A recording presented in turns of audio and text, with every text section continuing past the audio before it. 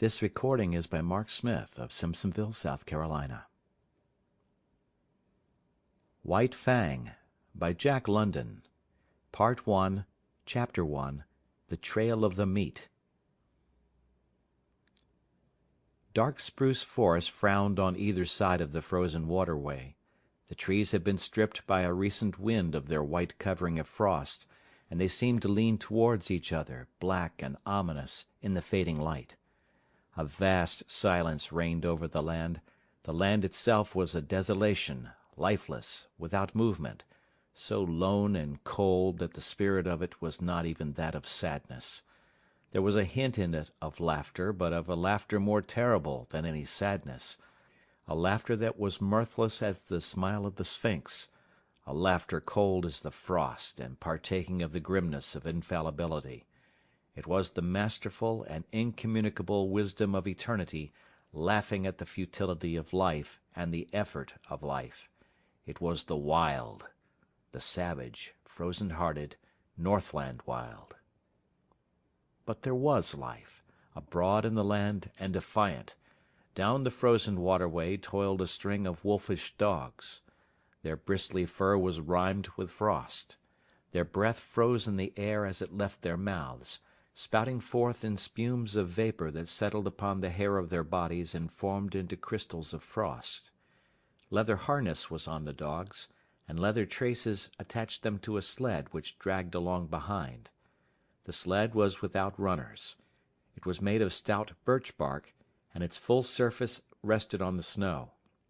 The front end of the sled was turned up, like a scroll, in order to force down and under the bore of soft snow that surged like a wave before it. On the sled, securely lashed, was a long and narrow oblong box. There were other things on the sled, blankets, an axe, and a coffee-pot and frying-pan, but prominent, occupying most of the space, was the long and narrow oblong box.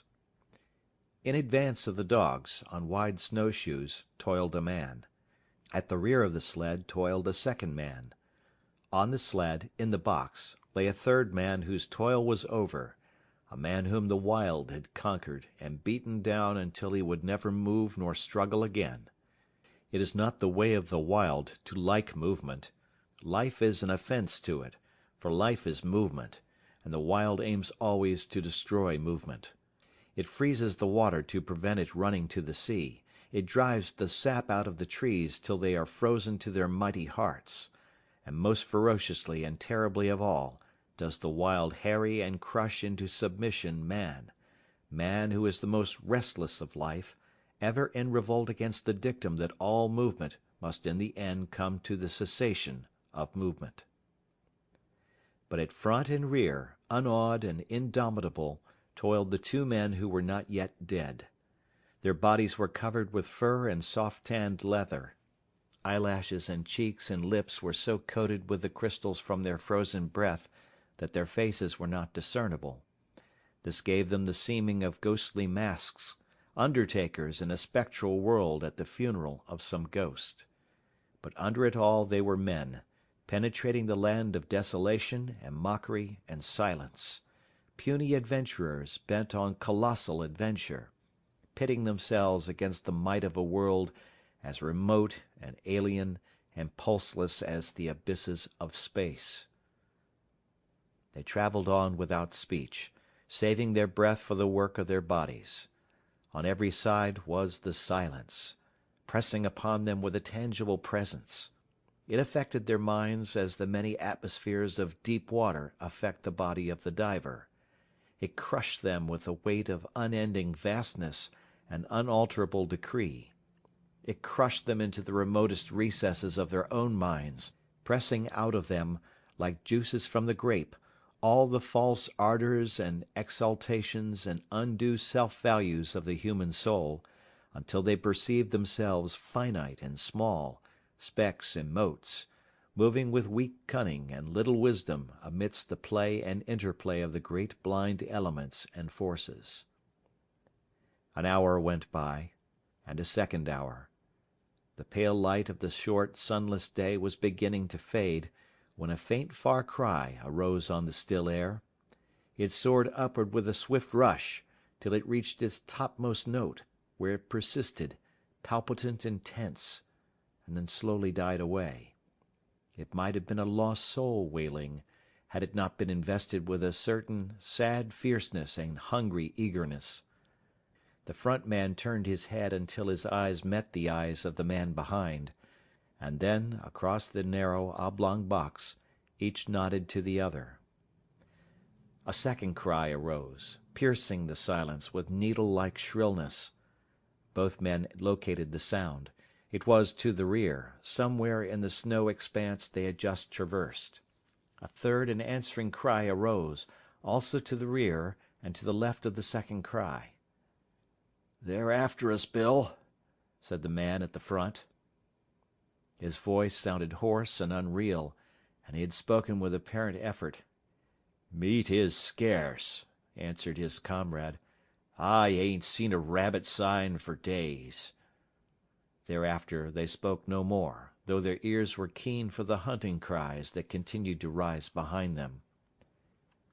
At the fall of darkness they swung the dogs into a cluster of spruce trees on the edge of the waterway and made a camp.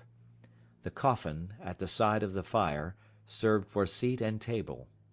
The wolf dogs, clustered on the far side of the fire, snarled and bickered among themselves, but evinced no inclination to stray off into the darkness.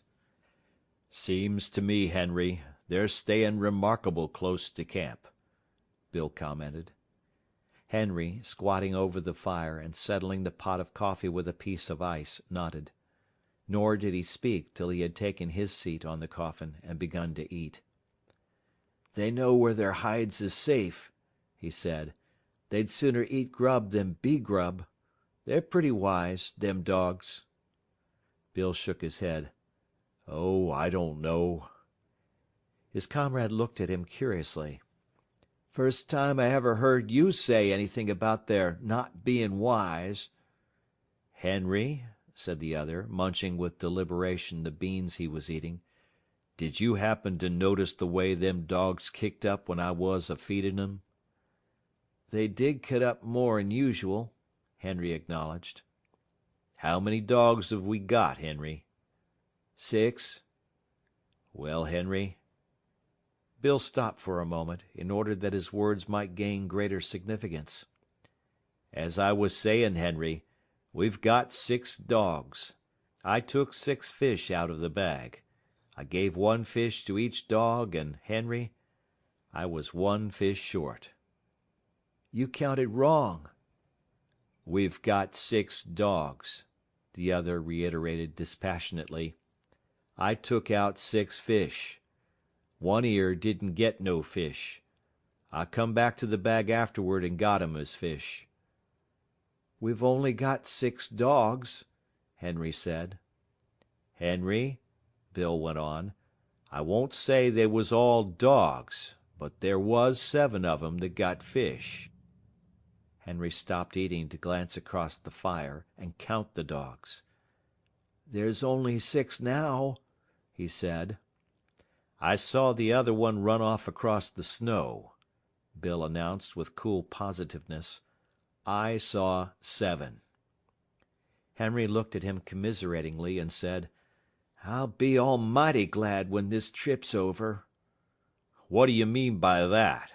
Bill demanded. "I mean that this load of ourn is getting on your nerves, and that you're beginning to see things." "I thought of that," Bill answered gravely. "And so, when I saw it run off across the snow, I looked in the snow and saw its tracks. Then I counted the dogs, and there was still 6 of 'em. The tracks is there in the snow now. Do you want to look at 'em? I'll show 'em to you."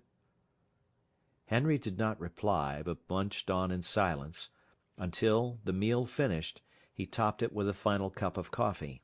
He wiped his mouth with the back of his hand, and said, "Then you're thinking as it was—" A long wailing cry, fiercely sad, from somewhere in the darkness, had interrupted him. He stopped to listen to it, then he finished his sentence with a wave of his hand toward the sound of the cry. "One of them?" Bill nodded. I'd a blamed sight sooner think that than anything else. You noticed yourself the row the dogs made." Cry after cry, and answering cries, were turning the silence into a bedlam. From every side the cries arose, and the dogs betrayed their fear by huddling together, and so close to the fire that their hair was scorched by the heat. Bill threw on more wood, before lighting his pipe. "I'm thinking you're down in the mouth some," Henry said. "Henry?" He sucked meditatively at his pipe for some time before he went on. "Henry, I was a-thinking what a blame sight luckier he is than you and me'll ever be." He indicated the third person by a downward thrust of the thumb to the box on which they sat. "You and me, Henry, when we die, we'll be lucky if we get enough stones over our carcasses to keep the dogs off of us." "But we ain't got people and money and all the rest, like him," Henry rejoined.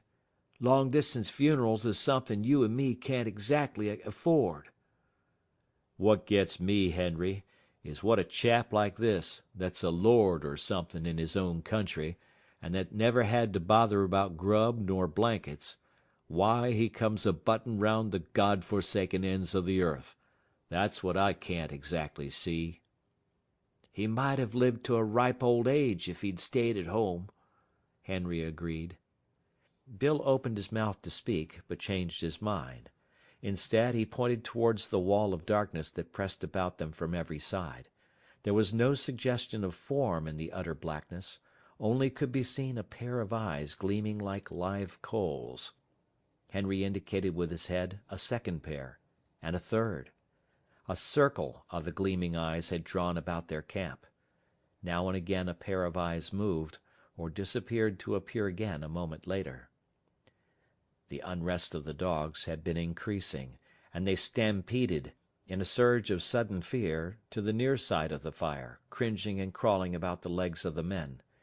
In the scramble, one of the dogs had been overturned on the edge of the fire, and it had yelped with pain and fright as the smell of its singed coat possessed the air. The commotion caused the circle of eyes to shift restlessly for a moment, and even to withdraw a bit, but it settled down again as the dogs became quiet. "Henry, it's a blame misfortune to be out of ammunition." Bill had finished his pipe, and was helping his companion to spread the bed of fur and blanket upon the spruce boughs which he had laid over the snow before supper. Henry grunted and began unlacing his moccasins. "How many cartridges did you say you had left?" he asked. "3," came the answer, "and I wish 'twas 300. Then I'd show 'em what for, damn 'em!" He shook his fist angrily at the gleaming eyes, and began securely to prop his moccasins before the fire. "And I wish this cold snap'd break," he went on. "It's been 50 below for 2 weeks now. And I wished I never started on this trip, Henry. I don't like the looks of it. I don't feel right, somehow. And while I'm wishing, I wish the trip were over and done with, and you and me sitting by the fire in Fort McGurry just about now and playing cribbage. That's what I wished." Henry grunted and crawled into bed. As he dozed off he was aroused by his comrade's voice. "Say, Henry, that other one that come in and got a fish, why didn't the dogs pitch into it? That's what's bothering me." "You're bothering too much, Bill," came the sleepy response. "You was never like this before. You just shut up now and go to sleep, and you'll be all hunky-dory in the morning. Your stomach's sour, that's what's bothering you." The men slept, breathing heavily, side by side, under the one covering.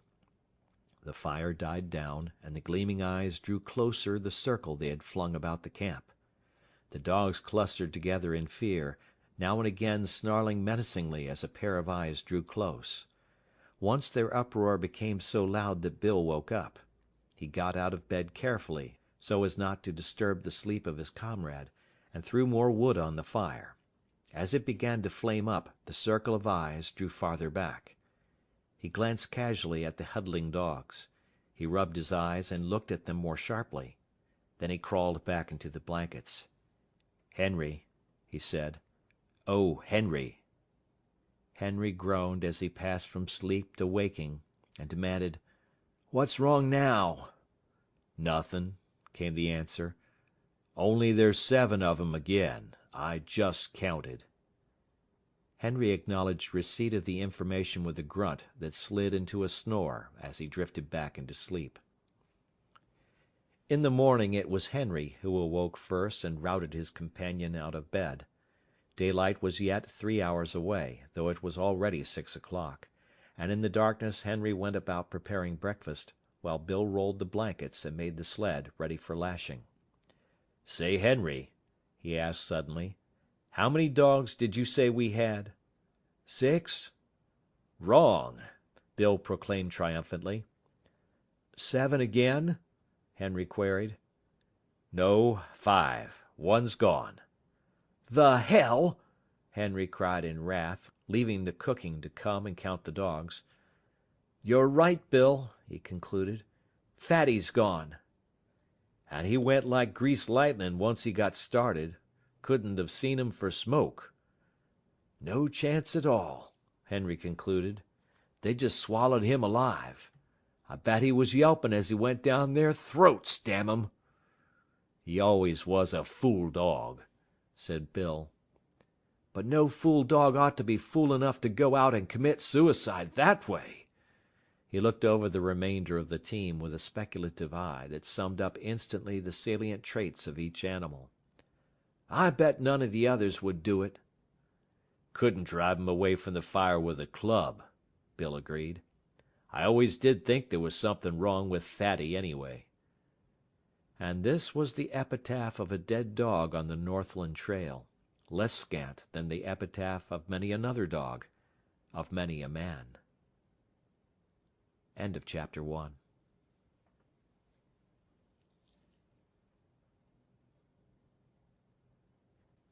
Part 1, Chapter 2. The She-Wolf. Breakfast eaten, and the slim camp outfit lashed to the sled, the men turned their backs on the cheery fire and launched out into the darkness. At once began to rise the cries that were fiercely sad, cries that called through the darkness and cold to one another, and answered back. Conversation ceased. Daylight came at 9 o'clock. At midday the sky to the south warmed to rose color, and marked where the bulge of the earth intervened between the meridian sun and the northern world. But the rose color swiftly faded. The grey light of day that remained lasted until 3 o'clock, when it too faded, and the pall of the Arctic night descended upon the lone and silent land. As darkness came on, the hunting cries to right and left and rear drew closer, so close that more than once they sent surges of fear through the toiling dogs, throwing them into short-lived panics. At the conclusion of one such panic, when he and Henry had got the dogs back in the traces, Bill said, "I wish they'd strike game somewheres, and go away and leave us alone." "They do get on the nerves horrible," Henry sympathized. They spoke no more until camp was made. Henry was bending over and adding ice to the babbling pot of beans when he was startled by the sound of a blow, an exclamation from Bill, and a sharp snarling cry of pain from among the dogs. He straightened up in time to see a dim form disappearing across the snow into the shelter of the dark. Then he saw Bill standing amid the dogs, half triumphant, half crestfallen, in one hand a stout club, in the other the tail and part of the body of a sun-cured salmon. "It got half of it," he announced, "but I got a whack at it just the same. Did you hear it squeal?" "What did it look like?" Henry asked. "Couldn't see, but it had 4 legs and a mouth and hair and looked like any dog." "Must be a tame wolf, I reckon." "It's damn tame, whatever it is, coming in here at feeding time and getting its whack of fish." That night, when supper was finished and they sat on the oblong box and pulled at their pipes, the circle of gleaming eyes drew in even closer than before. "I wish they'd spring up a bunch of moose or something, and go away and leave us alone," Bill said. Henry grunted with an intonation that was not all sympathy, and for a quarter of an hour they sat on in silence, Henry staring at the fire, and Bill at the circle of eyes that burned in the darkness just beyond the firelight. "I wisht we was pullin' into Missouri right now," he began again. "Shut up your wishin' and your croakin'!" Henry burst out angrily. "Your stomach's sour. That's what's ailin' you. Swallow a spoonful of sody, and you'll sweeten up wonderful and be more pleasant company." In the morning Henry was aroused by fervid blasphemy that proceeded from the mouth of Bill. Henry propped himself up on an elbow and looked to see his comrade standing among the dogs beside the replenished fire, his arms raised in objurgation, his face distorted with passion. "Hello!" Henry called. "What's up now?" "Frog's gone," came the answer. "No!" "I tell you, yes." Henry leaped out of the blankets and to the dogs. He counted them with care, and then joined his partner in cursing the power of the wild that had robbed them of another dog. "Frog was the strongest dog of the bunch," Bill pronounced finally. "And he was no fool dog, neither," Henry added. And so was recorded the second epitaph in 2 days. A gloomy breakfast was eaten, and the 4 remaining dogs were harnessed to the sled. The day was a repetition of the days that had gone before. The men toiled without speech across the face of the frozen world. The silence was unbroken save by the cries of their pursuers, that unseen hung upon their rear. With the coming of night in the mid-afternoon the cries sounded closer as the pursuers drew in according to their custom, and the dogs grew excited and frightened, and were guilty of panics that tangled the traces and further depressed the 2 men. "There, that'll fix you fool critters," Bill said with satisfaction that night, standing erect at completion of his task. Henry left the cooking to come and see. Not only had his partner tied the dogs up, but he had tied them, after the Indian fashion, with sticks. About the neck of each dog he had fastened a leather thong. To this, and so close to the neck that the dog could not get his teeth to it, he had tied a stout stick 4 or 5 feet in length. The other end of the stick, in turn, was made fast to a stake in the ground by means of a leather thong. The dog was unable to gnaw through the leather at his own end of the stick. The stick prevented him from getting at the leather that fastened the other end. Henry nodded his head approvingly. "It's the only contraption that'll ever hold One Ear," he said. "He can gnaw through leather as clean as a knife, and just about half as quick. They'll all be here in the morning hunky-dory." "You just bet they will," Bill affirmed.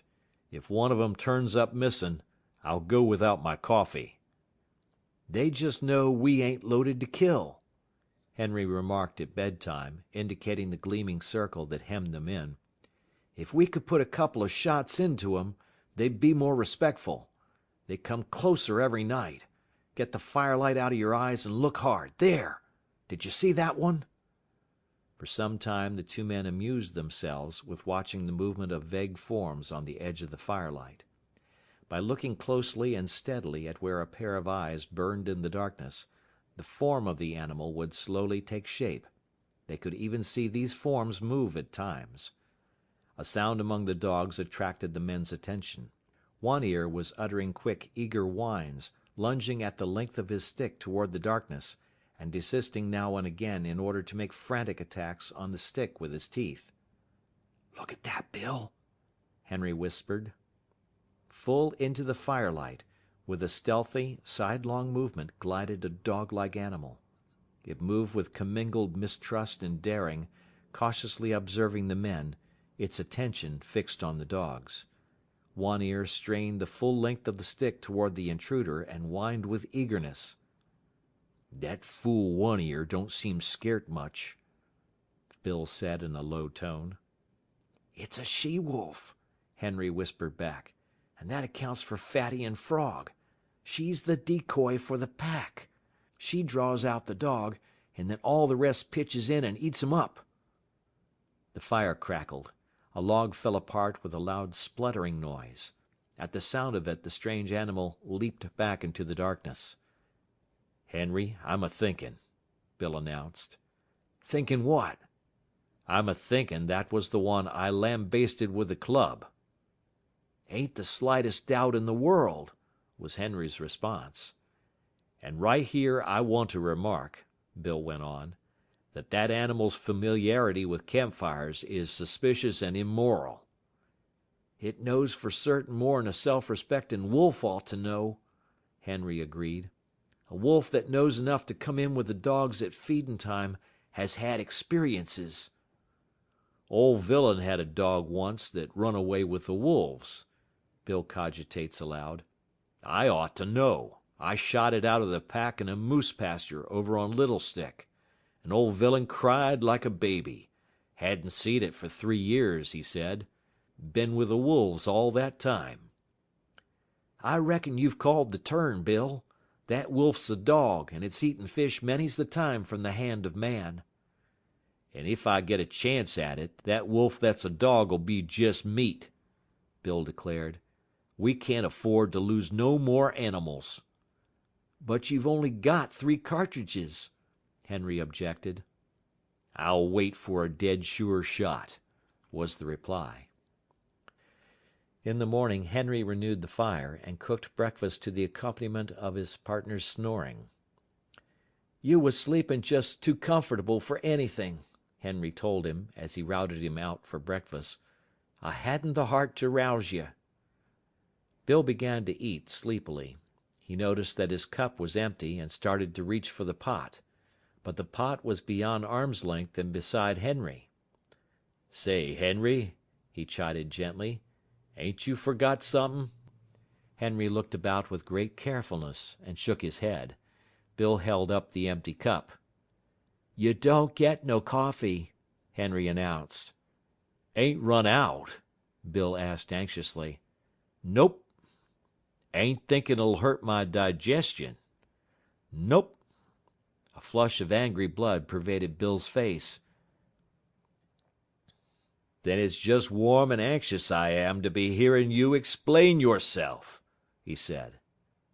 "Spanker's gone," Henry answered. Without haste, with the air of one resigned to misfortune, Bill turned his head, and from where he sat, counted the dogs. "How'd it happen?" he asked apathetically. Henry shrugged his shoulders. "Don't know, unless one ear gnawed him loose. He couldn't have done it himself, that's sure." "The darned cuss." Bill spoke gravely and slowly, with no hint of the anger that was raging within. "Just because he couldn't chew himself loose, he chews Spanker loose." "Well, Spanker's troubles is over anyway. I guess he's digested by this time and cavorting over the landscape in the bellies of 20 different wolves," was Henry's epitaph on this, the latest lost dog. "Have some coffee, Bill." But Bill shook his head. "Go on," Henry pleaded, elevating the pot. Bill shoved his cup aside. "I'll be ding-dong danged if I do. I said I wouldn't if every dog turned up missing, and I won't." "It's darned good coffee," Henry said enticingly.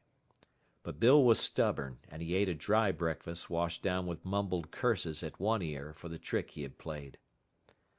"I'll tie 'em up out of reach of each other tonight," Bill said, as they took the trail. They had traveled little more than 100 yards when Henry, who was in front, bent down and picked up something with which his snowshoe had collided. It was dark and he could not see it, but he recognized it by the touch. He flung it back, so that it struck the sled and bounced along until it fetched up on Bill's snowshoes. "Maybe you'll need that in your business," Henry said. Bill uttered an exclamation. It was all that was left of Spanker, the stick with which he had been tied. "They ate him hide and all," Bill announced. "The stick's as clean as a whistle. They've ate the leather off'n both ends. They're damn hungry, Henry, and they'll have you and me guessing before this trip's over." Henry laughed defiantly. "I ain't been trailed this way by wolves before, but I've gone through a whole lot worse and kept my health. Takes more'n a handful of them pesky critters to do for yours truly, Bill, my son." I don't know," Bill muttered ominously. Well, you'll know all right when we pull into McGurry. I ain't feelin' special enthusiastic, Bill persisted. You're off color, that's what's the matter with you, Henry dogmatized. What you need is quinine, and I'm going to dose you up stiff as soon as we make McGurry. Bill grunted his disagreement with the diagnosis and lapsed into silence. The day was like all the days. Light came at 9 o'clock. At 12 o'clock the southern horizon was warmed by the unseen sun, and then began the cold gray of afternoon that would merge, 3 hours later, into night. It was just after the sun's futile effort to appear that Bill slipped the rifle from under the sled lashings and said, "You keep right on, Henry. I'm going to see what I can see." "You'd better stick by the sled," his partner protested. "You've only got 3 cartridges, and there's no tellin' what might happen." "Who's croaking now?" Bill demanded triumphantly. Henry made no reply and plodded on alone, though often he cast anxious glances back into the gray solitude where his partner had disappeared. An hour later, taking advantage of the cut-offs around which the sled had to go, Bill arrived. "They're scattered and rangin' along wide," he said, "keepin' up with us and lookin' for game at the same time. You see, they're sure of us, only they know they've got to wait to get us. In the meantime they're willin' to pick up anything eatable that comes handy." "You mean they think they're sure of us," Henry objected pointedly. But Bill ignored him. "I seen some of 'em. They're pretty thin. They ain't had a bite in weeks, I reckon, outside of Fatty and Frog and Spanker, and there's so many of 'em that didn't go far. They're remarkable thin. Their ribs is like washboards, and their stomachs is right up against their backbones. They're pretty desperate, I can tell you. They'll be goin' mad yet, and then watch out." A few minutes later, Henry, who was now traveling behind the sled, emitted a low, warning whistle. Bill turned and looked, then quietly stopped the dogs. To the rear, from around the last bend and plainly into view, on the very trail they had just covered, trotted a furry, slinking form. Its nose was to the trail, and it trotted with a peculiar, sliding, effortless gait. When they halted, it halted, throwing up its head and regarding them steadily with nostrils that twitched as it caught and studied the scent of them. "It's the she-wolf," Bill answered. The dogs had lain down in the snow, and he walked past them to join his partner in the sled. Together they watched the strange animal that had pursued them for days, and that had already accomplished the destruction of half their dog team. After a searching scrutiny, the animal trotted forward a few steps. This it repeated several times, till it was a short 100 yards away. It paused, head up, close by a clump of spruce trees, and with sight and scent studied the outfit of the watching men. It looked at them in a strangely wistful way, after the manner of a dog, but in its wistfulness there was none of the dog affection. It was a wistfulness bred of hunger, as cruel as its own fangs, as merciless as the frost itself.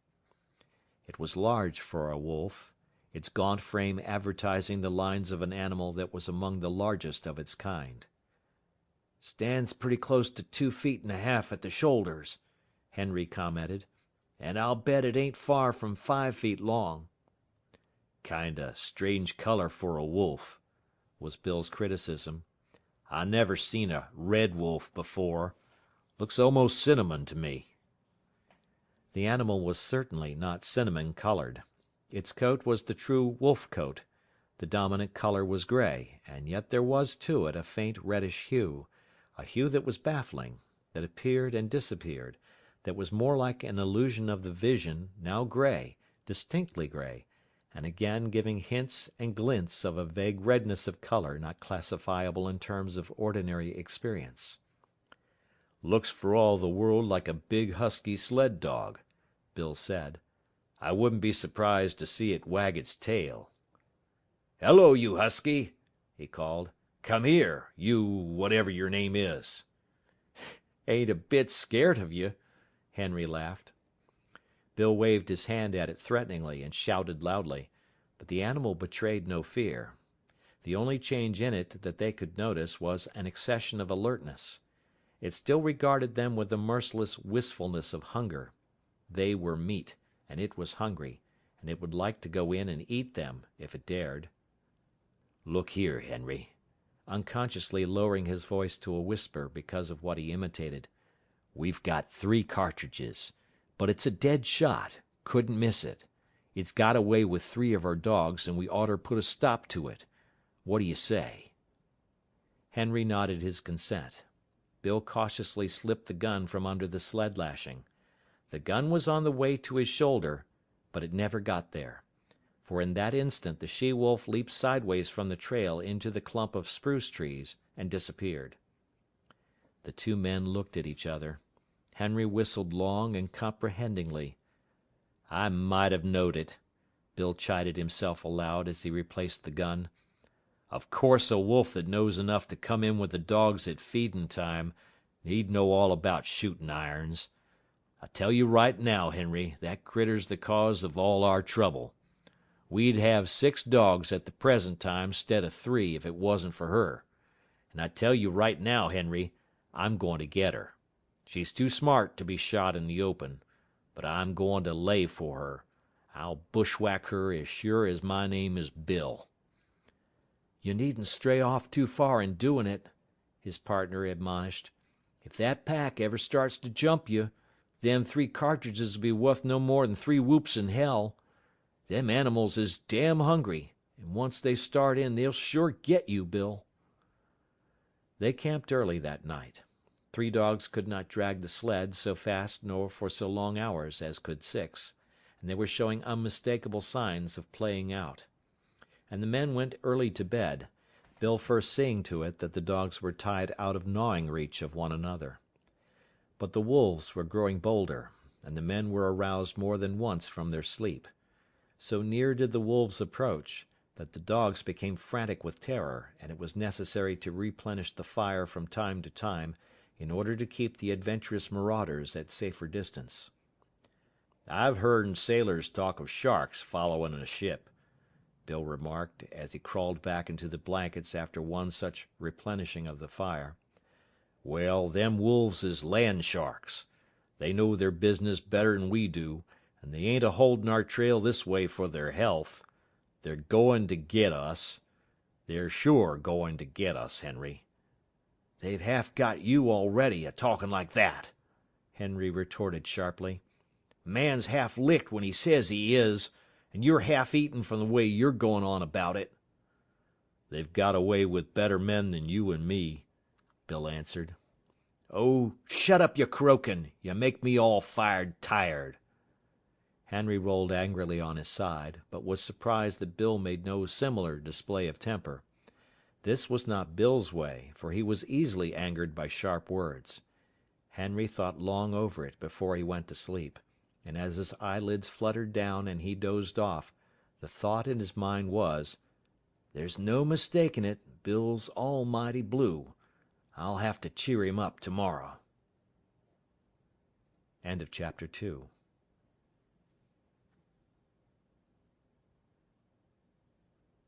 Part 1, Chapter 3. The Hunger Cry. The day began auspiciously.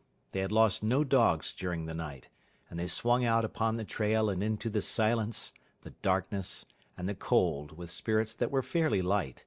Bill seemed to have forgotten his forebodings of the previous night, and even waxed facetious with the dogs when at midday they overturned the sled on a bad piece of trail.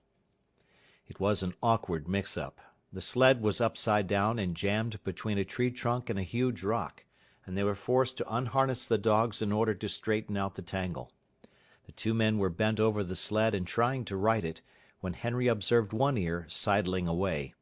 "Here, you, One Ear!" he cried, straightening up and turning around on the dog. But One Ear broke into a run across the snow, his traces trailing behind him. And there, out in the snow of their back track, was the she-wolf waiting for him. As he neared her, he became suddenly cautious. He slowed down to an alert and mincing walk, and then stopped. He regarded her carefully and dubiously, yet desirefully. She seemed to smile at him, showing her teeth in an ingratiating rather than a menacing way. She moved toward him a few steps, playfully, and then halted. One Ear drew near to her, still alert and cautious, his tail and ears in the air, his head held high. He tried to sniff noses with her, but she retreated playfully and coyly. Every advance on his part was accompanied by a corresponding retreat on her part. Step by step, she was luring him away from the security of his human companionship. Once, as though a warning had in vague ways flitted through his intelligence, he turned his head and looked back at the overturned sled, at his teammates, and at the two men who were calling to him. But whatever idea was forming in his mind was dissipated by the she-wolf, who advanced upon him, sniffed noses with him for a fleeting instant, and then resumed her coy retreat before his renewed advances. In the meantime, Bill had bethought himself of the rifle, but it was jammed beneath the overturned sled, and by the time Henry had helped him to right the load, One Ear and the she-wolf were too close together and the distance too great to risk a shot. Too late One Ear learned his mistake. Before they saw the cause, the two men saw him turn and start to run back toward them. Then, approaching at right angles to the trail and cutting off his retreat, they saw a dozen wolves, lean and gray, bounding across the snow. On the instant, the she-wolf's coyness and playfulness disappeared. With a snarl she sprang upon One Ear. He thrust her off with his shoulder, and his retreat cut off and still intent on regaining the sled, he altered his course in an attempt to circle around to it. More wolves were appearing every moment and joining in the chase. The she-wolf was one leap behind One Ear and holding her own. "Where are you going?"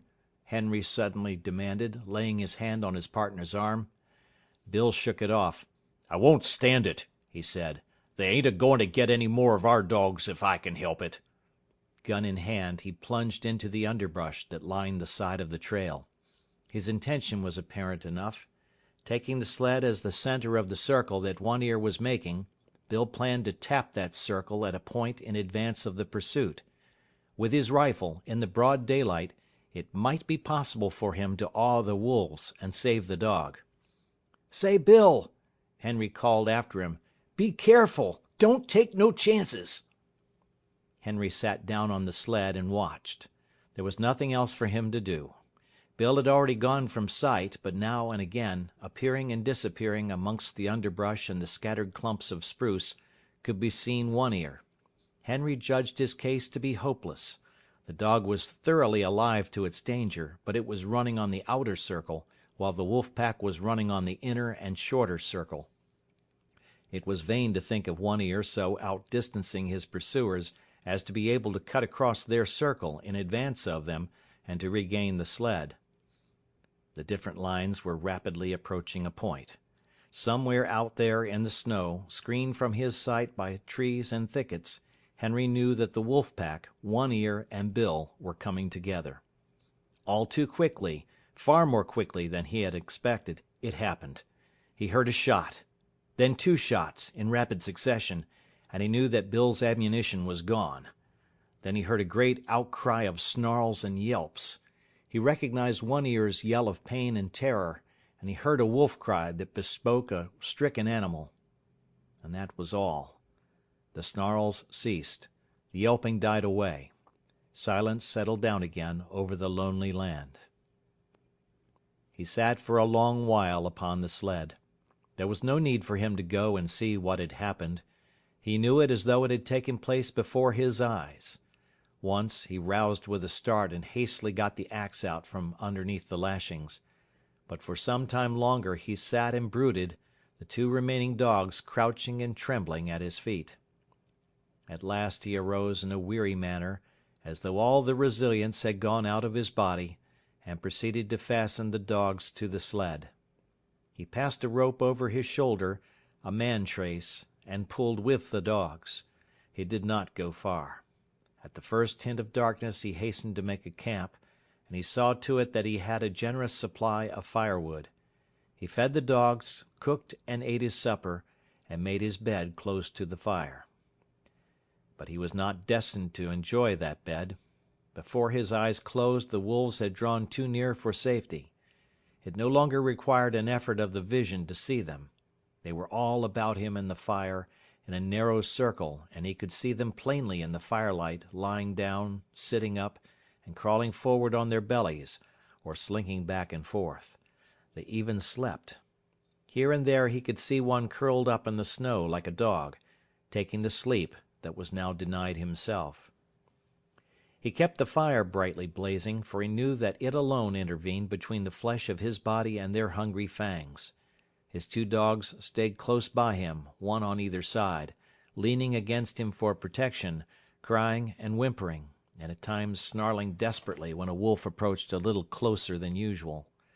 At such moments, when his dogs snarled, the whole circle would be agitated, the wolves coming to their feet and pressing tentatively forward, a chorus of snarls and eager yelps rising about him.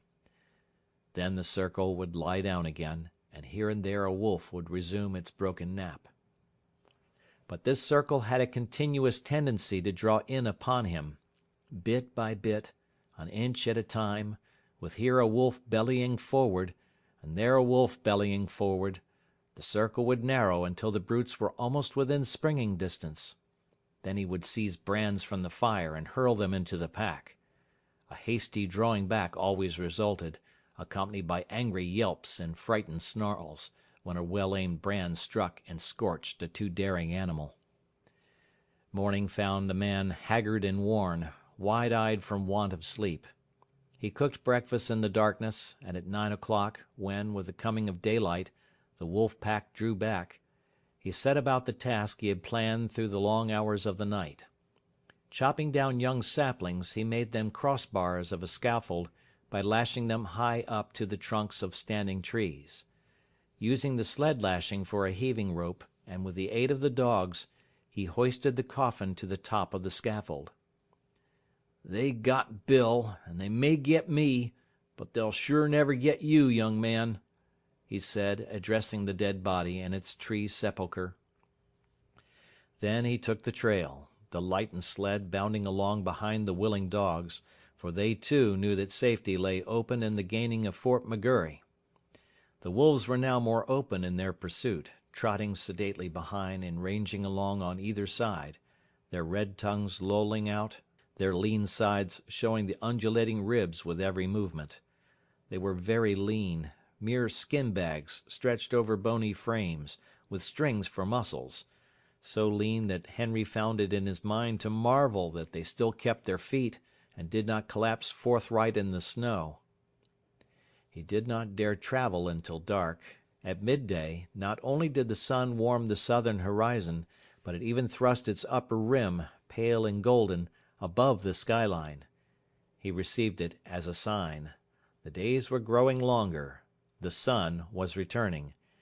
But scarcely had the cheer of its light departed than he went into camp. There was still several hours of grey daylight and somber twilight, and he utilized them in chopping an enormous supply of firewood. With night came horror. Not only were the starving wolves growing bolder, but lack of sleep was telling upon Henry.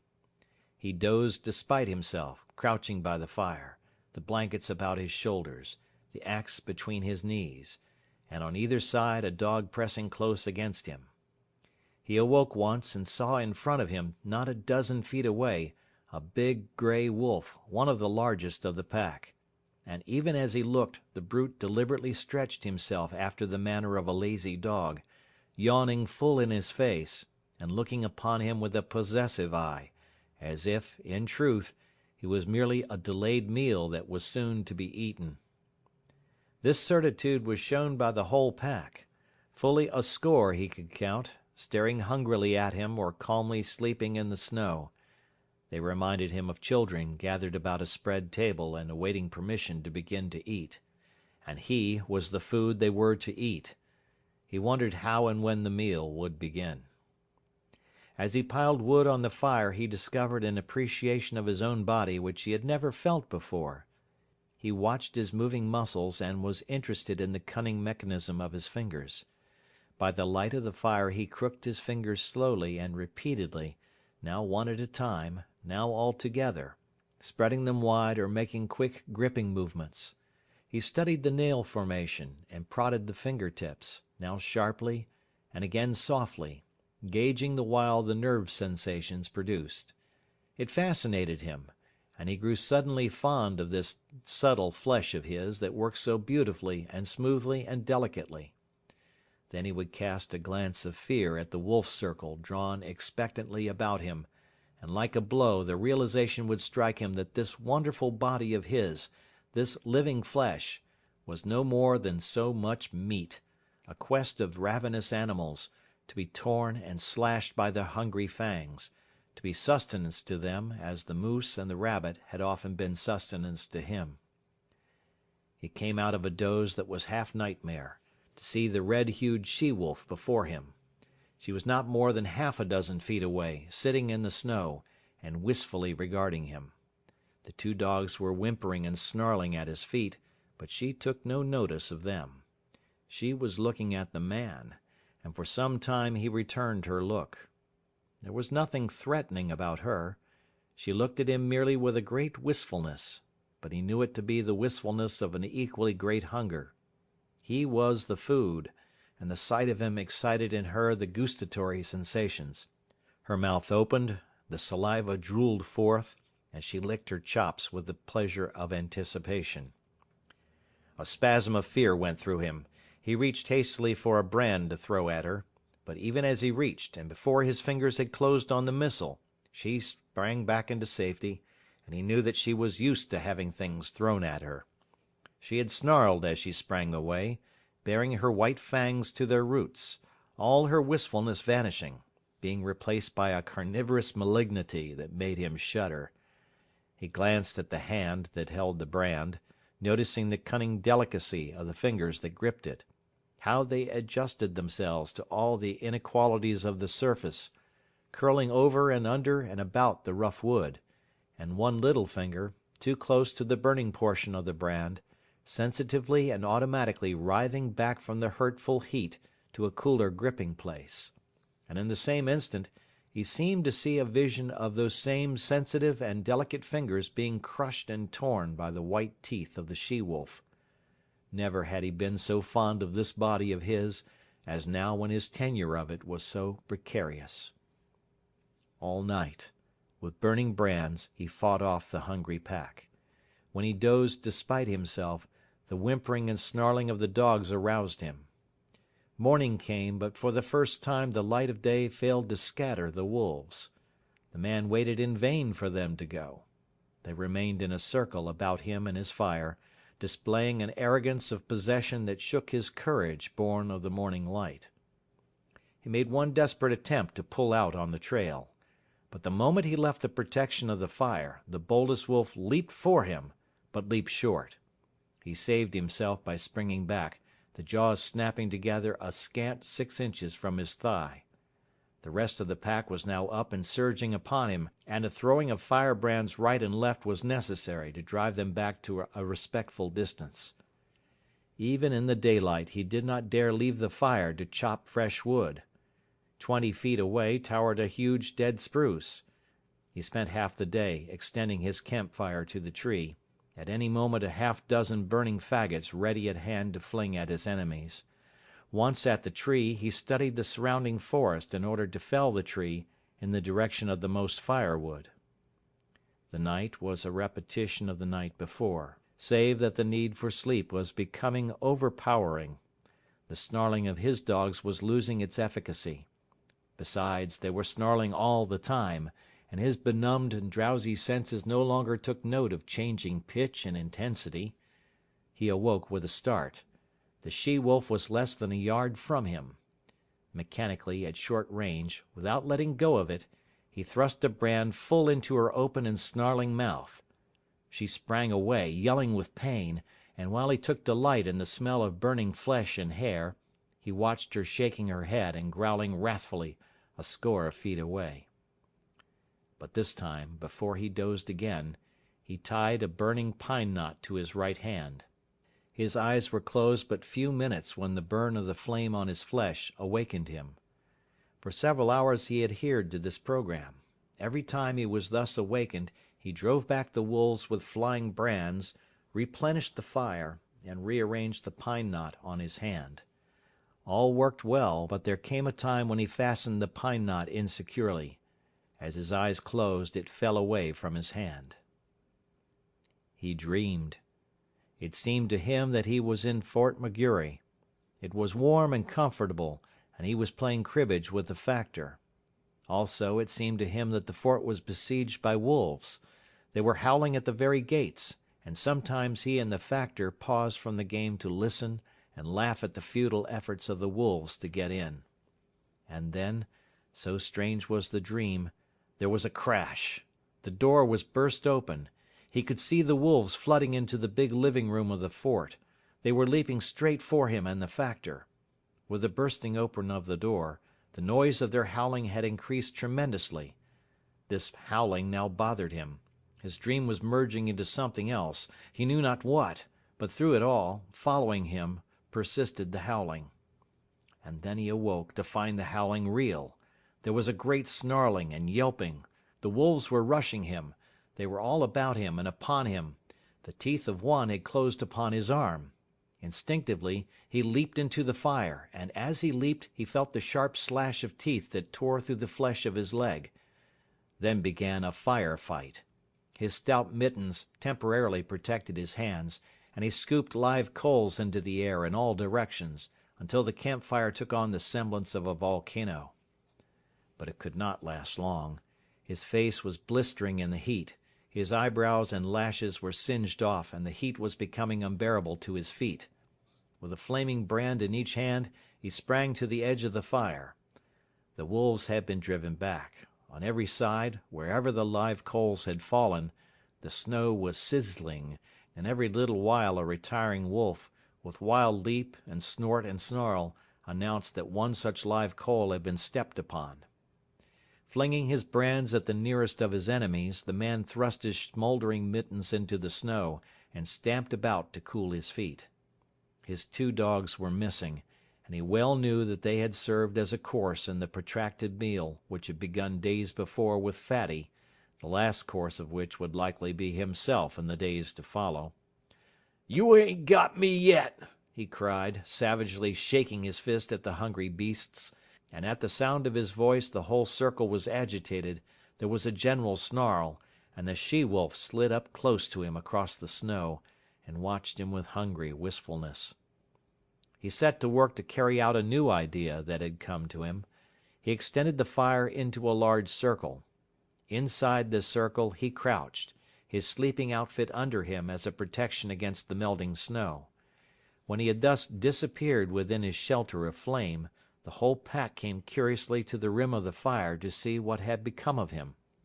Hitherto they had been denied access to the fire, and they now settled down in a close-drawn circle like so many dogs, blinking and yawning and stretching their lean bodies in the unaccustomed warmth. Then the she-wolf sat down, pointed her nose at a star, and began to howl. One by one the wolves joined her, till the whole pack, on haunches, with noses pointed skyward, was howling its hungry cry. Dawn came, and daylight. The fire was burning low. The fuel had run out, and there was need to get more. The man attempted to step out of his circle of flame, but the wolves surged to meet him. Burning brands made them spring aside, but they no longer sprang back. In vain he strove to drive them back. As he gave up and stumbled inside his circle, a wolf leaped for him, missed, and landed with all 4 feet in the coals. It cried out with terror, at the same time snarling, and scrambled back to cool its paws in the snow. The man sat down on his blankets, in a crouching position. His body leaned forward from the hips. His shoulders, relaxed and drooping, and his head on his knees advertised that he had given up the struggle. Now and again he raised his head to note the dying down of the fire. The circle of flame and coals was breaking into segments with openings in between. These openings grew in size. The segments diminished. "I guess you can come and get me any time," he mumbled. "Anyway, I'm going to sleep." Once he awakened, and in an opening in the circle, directly in front of him, he saw the she-wolf gazing at him. Again he awakened a little later, though it seemed hours to him. A mysterious change had taken place, so mysterious a change that he was shocked wider awake. Something had happened. He could not understand it first. Then he discovered it. The wolves were gone. Remained only the trampled snow to show how closely they had pressed him. Sleep was welling up and gripping him again. His head was sinking down upon his knees, when he roused with a sudden start. There were cries of men and churn of sleds, the creaking of harnesses, and the eager whimpering of straining dogs. 4 sleds pulled in from the river bed to the camp among the trees. Half a dozen men were about the man who crouched in the center of the dying fire. They were shaking and prodding him into consciousness. He looked at them like a drunken man, and maundered in strange, sleepy speech. "Red she-wolf. Come in with the dogs at feedin' time. First she ate the dog food, then she ate the dogs, and after that she ate Bill." "Where's Lord Alfred?" one of the men bellowed in his ear, shaking him roughly. He shook his head slowly. "No, she didn't eat him. He's roosting in a tree at the last camp." "Dead?" the man shouted. "And in a box," Henry answered. He jerked his shoulder petulantly away from the grip of his questioner. "Say, you lemme alone. I'm just plumb tuckered out. Good night, everybody." His eyes fluttered and went shut. His chin fell forward on his chest, and even as they eased him down upon the blankets his snores were rising on the frosty air. But there was another sound. Far and faint it was, in the remote distance, the cry of the hungry wolf pack as it took the trail of other meat than the man it had just missed. End of chapter 3.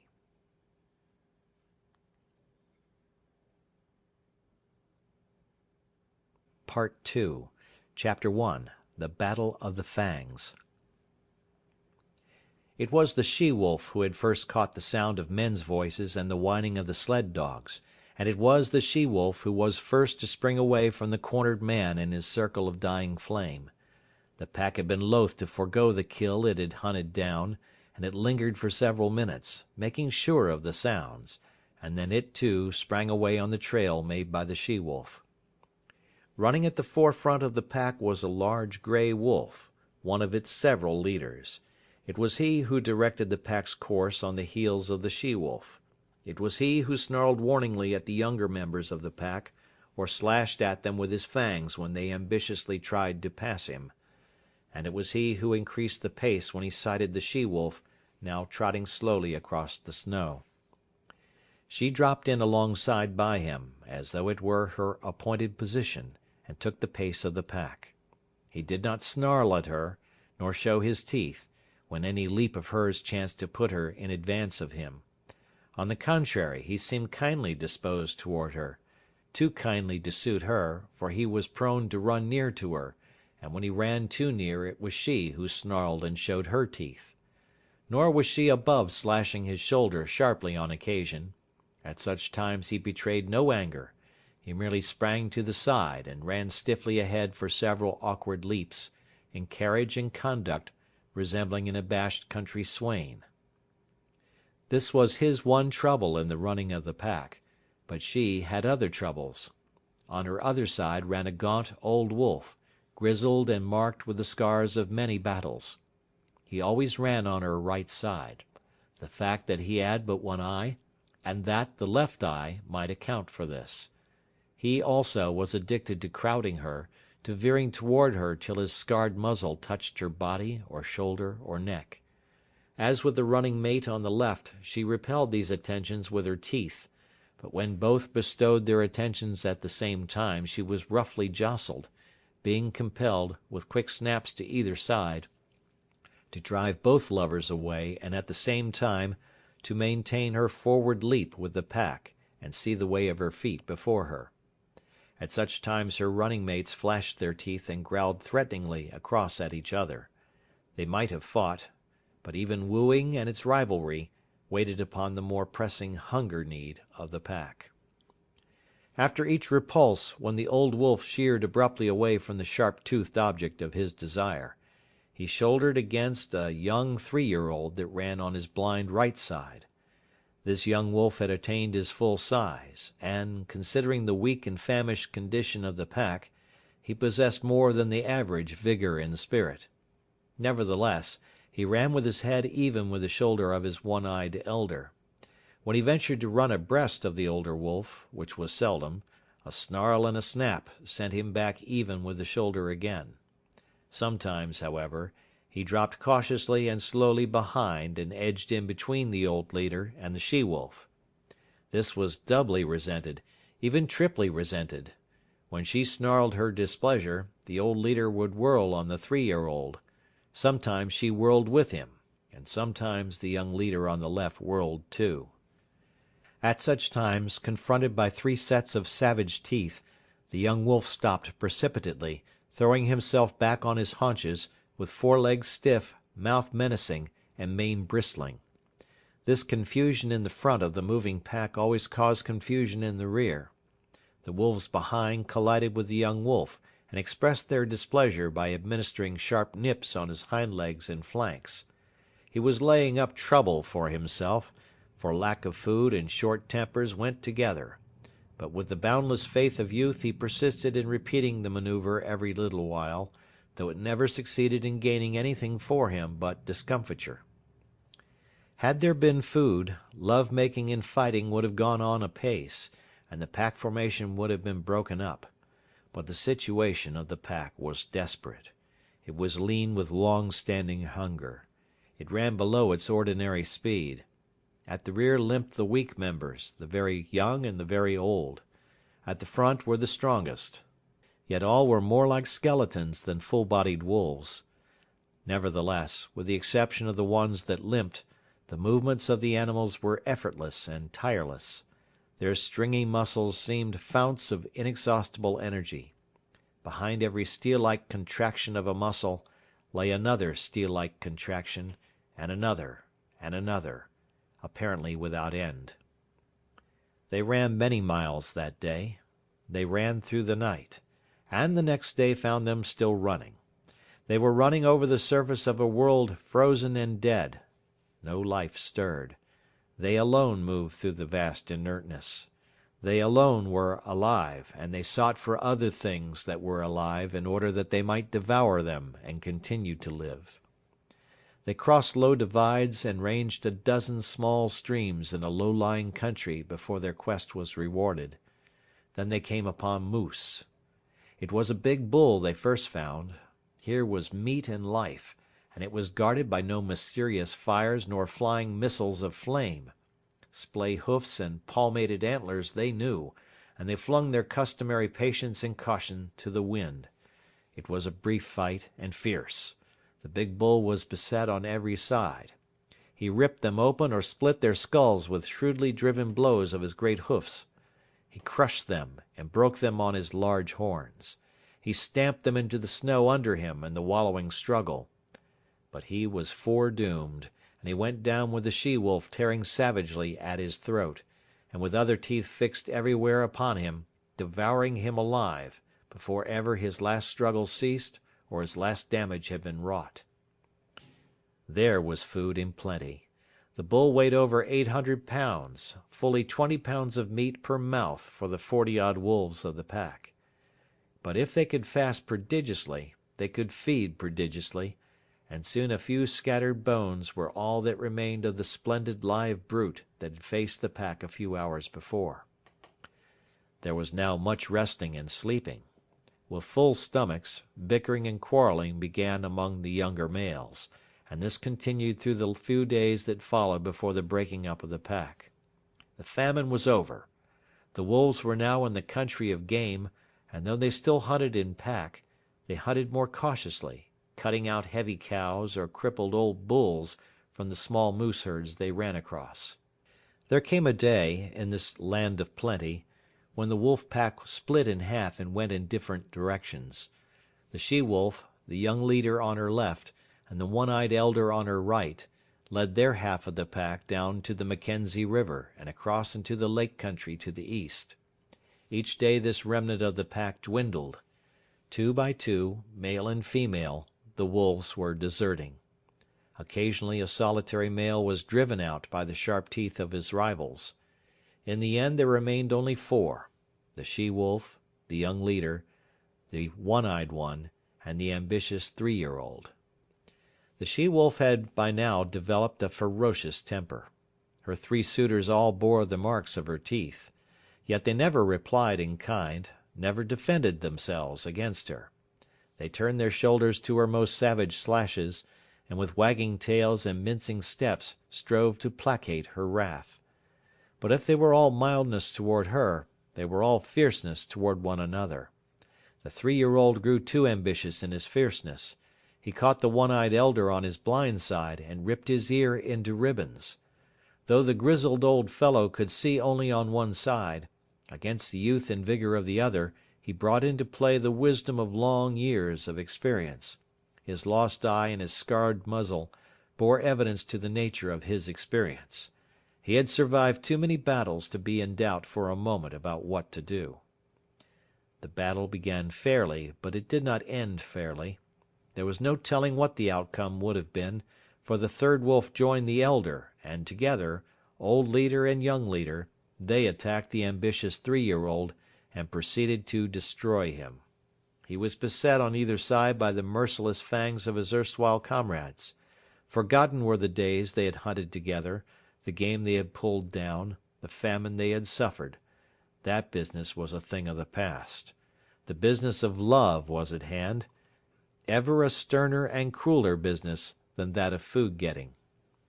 And in the meanwhile the she-wolf, the cause of it all, sat down contentedly on her haunches and watched. She was even pleased. This was her day, and it came not often, when manes bristled and fang smote fang, or ripped and tore the yielding flesh, all for the possession of her.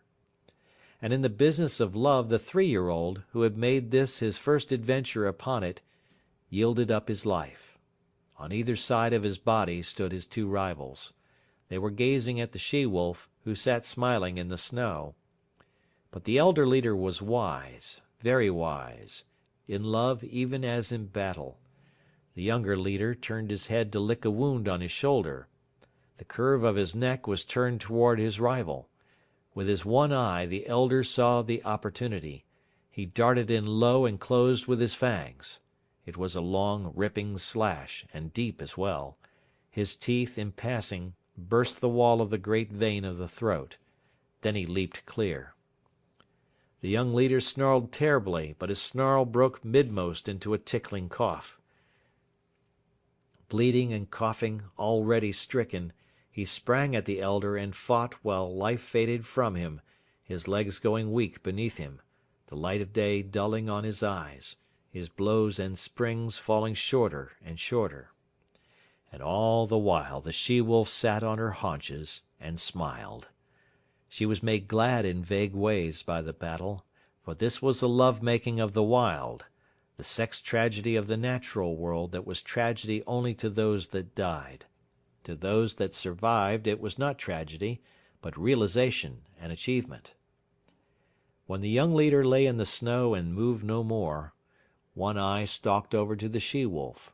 His carriage was one of mingled triumph and caution. He was plainly expectant of a rebuff, and he was just as plainly surprised when her teeth did not flash out at him in anger. For the first time she met him with a kindly manner. She sniffed noses with him, and even condescended to leap about and frisk and play with him in quite puppyish fashion. And he, for all his grey years and sage experience, behaved quite as puppishly and even a little more foolishly. Forgotten already were the vanquished rivals, and the love-tale red-written on the snow. Forgotten, save once, when old One Eye stopped for a moment to lick his stiffening wounds. Then it was that his lips half writhed into a snarl, and the hair of his neck and shoulders involuntarily bristled, while he half crouched for a spring, his claws spasmodically clutching into the snow surface for firmer footing. But it was all forgotten the next moment, as he sprang after the she-wolf, who was coyly leading him a chase through the woods. After that they ran side by side, like good friends who have come to an understanding. The days passed by, and they kept together, hunting their meat and killing and eating it in common. After a time the she-wolf began to grow restless. She seemed to be searching for something that she could not find.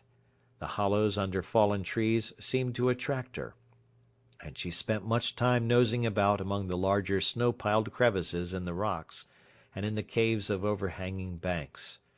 Old One-Eye was not interested at all, but he followed her good-naturedly in her quest, and when her investigations in particular places were unusually protracted, he would lie down and wait until she was ready to go on. They did not remain in one place, but traveled across country until they regained the Mackenzie River, down which they slowly went, leaving it often to hunt game along the small streams that entered it, but always returning to it again. Sometimes they chanced upon other wolves, usually in pairs, but there was no friendliness of intercourse displayed on either side, no gladness at meeting, no desire to return to the pack formation. Several times they encountered solitary wolves. These were always males, and they were pressingly insistent on joining with One-Eye and his mate. This he resented, and when she stood shoulder to shoulder with him, bristling and showing her teeth, the aspiring solitary ones would back off, turn tail, and continue on their lonely way. One moonlight night, running through the quiet forest, One-Eye suddenly halted. His muzzle went up, his tail stiffened, and his nostrils dilated as he scented the air. 1 foot also he held up, after the manner of a dog. He was not satisfied, and he continued to smell the air, striving to understand the message borne upon it to him.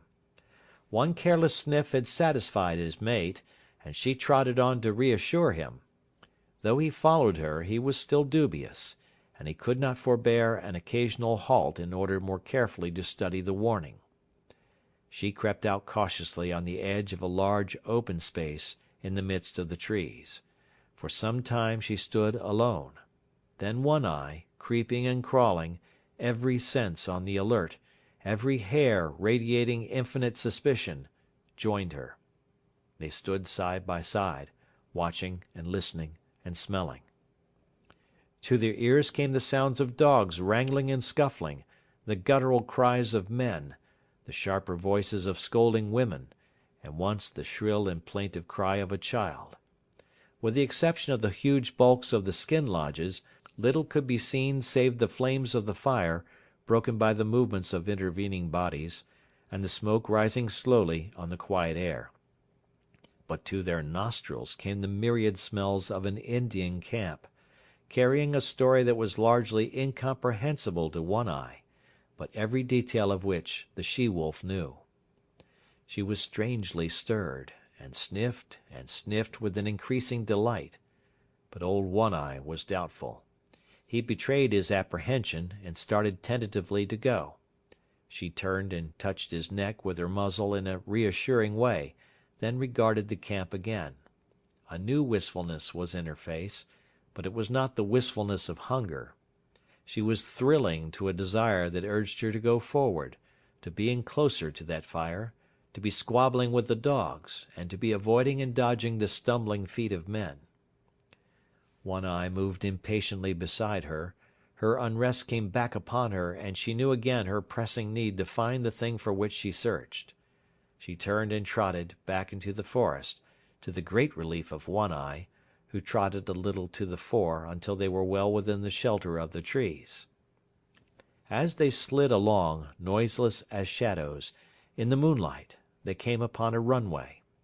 Both noses went down to the footprints in the snow. These footprints were very fresh. One-Eye ran ahead cautiously, his mate at his heels. The broad pads of their feet were spread wide and in contact with the snow were like velvet. One-Eye caught sight of a dim movement of white in the midst of the white. His sliding gait had been deceptively swift, but it was as nothing to the speed at which he now ran.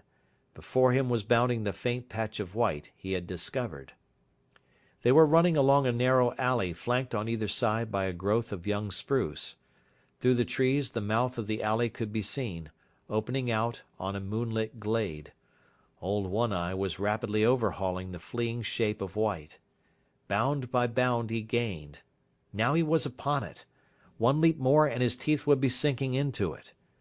But that leap was never made.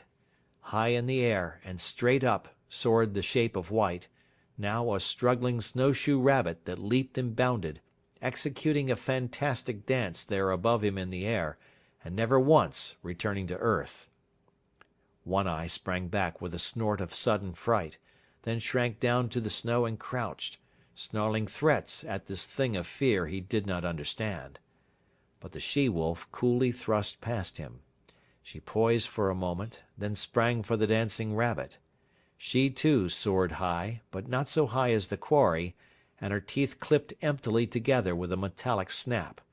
She made another leap, and another. Her mate had slowly relaxed from his crouch and was watching her. He now evinced displeasure at her repeated failures, and himself made a mighty spring upward. His teeth closed upon the rabbit, and he bore it back to earth with him. But at the same time there was a suspicious crackling movement beside him, and his astonished eye saw a young spruce sapling bending down above him to strike him. His jaws let go their grip, and he leaped backward to escape this strange danger, his lips drawn back from his fangs, his throat snarling, every hair bristling with rage and fright. And in that moment the sapling reared its slender length upright, and the rabbit soared dancing in the air again. The she-wolf was angry. She sank her fangs into her mate's shoulder in reproof, and he, frightened, unaware of what constituted this new onslaught, struck back ferociously and in still greater fright, ripping down the side of the she-wolf's muzzle. For him to resent such reproof was equally unexpected to her, and she sprang upon him in snarling indignation. Then he discovered his mistake and tried to placate her. But she proceeded to punish him roundly, until he gave over all attempts at placation, and whirled in a circle, his head away from her, his shoulders receiving the punishment of her teeth. In the meantime, the rabbit danced above them in the air. The she-wolf sat down in the snow, and old One Eye, now more in fear of his mate than of the mysterious sapling, again sprang for the rabbit. As he sank back with it between his teeth, he kept his eye on the sapling. As before, it followed him back to earth. He crouched down under the impending blow, his hair bristling, but his teeth still keeping tight hold of the rabbit. But the blow did not fall. The sapling remained bent above him. When he moved, it moved, and he growled at it through his clenched jaws. When he remained still, it remained still, and he concluded it was safer to continue remaining still. Yet the warm blood of the rabbit tasted good in his mouth. It was his mate who relieved him from the quandary in which he found himself. She took the rabbit from him, and while the sapling swayed and teetered threateningly above her, she calmly gnawed off the rabbit's head. At once the sapling shot up, and after that gave no more trouble, remaining in the decorous and perpendicular position in which nature had intended it to grow. Then, between them, the she-wolf and One Eye devoured the game which the mysterious sapling had caught for them. There were other runways and alleys where rabbits were hanging in the air, and the wolf pair prospected them all, the she-wolf leading the way, old One Eye following and observant, learning the method of robbing snares, a knowledge destined to stand him in good stead in the days to come. End of chapter 1.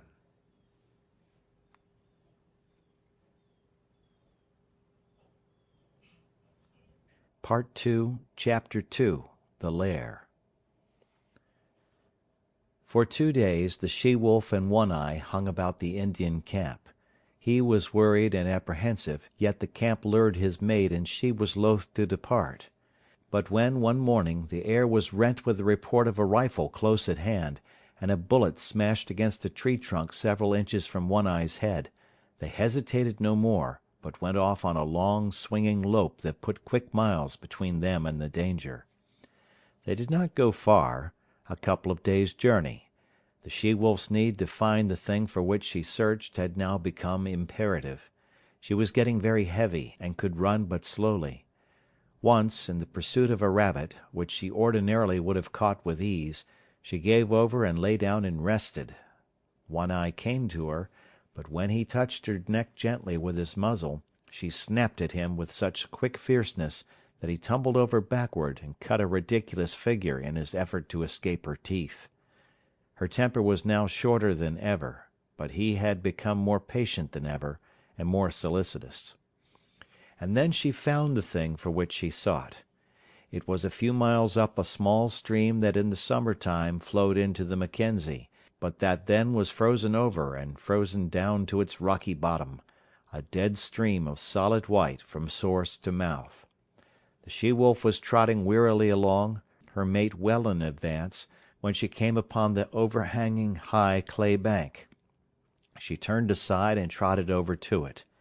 The wear and tear of spring storms and melting snows had underwashed the bank, and in one place had made a small cave out of a narrow fissure. She paused at the mouth of the cave and looked the wall over carefully. Then, on one side and the other, she ran along the base of the wall to where its abrupt bulk merged with the softer-lined landscape. Returning to the cave, she entered its narrow mouth. For a short 3 feet she was compelled to crouch. Then the walls widened and rose higher in a little round chamber nearly 6 feet in diameter. The roof barely cleared her head. It was dry and cosy. She inspected it with painstaking care, while One Eye, who had returned, stood in the entrance and patiently waited her. She dropped her head, with her nose to the ground and directed toward a point near to her own closely bunched feet, and around this point she circled several times. Then, with a tired sigh that was almost a grunt, she curled her body in, relaxed her legs, and dropped down, her head toward the entrance. One Eye, with pointed, interested ears, laughed at her, and beyond, outlined against the white light, she could see the brush of his tail waving good-naturedly. Her own ears, with a snuggling movement, laid their sharp points backward and down against the head for a moment, while her mouth opened and her tongue lolled peaceably out, and in this way she expressed that she was pleased and satisfied. One Eye was hungry. Though he lay down in the entrance and slept, his sleep was fitful. He kept awaking and cocking his ears at the bright world without, where the April sun was blazing across the snow. When he dozed, upon his ears would steal the faint whispers of hidden trickles of running water, and he would rouse and listen intently. The sun had come back, and all the awakening Northland world was calling to him. Life was stirring. The feel of spring was in the air, the feeling of growing life under the snow, of sap ascending in the trees, of buds bursting the shackles of the frost. He cast anxious glances at his mate, but she showed no desire to get up. He looked outside, and half a dozen snowbirds fluttered across his field of vision. He started to get up, then looked back to his mate again, and settled down and dozed. A shrill and minute singing stole upon his hearing. Once and twice he sleepily brushed his nose with his paw. Then he woke up. There, buzzing in the air at the tip of his nose, was a lone mosquito. It was a full-grown mosquito, one that had lain frozen in a dry log all winter, and that had now been thawed out by the sun. He could resist the call of the world no longer. Besides, he was hungry. He crawled over to his mate and tried to persuade her to get up, but she only snarled at him, and he walked out alone into the bright sunshine to find the snow surface soft underfoot and the travelling difficult. He went up the frozen bed of the stream, where the snow, shaded by the trees, was yet hard and crystalline. He was gone 8 hours, and he came back through the darkness hungrier than when he had started. He had found game, but he had not caught it. He had broken through the melting snow crust and wallowed, while the snowshoe rabbits had skimmed along on top lightly as ever. He paused at the mouth of the cave with a sudden shock of suspicion. Faint, strange sounds came from within. They were sounds not made by his mate, and yet they were remotely familiar. He bellied cautiously inside and was met by a warning snarl from the she-wolf. This he received without perturbation, though he obeyed it by keeping his distance, but he remained interested in the other sounds, faint, muffled sobbings and slibberings. His mate warned him irritably away, and he curled up and slept in the entrance. When morning came, and a dim light pervaded the lair, he again sought after the source of the remotely familiar sounds. There was a new note in his mate's warning snarl. It was a jealous note, and he was very careful in keeping a respectful distance. Nevertheless, he made out, sheltering between her legs against the length of her body, 5 strange little bundles of life, very feeble, very helpless, making tiny whimpering noises, with eyes that did not open to the light. He was surprised. It was not the first time in his long and successful life that this thing had happened. It had happened many times, yet each time it was as fresh a surprise as ever to him. His mate looked at him anxiously. Every little while she emitted a low growl, and at times, when it seemed to her he approached too near, the growl shot up in her throat to a sharp snarl. Of her own experience she had no memory of the thing happening, but in her instinct, which was the experience of all the mothers of wolves, there lurked a memory of fathers that had eaten their new-born and helpless progeny. It manifested itself as a fear strong within her, that made her prevent One Eye from more closely inspecting the cubs he had fathered. But there was no danger. Old One Eye was feeling the urge of an impulse that was, in turn, an instinct that had come down to him from all the fathers of wolves. He did not question it, nor puzzle over it. It was there, in the fibre of his being, and it was the most natural thing in the world that he should obey it by turning his back on his new-born family, and by trotting out and away on the meat trail whereby he lived. 5 or 6 miles from the lair the stream divided, its forks going off among the mountains at a right angle. Here, leading up the left fork, he came upon a fresh track. He smelled it, and found it so recent that he crouched swiftly, and looked in the direction in which it disappeared. Then he turned deliberately, and took the wrong fork. The footprint was much larger than the one his own feet made, and he knew that in the wake of such a trail there was little meat for him. Half a mile up the right fork, his quick ears caught the sound of gnawing teeth. He stalked the quarry, and found it to be a porcupine, standing upright against a tree and trying his teeth on the bark. One Eye approached carefully but hopelessly. He knew the breed, though he had never met it so far north before, and never in his long life had porcupines served him for a meal. But he had long since learned that there was such a thing as chance, or opportunity, and he continued to draw near. There was never any telling what might happen, for with live things events were somehow always happening differently. The porcupine rolled itself into a ball, radiating long, sharp needles in all directions that defied attack. In his youth One Eye had once sniffed too near a similar, apparently inert ball of quills, and had the tail flick out suddenly in his face. One quill he had carried away in his muzzle, where it had remained for weeks a rankling flame, until it finally worked out. So he lay down, in a comfortable crouching position, his nose fully a foot away and out of the line of the tail. Thus he waited, keeping perfectly quiet. There was no telling. Something might happen. The porcupine might unroll. There might be opportunity for a deft and ripping thrust of paw into the tender, unguarded belly. But at the end of half an hour he arose, growled wrathfully at the motionless ball, and trotted on. He had waited too often and futilely in the past for porcupines to unroll, to waste any more time.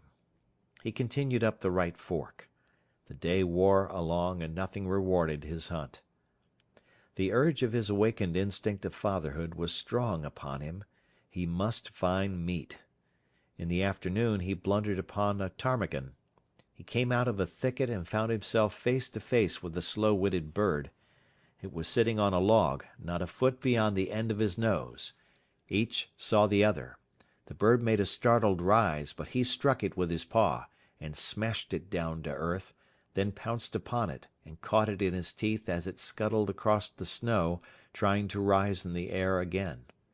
As his teeth crunched through the tender flesh and fragile bones, he began naturally to eat. Then he remembered, and turning on the back track, started for home, carrying the ptarmigan in his mouth. A mile above the forks, running velvet-footed as was his custom, a gliding shadow that cautiously prospected each new vista of the trail, he came upon later imprints of the large tracks he had discovered in the early morning. As the track led his way, he followed, prepared to meet the maker of it every turn of the stream. He slid his head around a corner of rock, where began an unusually large bend in the stream, and his quick eyes made out something that sent him crouching swiftly down. It was the maker of the track, a large female lynx. She was crouching as he had crouched once that day, in front of her the tight-rolled ball of quills. If he had been a gliding shadow before, he now became the ghost of such a shadow, as he crept and circled around, and came up well to leeward of the silent, motionless pair. He lay down in the snow, depositing the ptarmigan beside him, and with eyes peering through the needles of a low-growing spruce, he watched the play of life before him, the waiting lynx and the waiting porcupine, each intent on life. And, such was the curiousness of the game, the way of life for one lay in the eating of the other, and the way of life for the other lay in not being eaten. While old One Eye, the wolf crouching in the covert, played his part too in the game, waiting for some strange freak of chance that might help him on the meat trail which was his way of life. Half an hour passed, an hour, and nothing happened. The balls of quills might have been a stone for all it moved, the lynx might have been frozen to marble, and old One Eye might have been dead. Yet all three animals were keyed to a tenseness of living that was almost painful, and scarcely ever would it come to them to be more alive than they were then in their seeming petrifaction. One Eye moved slightly, and peered forth with increased eagerness. Something was happening. The porcupine had at last decided that its enemy had gone away. Slowly, cautiously, it was unrolling its ball of impregnable armor. It was agitated by no tremor of anticipation. Slowly, slowly, the bristling ball straightened out and lengthened. One Eye, watching, felt a sudden moistness in his mouth and a drooling of saliva, involuntary, excited by the living meat that was spreading itself like a repast before him. Not quite entirely had the porcupine unrolled when it discovered its enemy. In that instant the lynx struck. The blow was like a flash of light. The paw, with rigid claws curving like talons, shot under the tender belly and came back with a swift, ripping movement. Had the porcupine been entirely unrolled, or had it not discovered its enemy a fraction of a second before the blow was struck, the paw would have escaped unscathed, but a side flick of the tail sank sharp quills into it as it was withdrawn. Everything had happened at once. The blow, the counter-blow, the squeal of agony from the porcupine, the big cat's squall of sudden hurt and astonishment. One Eye half arose in his excitement, his ears up, his tail straight out and quivering behind him. The lynx's bad temper got the best of her.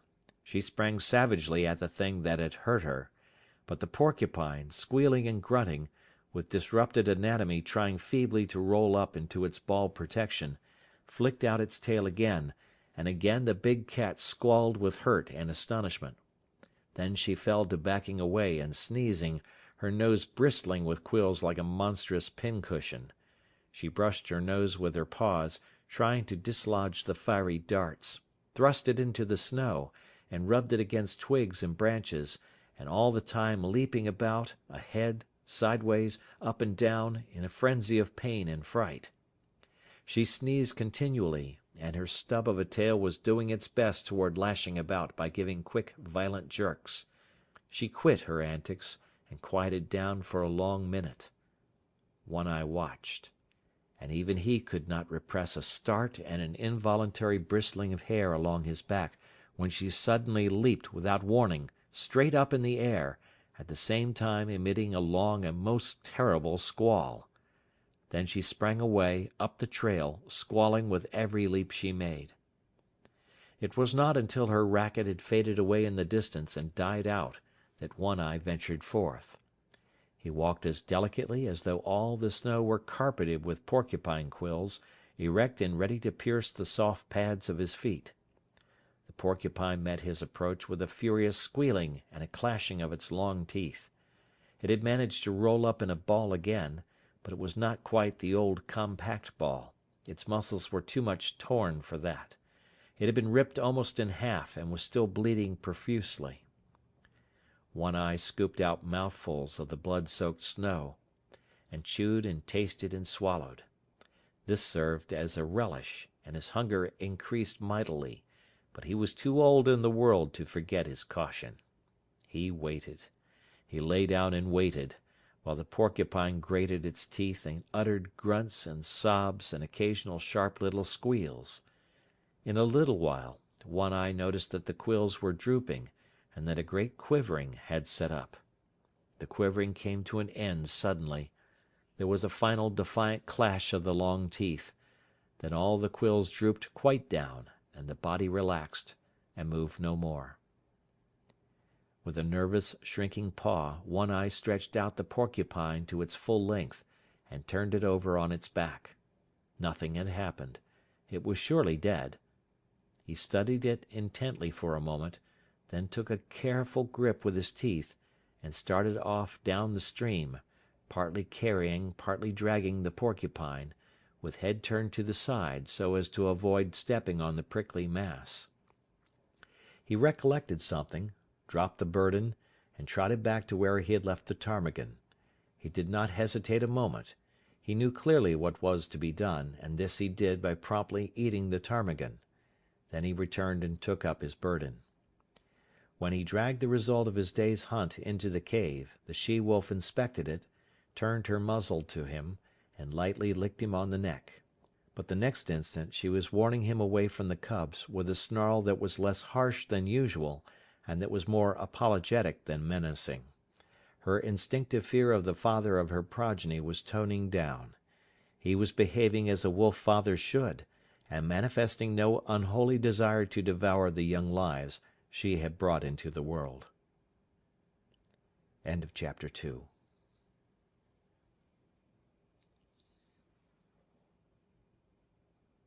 Part 2, Chapter 3, The Grey Cub. He was different from his brothers and sisters. Their hair already betrayed the reddish hue inherited from their mother, the she-wolf, while he alone in this particular took after his father. He was the one little grey cub of the litter. He had bred true to the straight wolf stock. In fact, he had bred true to old One Eye himself physically, with but a single exception, and that was he had 2 eyes to his father's 1. The grey cub's eyes had not been open long, yet already he could see with steady clearness, and while his eyes were still closed he had felt, tasted, and smelled. He knew his 2 brothers and his 2 sisters very well. He had begun to romp with them in a feeble, awkward way, and even to squabble, his little throat vibrating with a queer rasping noise, the forerunner of the growl, as he worked himself into a passion. And long before his eyes had opened he had learned by touch, taste, and smell to know his mother, a fount of warmth and liquid food and tenderness. She possessed a gentle, caressing tongue that soothed him when it passed over his soft little body, and that impelled him to snuggle close against her, and to doze off to sleep. Most of the first month of his life had been passed thus in sleeping, but now he could see quite well, and he stayed awake for longer periods of time, and he was coming to learn his world quite well. His world was gloomy, but he did not know that, for he knew no other world. It was dim-lighted, but his eyes had never had to adjust themselves to any other light. His world was very small. Its limits were the walls of the Lair, but as he had no knowledge of the wide world outside, he was never oppressed by the narrow confines of his existence. But he had early discovered that one wall of his world was different from the rest. This was the mouth of the cave and the source of the light. He had discovered that it was different from the other walls long before he had any thoughts of his own, any conscious volitions. It had been an irresistible attraction before ever his eyes opened and looked upon it. The light from it had beat upon his sealed lids, and the eyes and the optic nerves had pulsated to little spark-like flashes, warm-coloured and strangely pleasing. The life of his body, and of every fibre of his body, the life that was the very substance of his body and that was apart from his own personal life, had yearned toward this light and urged his body toward it in the same way that the cunning chemistry of a plant urges it toward the sun. Always, in the beginning, before his conscious life dawned, he had crawled toward the mouth of the cave, and in this his brothers and sisters were one with him. Never, in that period, did any of them crawl toward the dark corners of the back wall. The light drew them as if they were plants. The chemistry of the life that composed them demanded the light as a necessity of being, and their little puppet bodies crawled blindly and chemically, like the tendrils of a vine. Later on, when each developed individuality and became personally conscious of impulsions and desires, the attraction of the light increased. They were always crawling and sprawling toward it, and being driven back from it by their mother. It was in this way that the grey cub learned other attributes of his mother than the soft, soothing tongue. In his insistent crawling toward the light, he discovered in her a nose that with a sharp nudge administered rebuke, and later a paw that crushed him down and rolled him over and over with swift calculating stroke. Thus he learned hurt, and on top of it he learned to avoid hurt, first by not incurring the risk of it, and second, when he had incurred the risk, by dodging and by retreating. These were conscious actions, and were the results of his first generalizations upon the world. Before that he had recoiled automatically from hurt, as he had crawled automatically toward the light. After that he recoiled from hurt because he knew that it was hurt. He was a fierce little cub. So were his brothers and sisters. It was to be expected. He was a carnivorous animal. He came of a breed of meat killers and meat eaters. His father and mother lived wholly upon meat.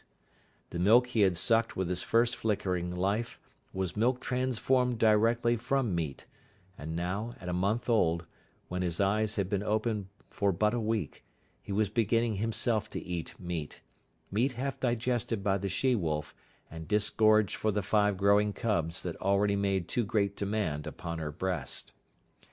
But he was, further, the fiercest of the litter. He could make a louder rasping growl than any of them. His tiny rages were much more terrible than theirs. It was he that first learned the trick of rolling a fellow cub over with a cunning paw-stroke, and it was he that first gripped another cub by the ear and pulled and tugged and growled through jaws tight clenched. And certainly it was he that caused the mother the most trouble in keeping her litter from the mouth of the cave. The fascination of the light for the grey cub increased from day to day. He was perpetually departing on yard-long adventures toward the cave's entrance, and as perpetually being driven back. Only he did not know it for an entrance.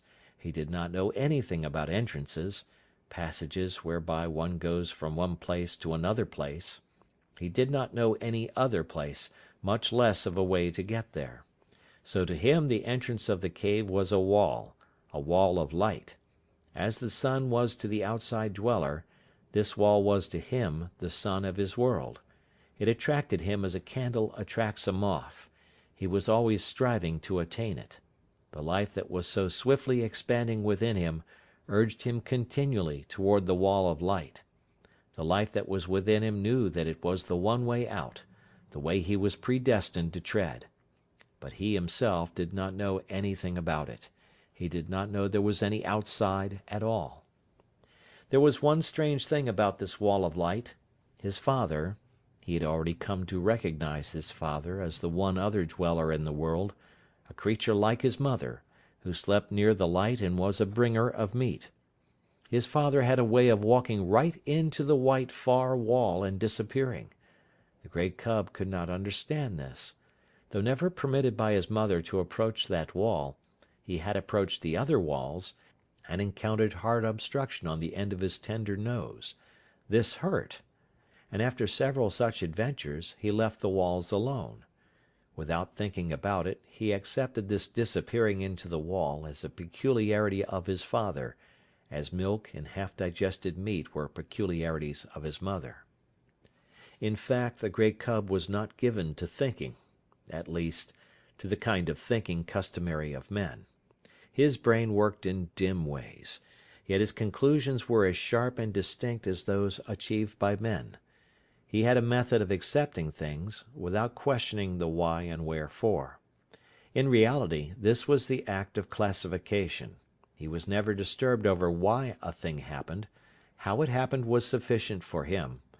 Thus, when he had bumped his nose on the back wall a few times, he accepted that he would not disappear into walls. In the same way he accepted that his father could disappear into walls. But he was not in the least disturbed by desire to find out the reason for the difference between his father and himself. Logic and physics were no part of his mental make-up. Like most creatures of the wild, he early experienced famine. There came a time when not only did the meat supply cease, but the milk no longer came from his mother's breast. At first, the cubs whimpered and cried, but for the most part they slept. It was not long before they were reduced to a coma of hunger. There were no more spats and squabbles, no more tiny rages nor attempts at growling, while the adventures toward the far white wall ceased altogether. The cubs slept, while the life that was in them flickered and died down. One Eye was desperate. He ranged far and wide, and slept but little in the lair that had now become cheerless and miserable. The she-wolf, too, left her litter, and went out in search of meat. In the first days after the birth of the cubs, One Eye had journeyed several times back to the Indian camp, and robbed the rabbit snares. But with the melting of the snow and the opening of the streams, the Indian camp had moved away, and that source of supply was closed to him. When the grey cub came back to life and again took interest in the far white wall, he found that the population of his world had been reduced. Only one sister remained to him. The rest were gone. As he grew stronger, he found himself compelled to play alone, for the sister no longer lifted her head nor moved about. His little body rounded out with the meat he now ate, but the food had come too late for her. She slept continuously, a tiny skeleton flung round with skin in which the flame flickered lower and lower, and at last went out. Then there came a time when the grey cub no longer saw his father appearing and disappearing in the wall, nor lying down asleep in the entrance. This had happened at the end of a second and less severe famine. The she-wolf knew why One Eye never came back, but there was no way by which she could tell what she had seen to the grey cub. Hunting herself for meat, up the left fork of the stream where lived the lynx, she had followed the day-old trail of One Eye, and she had found him, or what remained of him, at the end of the trail. There were many signs of the battle that had been fought, and of the lynx's withdrawal to her lair after having won the victory. Before she went away, the she-wolf had found this lair, but the signs told her that the lynx was inside, and she had not dared to venture in. After that, the she-wolf in her hunting avoided the left fork, for she knew that in the lynx's lair was a litter of kittens, and she knew the lynx for a fierce, bad-tempered creature and a terrible fighter. It was all very well for half a dozen wolves to drive a lynx, spitting and bristling, up a tree, but it was quite a different matter for a lone wolf to encounter a lynx, especially when the lynx was known to have a litter of hungry kittens at her back. But the wild is the wild, and motherhood is motherhood, at all times fiercely protective, whether in the wild or out of it, and the time was to come when the she-wolf, for her grey cub's sake, would venture the left fork, and the lair in the rocks, and the lynx's wrath. End of chapter 3.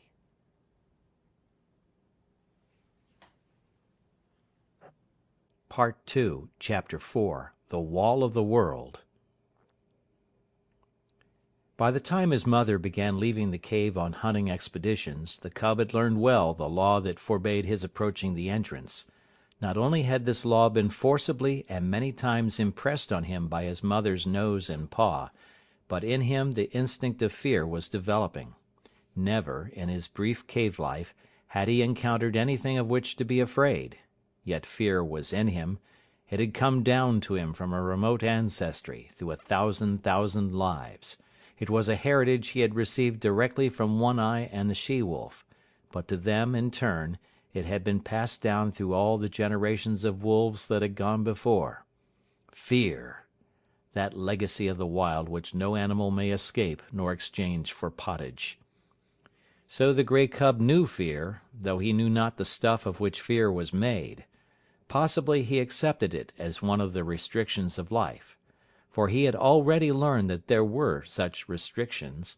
Hunger he had known, and when he could not appease his hunger he had felt restriction. The hard obstruction of the cave wall, the sharp nudge of his mother's nose, the smashing stroke of her paw, the hunger unappeased of several famines, had borne in upon him that all was not freedom in the world, that to life there was limitations and restraints. These limitations and restraints were laws. To be obedient to them was to escape hurt and make for happiness. He did not reason the question out in this man fashion. He merely classified the things that hurt and the things that did not hurt. And after such classification he avoided the things that hurt, the restrictions and restraints, in order to enjoy the satisfactions and the remunerations of life. Thus it was that in obedience to the law laid down by his mother, and in obedience to the law of that unknown and nameless thing, fear, he kept away from the mouth of the cave. It remained to him a white wall of light. When his mother was absent, he slept most of the time, while during the intervals that he was awake he kept very quiet, suppressing the whimpering cries that tickled in his throat and strove for noise. Once, lying awake, he heard a strange sound in the white wall. He did not know that it was a wolverine, standing outside, all a-trembling with its own daring, and cautiously scenting out the contents of the cave. The cub only knew that the sniff was strange, a something unclassified, therefore unknown and terrible, for the unknown was one of the chief elements that went into the making of fear. The hair bristled upon the grey cub's back, but it bristled silently. How was he to know that this thing that sniffed was a thing at which to bristle? It was not born of any knowledge of his, yet it was the visible expression of the fear that was in him, and for which, in his own life, there was no accounting. But fear was accompanied by another instinct, that of concealment. The cub was in a frenzy of terror, yet he lay without movement or sound, frozen, petrified into immobility, to all appearances dead. His mother, coming home, growled as she smelt the wolverine's track, and bounded into the cave and licked and nuzzled him with undue vehemence of affection, and the cub felt that somehow he had escaped a great hurt. But there were other forces at work in the cub, the greatest of which was growth. Instinct and law demanded of him obedience, but growth demanded disobedience. His mother and fear impelled him to keep away from the white wall. Growth is life, and life is forever destined to make for light. So there was no damming up the tide of life that was rising within him, rising with every mouthful of meat he swallowed, with every breath he drew. In the end, one day, fear and obedience were swept away by the rush of life, and the cub straddled and sprawled toward the entrance. Unlike any other wall with which he had had experience, this wall seemed to recede from him as he approached. No hard surface collided with the tender little nose he thrust out tentatively before him.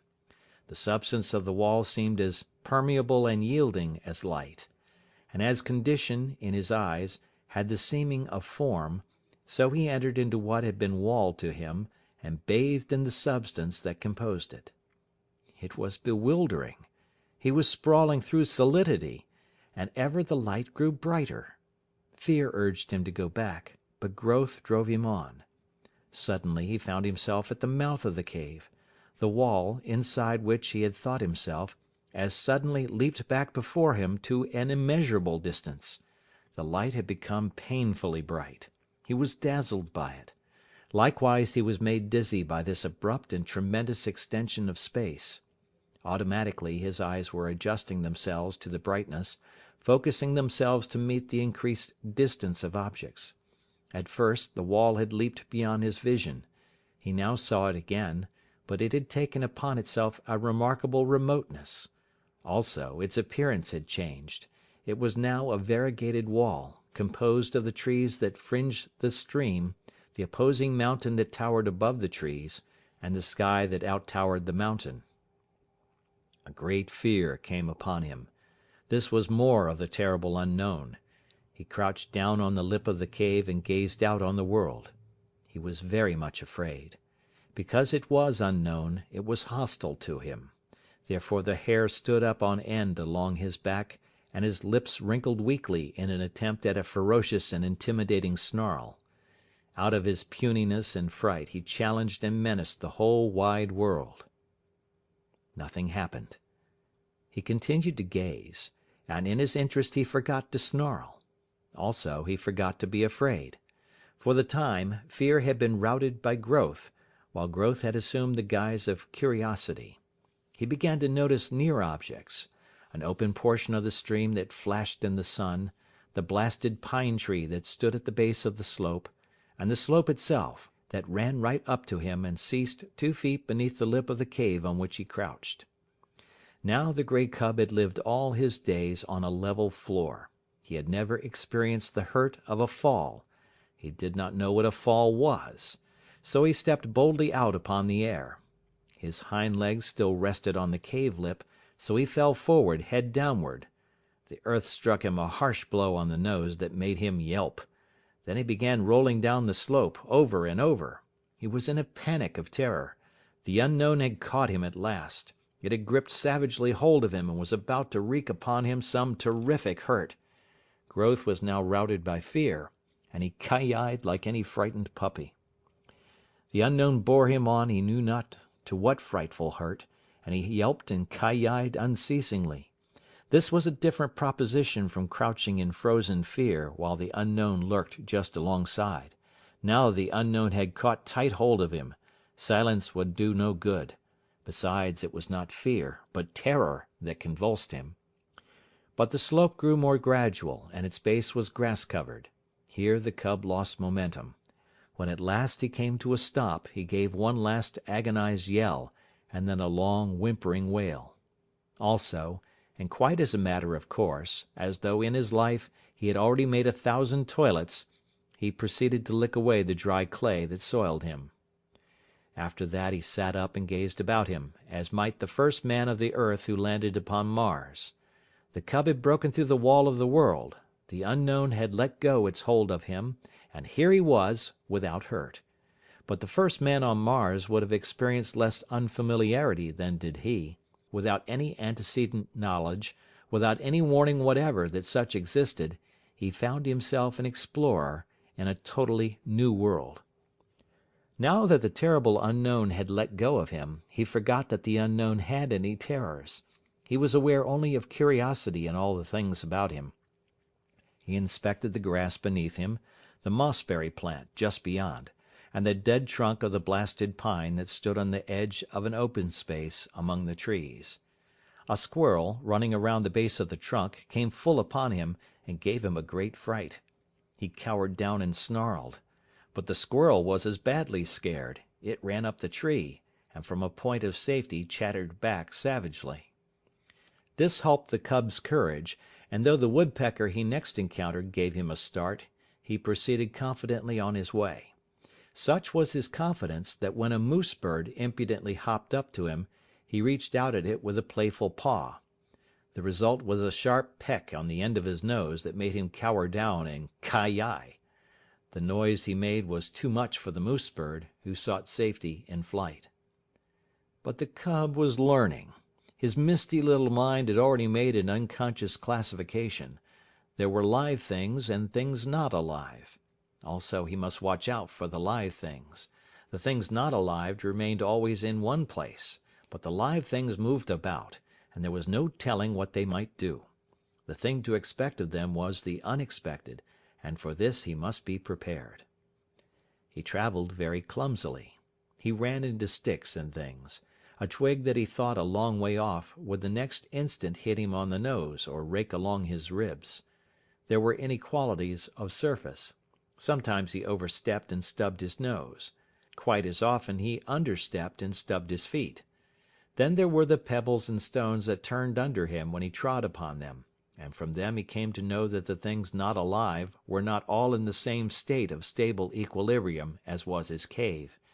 Also, that small things not alive were more liable than large things to fall down or turn over.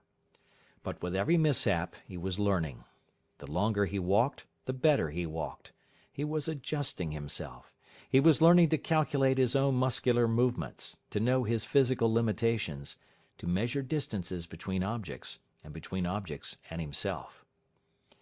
His was the luck of the beginner. Born to be a hunter of meat, though he did not know it, he blundered upon meat just outside his own cave door on his first foray into the world. It was by sheer blundering that he chanced upon the shrewdly hidden ptarmigan nest.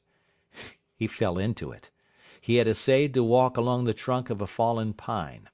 The rotten bark gave way under his feet, and with a despairing yelp he pitched down the rounded crescent, smashed through the leafage and stalks of a small bush, and, in the heart of the bush, on the ground, fetched up in the midst of 7 ptarmigan chicks.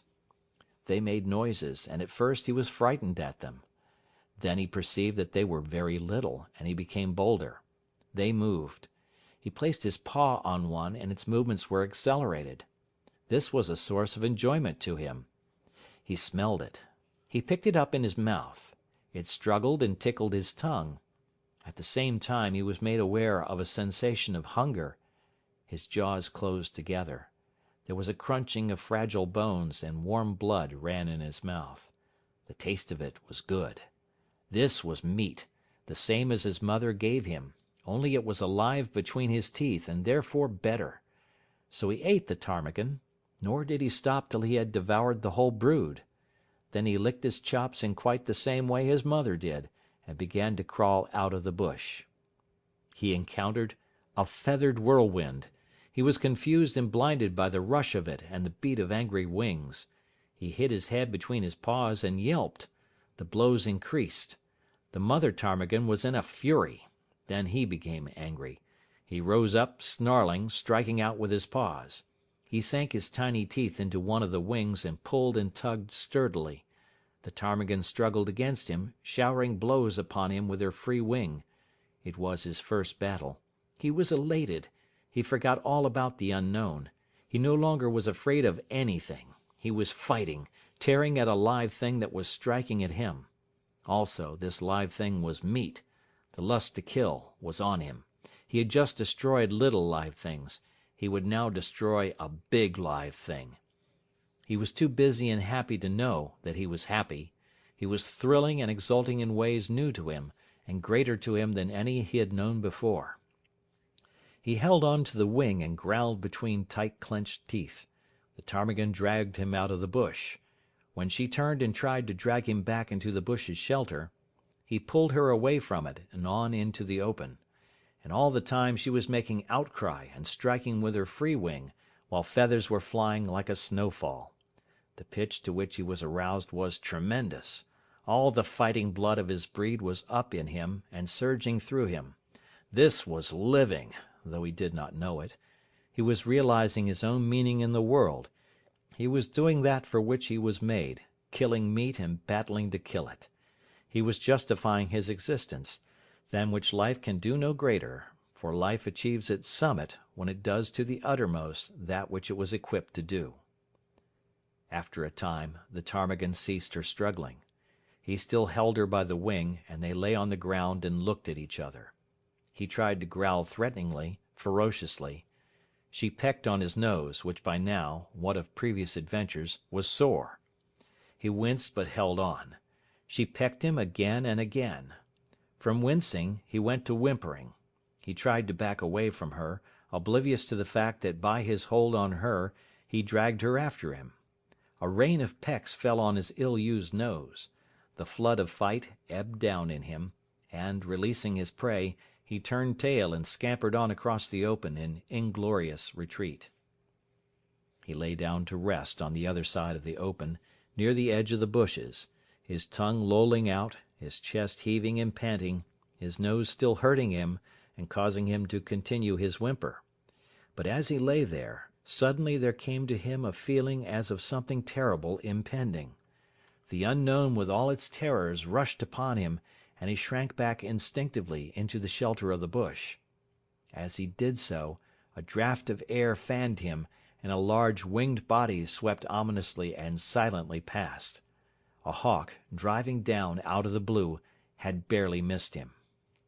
While he lay in the bush, recovering from his fright and peering fearfully out, the mother ptarmigan on the other side of the open space fluttered out of the ravaged nest. It was because of her loss that she paid no attention to the winged bolt of the sky. But the cub saw, and it was a warning and a lesson to him. The swift downward swoop of the hawk, the short skim of its body just above the ground, the strike of its talons in the body of the ptarmigan's squawk of agony and fright, and the hawk's rush upward into the blue, carrying the ptarmigan away with it. It was a long time before the cub left its shelter. He had learned much. Live things were meat. They were good to eat. Also live things, when they were large enough, could give hurt. It was better to eat small live things like ptarmigan chicks, and to let alone large live things like ptarmigan hens. Nevertheless he felt a little prick of ambition, a sneaking desire to have another battle with that ptarmigan hen. Only the hawk had carried her away. Maybe there were other ptarmigan hens. He would go and see. He came down a shelving bank to the stream. He had never seen water before. The footing looked good. There were no inequalities of surface. He stepped boldly out on it, and went down, crying with fear, into the embrace of the unknown. It was cold, and he gasped, breathing quickly. The water rushed into his lungs instead of the air that had always accompanied his act of breathing. The suffocation he experienced was like the pang of death. To him it signified death. He had no conscious knowledge of death, but like every animal of the wild, he possessed the instinct of death. To him it stood as the greatest of hurts. It was the very essence of the unknown. It was the sum of the terrors of the unknown, the one culminating and unthinkable catastrophe that could happen to him, about which he knew nothing and about which he feared everything.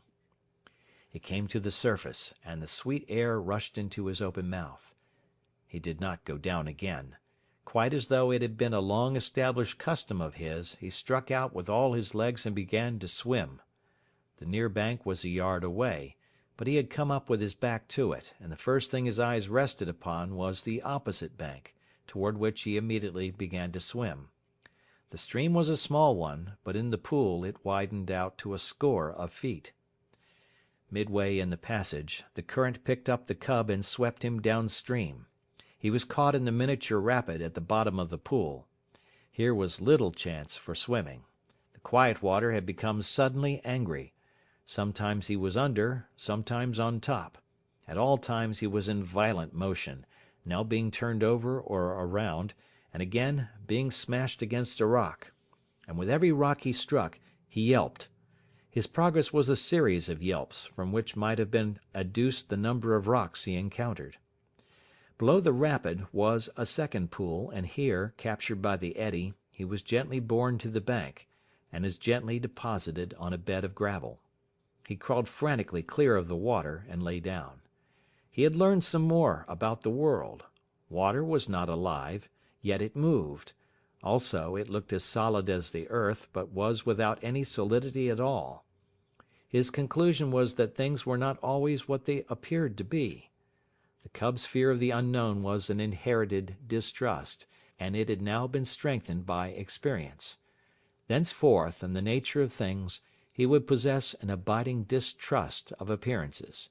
He would have to learn the reality of a thing before he could put his faith into it. One other adventure was destined for him that day. He had recollected that there was such a thing in the world as his mother. And then there came to him a feeling that he wanted her more than all the rest of the things in the world. Not only was his body tired with the adventures it had undergone, but his little brain was equally tired. In all the days he had lived it had not worked so hard as on this one day. Furthermore, he was sleepy. So he started out to look for the cave and his mother, feeling at the same time an overwhelming rush of loneliness and helplessness. He was sprawling along between some bushes when he heard a sharp, intimidating cry. There was a flash of yellow before his eyes. He saw a weasel leaping swiftly away from him. It was a small live thing, and he had no fear. Then, before him, at his feet, he saw an extremely small live thing, only several inches long, a young weasel that, like himself, had disobediently gone out adventuring. It tried to retreat before him. He turned it over with his paw. It made a queer grating noise. The next moment the flash of yellow reappeared before his eyes.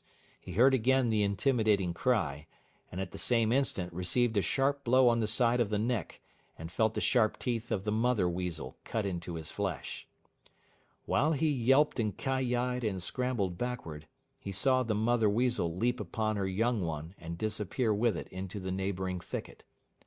The cut of her teeth in his neck still hurt, but his feelings were hurt more grievously, and he sat down and weakly whimpered. This mother weasel was so small and so savage. He was yet to learn that for size and weight the weasel was the most ferocious, vindictive, and terrible of all the killers of the wild, but a portion of this knowledge was quickly to be his. He was still whimpering when the mother weasel reappeared. She did not rush him now that her young one was safe. She approached more cautiously, and the cub had full opportunity to observe her lean, snake-like body, and her head, erect, eager, and snake-like itself. Her sharp, menacing cry sent the hair bristling along his back, and he snarled warningly at her. She came closer and closer. There was a leap, swifter than his unpracticed sight, and the lean, yellow body disappeared for a moment out of the field of his vision. The next moment she was at his throat, her teeth buried in his hair and flesh. At first he snarled and tried to fight, but he was very young, and this was only his first day in the world, and his snarl became a whimper, his fight a struggle to escape. The weasel never relaxed her hold. She hung on, striving to press down with her teeth to the great vein where his lifeblood bubbled. The weasel was a drinker of blood, and it was ever her preference to drink from the throat of life itself. The grey cub would have died, and there would have been no story to write about him, had not the she-wolf come bounding through the bushes. The weasel let go of the cub, and flashed at the she-wolf's throat, missing but getting a hold on the jaw instead. The she-wolf flirted her head like the snap of a whip, breaking the weasel's hold and flinging it high in the air. And, still in the air, the she-wolf's jaws closed on the lean yellow body, and the weasel knew death between the crunching teeth. The cub experienced another access of affection on the part of his mother. Her joy at finding him seemed even greater than his joy at being found. She nuzzled him and caressed him and licked the cuts made in him by the weasel's teeth. Then, between them, mother and cub, they ate the blood drinker, and after that went back to the cave and slept. End of chapter 4.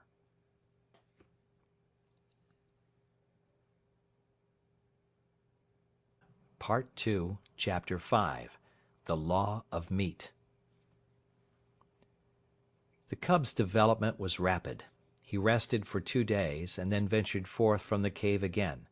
It was on this adventure that he found the young weasel whose mother he had helped eat, and he saw to it that the young weasel went the way of its mother. But on this trip he did not get lost.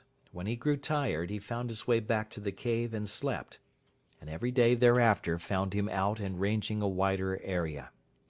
He began to get accurate measurement of his strength and his weakness, and to know when to be bold and when to be cautious. He found it expedient to be cautious all the time, except for the rare moments when, assured of his own intrepidity, he abandoned himself to petty rages and lusts. He was always a little demon of fury when he chanced upon a stray ptarmigan. Never did he fail to respond savagely to the chatter of the squirrel he had first met on the blasted pine. While the sight of a moose bird almost invariably put him into the wildest of rages, for he never forgot the peck on the nose he had received from the first of that ilk he encountered. But there were times when even a moose bird failed to affect him, and those were times when he felt himself to be in danger from some other prowling meat hunter. He never forgot the hawk, and its moving shadow always sent him crouching into the nearest thicket. He no longer sprawled and straddled, and already he was developing the gait of his mother, slinking and furtive, apparently without exertion, yet sliding along with a swiftness that was as deceptive as it was imperceptible. In the matter of meat, his luck had been all in the beginning. The 7 ptarmigan chicks and the baby weasel represented the sum of his killings.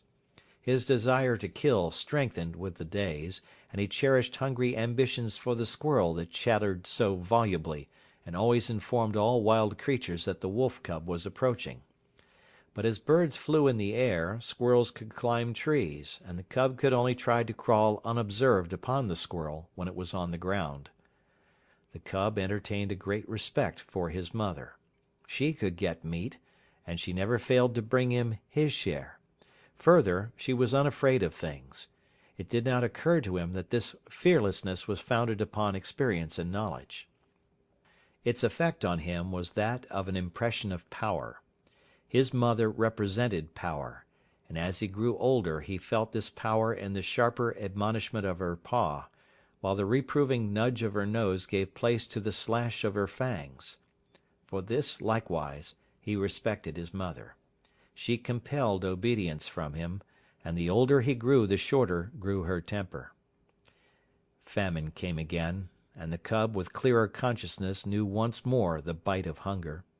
The she-wolf ran herself thin in the quest for meat. She rarely slept any more in the cave, spending most of her time on the meat trail, and spending it vainly. This famine was not a long one, but it was severe while it lasted. The cub found no more milk in his mother's breast, nor did he get one mouthful of meat for himself. Before, he had hunted in play, for the sheer joyousness of it. Now he hunted in deadly earnestness, and found nothing. Yet the failure of it accelerated his development. He studied the habits of the squirrel with greater carefulness, and strove with greater craft to steal upon it and surprise it. He studied the wood mice and tried to dig them out of their burrows, and he learned much about the ways of moose birds and woodpeckers. And there came a day when the hawk's shadow did not drive him crouching into the bushes. He had grown stronger and wiser, and more confident. Also, he was desperate. So he sat on his haunches, conspicuously in an open space, and challenged the hawk down out of the sky. For he knew that there, floating in the blue above him, was meat, the meat his stomach yearned after so insistently. But the hawk refused to come down and give battle, and the cub crawled away into a thicket, and whimpered his disappointment and hunger. The famine broke. The she-wolf brought home meat. It was strange meat, different from any she had ever brought before. It was a lynx kitten, partly grown, like the cub, but not so large. And it was all for him. His mother had satisfied her hunger elsewhere, though he did not know that it was the rest of the lynx litter that had gone to satisfy her. Nor did he know the desperateness of her deed. He knew only that the velvet-furred kitten was meat, and he ate and waxed happier with every mouthful. A full stomach conduces to inaction, and the cub lay in the cave, sleeping against his mother's side. He was aroused by her snarling. Never had he heard her snarl so terribly. Possibly in her whole life it was the most terrible snarl she ever gave. There was reason for it, and none knew it better than she. A lynx's lair is not despoiled with impunity. In the full glare of the afternoon light, crouching in the entrance of the cave, the cub saw the lynx mother. The hair rippled up along his back at the sight. Here was fear, and it did not require his instinct to tell him of it. And if sight alone were not sufficient, the cry of rage the intruder gave, beginning with a snarl and rushing abruptly upward into a hoarse screech, was convincing enough in itself. The cub felt the prod of the life that was in him, and stood up and snarled valiantly by his mother's side. But she thrust him ignominiously away and behind her. Because of the low-roofed entrance the lynx could not leap in, and when she made a crawling rush of it the she-wolf sprang upon her and pinned her down. The cub saw little of the battle. There was a tremendous snarling and spitting and screeching. The two animals threshed about. the lynx ripping and tearing with her claws and using her teeth as well, while the she-wolf used her teeth alone. Once, the cub sprang in and sank his teeth into the hind leg of the lynx. He clung on, growling savagely. Though he did not know it, by the weight of his body he clogged the action of the leg, and thereby saved his mother much damage. A change in the battle crushed him under both their bodies, and wrenched loose his hold. The next moment the two mothers separated, and, before they rushed together again, the lynx lashed out at the cub with a huge forepaw that ripped his shoulder open to the bone and sent him hurtling sidewise against the wall. Then was added to the uproar the cub's shrill yelp of pain and fright. But the fight lasted so long that he had time to cry himself out, and to experience a second burst of courage, and the end of the battle found him again clinging to a hind leg and furiously growling between his teeth. The lynx was dead, but the she-wolf was very weak and sick. At first she caressed the cub and licked his wounded shoulder, but the blood she had lost had taken with it her strength, and for all of a day and a night she lay by her dead foe's side, without movement, scarcely breathing. For a week she never left the cave except for water, and then her movements were slow and painful. At the end of that time the lynx was devoured, while the she-wolf's wounds had healed sufficiently to permit her to take the meat trail again. The cub's shoulder was stiff and sore, and for some time he limped from the terrible slash he had received. But the world now seemed changed. He went about in it with greater confidence, with a feeling of prowess that had not been his in the days before the battle with the lynx. He had looked upon life in a more ferocious aspect. He had fought, he had buried his teeth in the flesh of a foe, and he had survived. And because of all this he carried himself more boldly, with a touch of defiance that was new in him. He was no longer afraid of minor things, and much of his timidity had vanished, though the unknown never ceased to press upon him with its mysteries and terrors, intangible and ever menacing. He began to accompany his mother on the meat trail, and he saw much of the killing of meat, and began to play his part in it. And in his own dim way he learned the law of meat. There were two kinds of life, his own kind and the other kind. His own kind included his mother and himself. The other kind included all live things that moved. But the other kind was divided. One portion was what his own kind killed and ate. This portion was composed of the non-killers and the small killers. The other portion killed and ate his own kind, or was killed and eaten by his own kind. And out of this classification arose the law. The aim of life was meat. Life itself was meat. Life lived on life. There were the eaters and the eaten. The law was, eat or be eaten. He did not formulate the law in clear, set terms and moralize about it. He did not even think the law, he merely lived the law without thinking about it at all. He saw the law operating around him on every side. He had eaten the ptarmigan chicks. The hawk had eaten the ptarmigan mother. The hawk would also have eaten him. Later, when he had grown more formidable, he wanted to eat the hawk. He had eaten the lynx kitten. The lynx mother would have eaten him had she not herself been killed and eaten. And so it went. The law was being lived about him by all live things, and he himself was part and parcel of the law. He was a killer. His only food was meat, live meat, that ran away swiftly before him, or flew into the air, or climbed trees, or hid in the ground, or faced him and fought with him, or turned the tables and ran after him. Had the cub thought in man fashion, he might have epitomized life as a voracious appetite, and the world as a place wherein ranged a multitude of appetites, pursuing and being pursued, hunting and being hunted, eating and being eaten, all in blindness and confusion, with violence and disorder, a chaos of gluttony and slaughter, ruled over by chance, merciless, planless, endless. But the cub did not think in man fashion. He did not look at things with wide vision. He was single-purposed, and entertained but one thought or desire at a time. Besides the law of meat, There were a myriad other and lesser laws for him to learn and obey. The world was filled with surprise. The stir of the life that was in him, the play of his muscles, was an unending happiness. To run down meat was to experience thrills and elations. His rages and battles were pleasures. Terror itself, and the mystery of the unknown, led to his living. And there were easements and satisfactions. To have a full stomach, to doze lazily in the sunshine, such things were remuneration in full for his ardours and toils, while his ardours and toils were in themselves self-remunerative. They were expressions of life, and life is always happy when it is expressing itself. So the cub had no quarrel with his hostile environment. He was very much alive, very happy, and very proud of himself. End of chapter 5.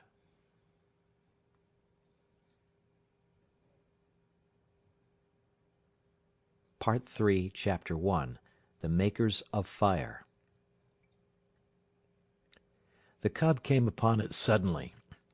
It was his own fault. He had been careless. He had left the cave and run down to the stream to drink. It might have been that he took no notice because he was heavy with sleep. He had been out all night on the meat trail, and had but just then awakened. And his carelessness might have been due to the familiarity of the trail to the pool. He had travelled it often, and nothing had ever happened on it. He went down past the blasted pine, crossed the open space, and trotted in amongst the trees. Then at the same instant he saw and smelt. Before him, sitting silently on their haunches, were 5 live things, the like of which he had never seen before. It was his first glimpse of mankind. But at the sight of him the 5 men did not spring to their feet, nor show their teeth, nor snarl. They did not move, but sat there, silent and ominous. Nor did the cub move. Every instinct of his nature would have impelled him to dash wildly away, had there not suddenly and for the first time arisen in him another and counter instinct. A great awe descended upon him. He was beaten down to movelessness by an overwhelming sense of his own weakness and littleness. Here was mastery and power, something far and away beyond him. The cub had never seen man, yet the instinct concerning man was his. In dim ways he recognized in man the animal that had fought itself to primacy over the other animals of the wild. Not alone out of his own eyes, but out of the eyes of all his ancestors was the cub now looking upon man, out of eyes that had circled in the darkness around countless winter campfires, that had peered from safe distances and from the hearts of thickets at the strange 2-legged animal that was lord over living things. The spell of the cub's heritage was upon him, the fear and the respect born of the centuries of struggle and the accumulated experience of the generations. The heritage was too compelling for a wolf that was only a cub. Had he been full grown, he would have run away. As it was, he cowered down in a paralysis of fear, already half proffering the submission that his kind had proffered from the first time a wolf came in to sit by man's fire and be made warm. One of the Indians arose and walked over to him and stooped above him. The cub cowered closer to the ground. It was the unknown, objectified at last, in concrete flesh and blood, bending over him and reaching down to seize hold of him. His hair bristled involuntarily, his lips writhed back, and his little fangs were bared. The hand, poised like doom above him, hesitated, and the man spoke laughing, "Wabamabirski ipata!" Look, the White Fangs. The other Indians laughed loudly and urged the man on to pick up the cub. As the hand descended closer and closer, there raged within the cub a battle of the instincts. He experienced 2 great impulsions, to yield and to fight. The resulting action was a compromise. He did both. He yielded till the hand almost touched him, then he fought, his teeth flashing in a snap that sank them into the hand. The next moment he received a clout alongside the head that knocked him over on his side. Then all fight fled out of him. His puppyhood and the instinct of submission took charge of him. He sat up on his haunches and ki-yied. But the man whose hand he had bitten was angry. The cub received a clout on the other side of his head, whereupon he sat up and ki-yied louder than ever. The 4 Indians laughed more loudly, while even the man who had been bitten began to laugh. They surrounded the cub and laughed at him, while he wailed out his terror and his hurt. In the midst of it he heard something. The Indians heard it too, but the cub knew what it was, and with a last long wail that had in it more of triumph than grief, he ceased his noise and waited for the coming of his mother, of his ferocious and indomitable mother who fought and killed all things and was never afraid. She was snarling as she ran. She had heard the cry of her cub, and was dashing to save him. She bounded in amongst them, her anxious and militant motherhood making her anything but a pretty sight. But to the cub, the spectacle of her protective rage was pleasing. He uttered a glad little cry and bounded to meet her, while the man-animals went back hastily several steps. The she-wolf stood over against her cub, facing the men, with bristling hair, a snarl rumbling deep in her throat. Her face was distorted and malignant with menace, even the bridge of the nose wrinkling from tip to eye, so prodigious was her snarl. Then it was that a cry went up from one of the men. "Quiche!"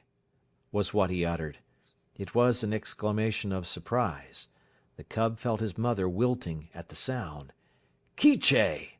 the man cried again, and this time with sharpness and authority. And then the cub saw his mother, the she-wolf, the fearless one, crouching down till her belly touched the ground, whimpering, wagging her tail, making peace signs. The cub could not understand. He was appalled. The awe of man rushed over him again. His instinct had been true.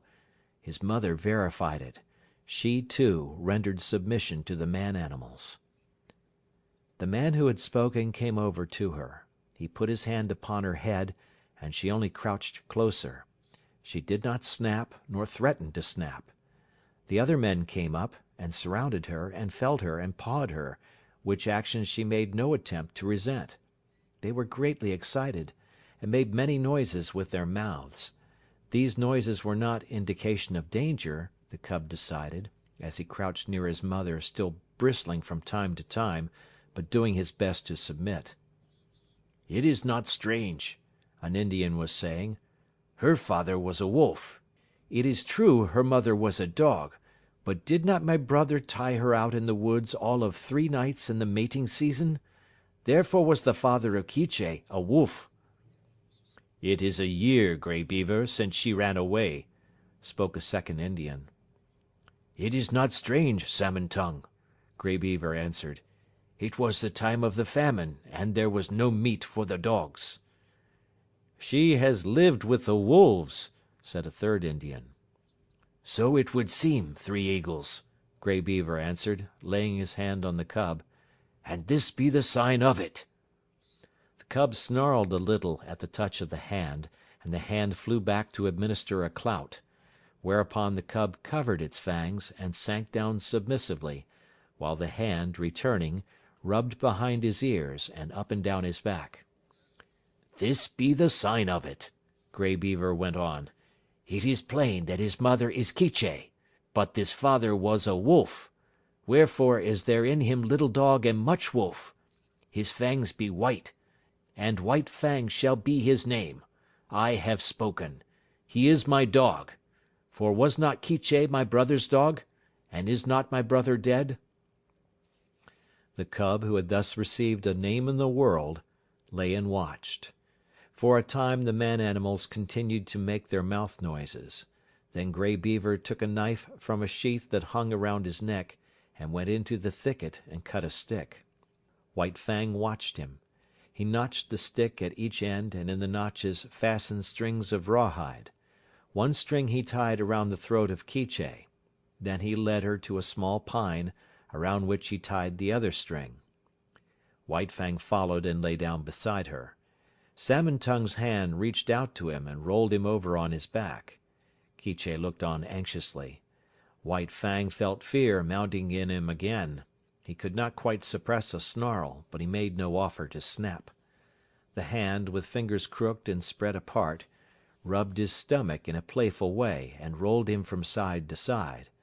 It was ridiculous and ungainly, lying there on his back with legs sprawling in the air.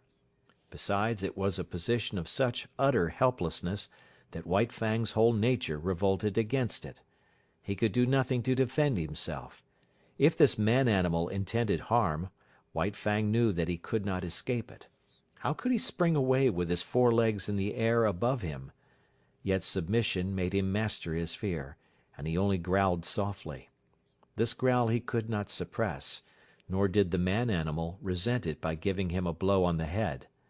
And furthermore, such was the strangeness of it, White Fang experienced an unaccountable sensation of pleasure as the hand rubbed back and forth. When he was rolled on his side he ceased to growl. When the fingers pressed and prodded at the base of his ears, the pleasurable sensation increased. And when, with a final rub and scratch, the man left him alone and went away, all fear had died out of White Fang. He was to know fear many times in his dealing with man, yet it was a token of the fearless companionship with man that was ultimately to be his. After a time, White Fang heard strange noises approaching. He was quick in his classification, for he knew them at once for man-animal noises. A few minutes later the remainder of the tribe, strung out as it was on the march, trailed in. There were more men, and many women and children, 40 souls of them, and all heavily burdened with camp equipage and outfit. Also there were many dogs, and these, with the exception of the part-grown puppies, were likewise burdened with camp outfit. On their backs, in bags that fastened tightly around underneath, the dogs carried from 20 to 30 pounds of weight. White Fang had never seen dogs before, but at sight of them he felt that they were his own kind, only somehow different. But they displayed little difference from the wolf when they discovered the cub and his mother. There was a rush. White Fang bristled and snarled and snapped in the face of the open-mouthed oncoming wave of dogs, and went down and under them, feeling the sharp slash of teeth in his body, himself biting and tearing at the legs and bellies above him. There was a great uproar. He could hear the snarl of Quiche as she fought for him, and he could hear the cries of the man-animals, the sound of clubs striking upon bodies, and the yelps of pain from the dogs so struck. Only a few seconds elapsed before he was on his feet again. He could now see the man-animals driving back the dogs with clubs and stones, defending him, saving him from the savage teeth of his kind that somehow was not his kind. And though there was no reason in his brain for a clear conception of so abstract a thing as justice, nevertheless, in his own way, he felt the justice of the man-animals, and he knew them for what they were, makers of law and executors of law. Also, he appreciated the power with which they administered the law. Unlike any animals he had ever encountered, they did not bite nor claw. They enforced their live strength with the power of dead things. Dead things did their bidding. Thus, sticks and stones, directed by these strange creatures, leaped through the air like living things, inflicting grievous hurts upon the dogs. To his mind this was power unusual, power inconceivable and beyond the natural, power that was godlike. White Fang, in the very nature of him, could never know anything about gods. At the best he could know only things that were beyond knowing. But the wonder and awe that he had of these man-animals in ways resembled what would be the wonder and awe of man at sight of some celestial creature on a mountain-top hurling thunderbolts from either hand at an astonished world. The last dog had been driven back. The hubbub died down, and White Fang licked his hurts and meditated upon this, his first taste of pack cruelty and his introduction to the pack. He had never dreamed that his own kind consisted of more than One Eye, his mother, and himself. They had constituted a kind apart, and here, abruptly, he had discovered many more creatures apparently of his own kind. And there was a subconscious resentment that these, his kind, at first sight had pitched upon him and tried to destroy him. In the same way he resented his mother being tied with a stick, even though it was done by the superior man-animals. It savoured of the trap, of bondage. Yet of the trap and of bondage he knew nothing. Freedom to roam and run and lie down at will had been his heritage, and here it was being infringed upon. His mother's movements were restricted to the length of a stick, and by the length of that same stick was he restricted, for he had not yet got beyond the need of his mother's side. He did not like it.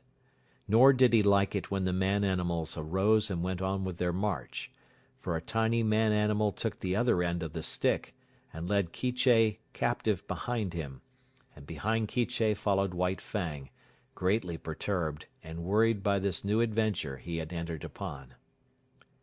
They went down the valley of the stream, far beyond White Fang's widest ranging, until they came to the end of the valley, where the stream ran into the Mackenzie River. Here, where canoes were cached on poles high in the air, and where stood fish racks for the drying of fish, camp was made, and White Fang looked on with wondering eyes. The superiority of these man-animals increased with every moment. There was their mastery over all these sharp-fanged dogs. It breathed of power. But greater than that, to the wolf cub, was their mastery over things not alive, their capacity to communicate motion to unmoving things, their capacity to change the very face of the world. It was this last that especially affected him. The elevation of frames of poles caught his eye. Yet this in itself was not so remarkable, being done by the same creatures that flung sticks and stones to great distances. But when the frames of poles were made into teepees by being covered with cloth and skins, White Fang was astounded. It was the colossal bulk of them that impressed him. They arose around him on every side like some monstrous quick-growing form of life. They occupied nearly the whole circumference of his field of vision. He was afraid of them. They loomed ominously above him, and when the breeze stirred them into huge movements, he cowered down in fear, keeping his eyes warily upon them, and prepared to spring away if they attempted to precipitate themselves upon him. But in a short while his fear of the teepees passed away. He saw the women and children passing in and out of them without harm, and he saw the dogs trying often to get into them, and being driven away with sharp words and flying stones. After a time he left Quiche's side and crawled cautiously toward the wall of the nearest tepee. It was the curiosity of growth that urged him on, the necessity of learning and living and doing that brings experience. The last few inches to the wall of the tepee were crawled with painful slowness and precaution. The day's events had prepared him for the unknown to manifest itself in most stupendous and unthinkable ways. At last his nose touched the canvas. He waited. Nothing happened. Then he smelled the strange fabric, saturated with the man smell. He closed on the canvas with his teeth and gave a gentle tug. Nothing happened, though the adjacent portions of the tepee moved. He tugged harder. There was a greater movement. It was delightful. He tugged still harder, and repeatedly, until the whole tepee was in motion. Then the sharp cry of a squaw inside sent him scampering back to Quiche, and after that he was afraid no more of the looming bulks of the tepees. A moment later he was straying away again from his mother. Her stick was tied to a peg in the ground, and she could not follow him.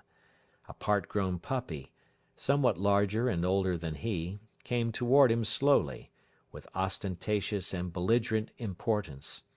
The puppy's name, as White Fang was afterward to hear him called, was Lip Lip.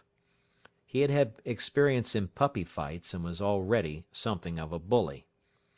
Lip Lip was White Fang's own kind, and being only a puppy did not seem dangerous, so White Fang prepared to meet him in a friendly spirit. But when the stranger's walk became stiff-legged and his lips lifted clear of his teeth, White Fang stiffened too, and answered with lifted lips. They half-circled about each other, tentatively, snarling and bristling. This lasted several minutes, and White Fang was beginning to enjoy it as a sort of game. But suddenly, with remarkable swiftness, Lip Lip leaped in, delivering a slashing snap, and leaped away again. The snap had taken effect on the shoulder that had been hurt by the lynx, and that was still sore deep down near the bone. The surprise and hurt of it brought a yelp out of White Fang, but the next moment, in a rush of anger, he was upon Lip Lip and snapping viciously. But Lip Lip had lived his life in camp and had fought many puppy fights. 3 times, 4 times, and half a dozen times his sharp little teeth scored on the newcomer, until White Fang, yelping shamelessly, fled to the protection of his mother. It was the first of the many fights he was to have with Lip Lip, for they were enemies from the start, born so, with natures destined perpetually to clash. Quiche licked White Fang soothingly with her tongue, and tried to prevail upon him to remain with her. But his curiosity was rampant, and several minutes later he was venturing forth on a new quest. He came upon one of the man-animals, Grey Beaver, who was squatting on his hams and doing something with sticks and dry moss spread before him on the ground. White Fang came near to him and watched. Grey Beaver made mouth noises which White Fang interpreted as not hostile, so he came still nearer. Women and children were carrying more sticks and branches to Grey Beaver. It was evidently an affair of moment. White Fang came in until he touched Grey Beaver's knee, so curious was he, and already forgetful that this was a terrible man-animal. Suddenly he saw a strange thing like mist beginning to arise from the sticks and moss beneath Grey Beaver's hands. Then, amongst the sticks themselves, appeared a live thing, twisting and turning, of a color like the color of the sun in the sky. White Fang knew nothing about fire. It drew him as the light, in the mouth of the cave, had drawn him in his early puppyhood. He crawled the several steps toward the flame. He heard Grey Beaver chuckle above him, and he knew the sound was not hostile. Then his nose touched the flame, and at the same instant his little tongue went out to it. For a moment he was paralyzed. The unknown, lurking in the midst of the sticks and moss, was savagely clutching him by the nose. He scrambled backward, bursting out in an astonished explosion of ki-yis. At the sound, Quiche leaped snarling to the end of her stick, and there raged terribly because she could not come to his aid. But Grey Beaver laughed loudly and slapped his thighs, and told the happening to all the rest of the camp, till everybody was laughing uproariously. But White Fang sat on his haunches and ki-yied, a forlorn and pitiable little figure in the midst of the man-animals. It was the worst hurt he had ever known. Both nose and tongue had been scorched by the live thing, sun-colored, that had grown up under Grey Beaver's hands. He cried and cried interminably, and every fresh wail was greeted by bursts of laughter on the part of the man-animals. He tried to soothe his nose with his tongue, but the tongue was burnt too, and the two hurts coming together produced greater hurt, whereupon he cried more hopelessly and helplessly than ever. And then shame came to him. He knew laughter and the meaning of it. It is not given us to know how some animals know laughter, and know when they are being laughed at, but it was this way that White Fang knew it, and he felt shame that the man-animals should be laughing at him. He turned and fled away, not from the hurt of the fire, but from the laughter that sank even deeper and hurt in the spirit of him. And he fled to Quiche, raging at the end of her stick like an animal gone mad, to Quiche, the one creature in the world who was not laughing at him. Twilight drew down and night came on, and White Fang lay by his mother's side. His nose and tongue still hurt, but he was perplexed by a greater trouble. He was homesick. He felt a vacancy in him, a need for the hush and quietude of the stream and the cave in the cliff. Life had become too populous. There were so many of the man-animals, men, women, and children, all making noises and irritations. And there were the dogs, ever squabbling and bickering, bursting into uproars and creating confusions. The restful loneliness of the only life he had known was gone. Here the very air was palpitant with life. It hummed and buzzed unceasingly. Continually changing its intensity and abruptly variant in pitch, it impinged on his nerves and senses, made him nervous and restless, and worried him with a perpetual imminence of happening. He watched the man-animals coming and going and moving about the camp. In fashion distantly resembling the way men look upon the gods they create, so looked White Fang upon the man-animals before him. They were superior creatures, of a verity, gods. To his dim comprehension they were as much wonder-workers as gods are to men. They were creatures of mastery, possessing all manner of unknown and impossible potencies, overlords of the alive and the not alive, making obey that which moved, imparting movement to that which did not move, and making life, sun-colored and biting life, to grow out of dead moss and wood. They were fire-makers. They were gods. End of chapter 1.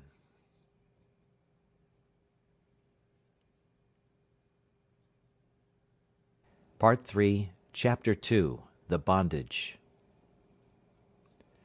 The days were thronged with experience for White Fang.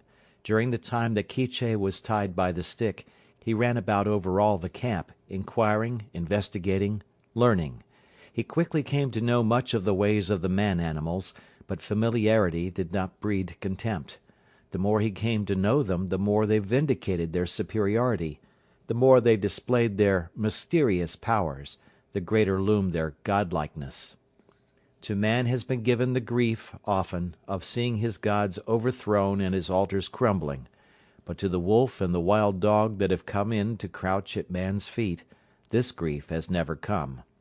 Unlike man, whose gods are of the unseen and the overguessed, vapors and mists of fancy, eluding the garmenture of reality, wandering wraiths of desired goodness and power, intangible outcroppings of self into the realm of spirit. Unlike man, the wolf and the wild dog that have come into the fire find their gods in the living flesh, solid to the touch, occupying earth space and requiring time for the accomplishment of their ends and their existence. No effort of faith is necessary to believe in such a god. No effort of will can possibly induce disbelief in such a god. There is no getting away from it. There it stands, on its two hind legs, club in hand, immensely potential, passionate, and wrathful and loving, God and mystery and power all wrapped up and around by flesh that bleeds when it is torn, and that is good to eat like any flesh. And so it was with White Fang. The man-animals were gods unmistakable and unescapable. As his mother, Quiche, had rendered her allegiance to them at the first cry of her name, so he was beginning to render his allegiance. He gave them the trail as a privilege indubitably theirs. When they walked, he got out of their way. When they called, he came. When they threatened, he cowered down. When they commanded him to go, he went away hurriedly. For behind any wish of theirs was power to enforce that wish, power that hurt, power that expressed itself in clouts and clubs, in flying stones and stinging lashes of whips. He belonged to them as all dogs belonged to them. His actions were theirs to command.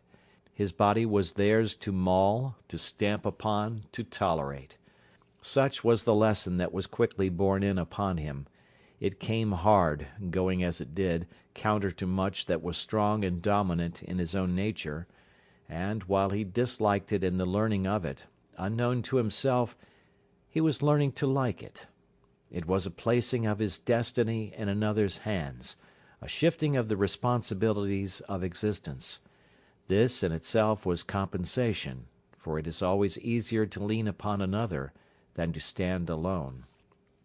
But it did not all happen in a day, this giving over of himself, body and soul, to the man-animals. He could not immediately forego his wild heritage and his memories of the wild. There were days when he crept to the edge of the forest and stood and listened to something calling him far and away. And always he returned, restless and uncomfortable, to whimper softly and wistfully at Quiche's side, and to lick her face with eager, questioning tongue. White Fang learned rapidly the ways of the camp.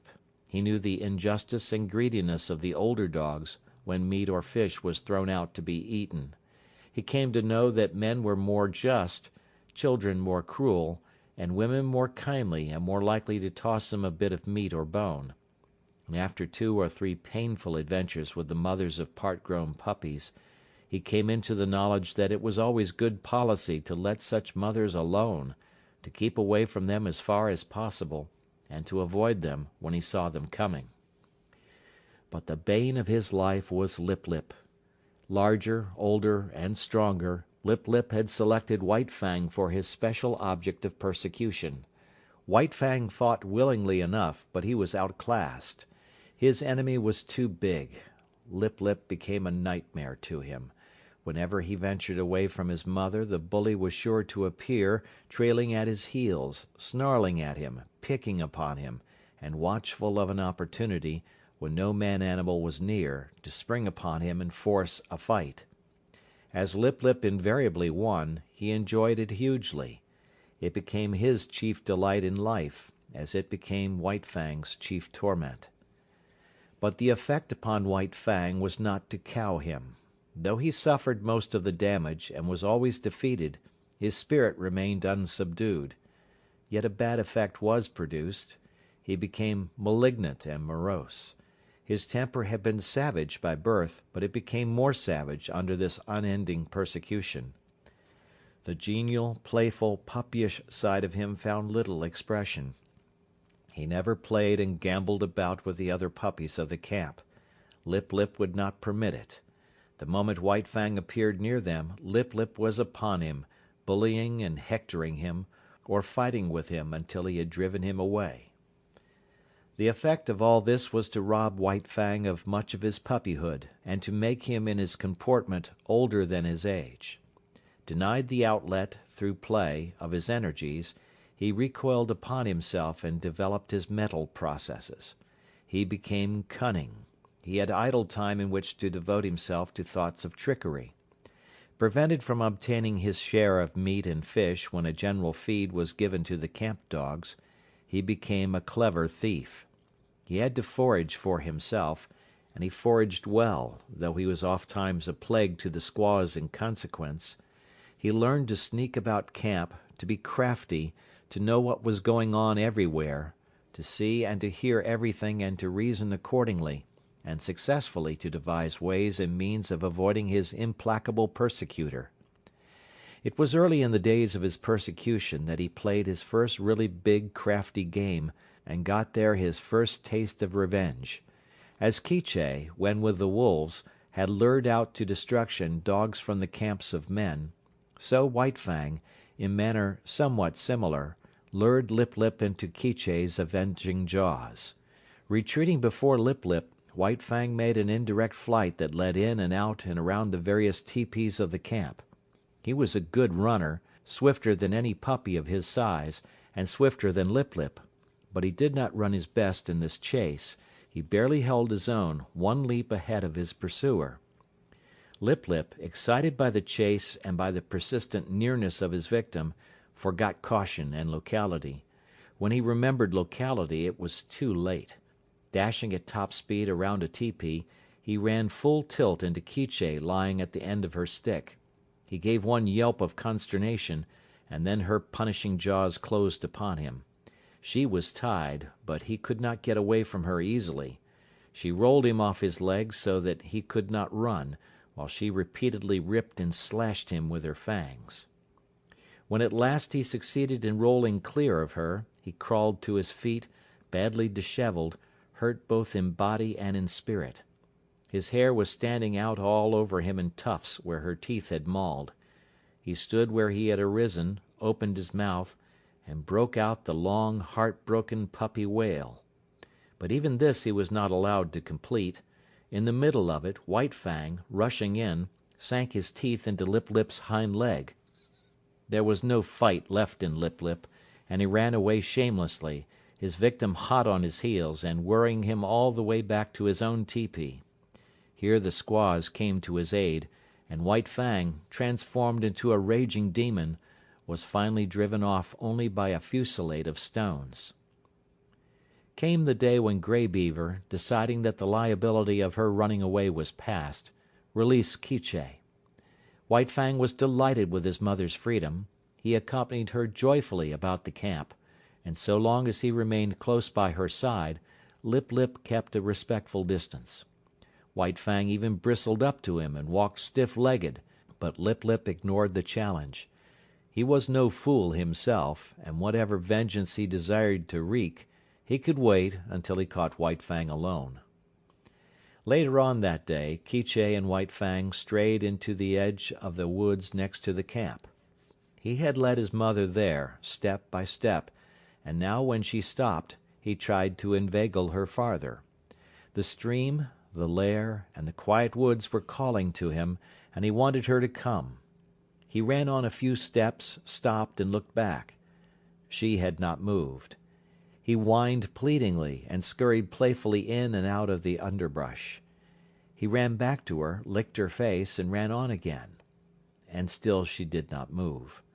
He stopped and regarded her, all of an intentness and eagerness, physically expressed, that slowly faded out of him as she turned her head and gazed back at the camp.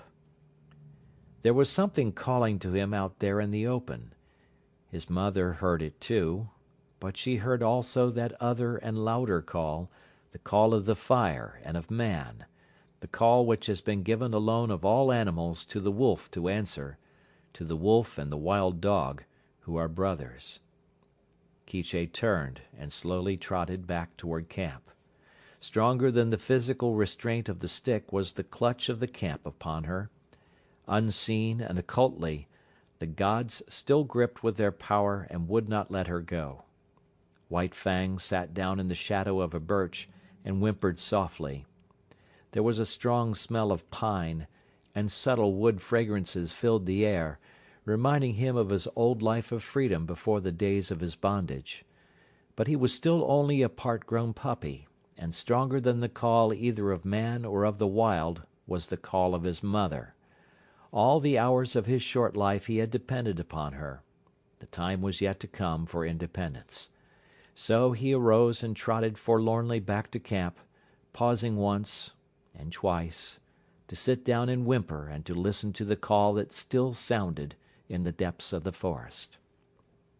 In the wild, the time of a mother with her young is short, but under the dominion of man it is sometimes even shorter. Thus it was with White Fang. Grey Beaver was in the debt of 3 eagles. 3 Eagles was going away on a trip up the Mackenzie to the Great Slave Lake. A strip of scarlet cloth, a bearskin, 20 cartridges, and Quiche went to pay the debt. White Fang saw his mother taken aboard 3 Eagles' canoe, and tried to follow her. A blow from 3 Eagles knocked him backward to the land. The canoe shoved off. He sprang into the water and swam after it, deaf to the sharp cries of Grey Beaver to return. Even a man-animal, a god, White Fang ignored, such was the terror he was in of losing his mother. But gods are accustomed to being obeyed, and Grey Beaver wrathfully launched a canoe in pursuit. When he overtook White Fang, he reached down and by the nape of the neck lifted him clear of the water. He did not deposit him at once in the bottom of the canoe. Holding him suspended with one hand, with the other hand he proceeded to give him a beating. And it was a beating. His hand was heavy. Every blow was shrewd to hurt, and he delivered a multitude of blows. Impelled by the blows that rained upon him, now from this side, now from that, White Fang swung back and forth like an erratic and jerky pendulum. Varying were the emotions that surged through him. At first he had known surprise. Then came a momentary fear when he yelped several times to the impact of the hand. But this was quickly followed by anger. His free nature asserted itself, and he showed his teeth and snarled fearlessly in the face of the wrathful god. This but served to make the god more wrathful. The blows came faster, heavier, more shrewd to hurt. Grey Beaver continued to beat. White Fang continued to snarl. But this could not last forever. One or the other must give over, and that one was White Fang. Fear surged through him again. For the first time he was really being manhandled. The occasional blows of sticks and stones he had previously experienced were as caresses compared with this. He broke down and began to cry and yelp. For a time each blow brought a yelp from him, but fear passed into terror until finally his yelps were voiced in unbroken succession, unconnected with the rhythm of the punishment. At last Grey Beaver withheld his hand. White Fang, hanging limply, continued to cry. This seemed to satisfy his master, who flung him down roughly in the bottom of the canoe. In the meantime the canoe had drifted down the stream. Grey Beaver picked up the paddle. White Fang was in his way. He spurned him savagely with his foot. In that moment White Fang's free nature flashed forth again, and he sank his teeth into the moccasined foot. The beating that had gone before was as nothing compared with the beating he now received. Grey Beaver's wrath was terrible, likewise was White Fang's fright.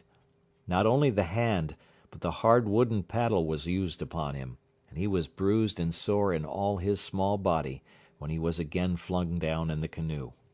Again, and this time with purpose, did Grey Beaver kick him. White Fang did not repeat his attack on the foot. He had learned another lesson of his bondage. Never, no matter what the circumstance, must he dare to bite the god who was lord and master over him. The body of the lord and master was sacred, not to be defiled by the teeth of such as he. That was evidently the crime of crimes, the one offense there was no condoning nor overlooking. When the canoe touched the shore, White Fang lay whimpering and motionless, waiting the will of Grey Beaver. It was Grey Beaver's will that he should go ashore, for ashore he was flung, striking heavily on his side, and hurting his bruises afresh. He crawled tremblingly to his feet, and stood whimpering.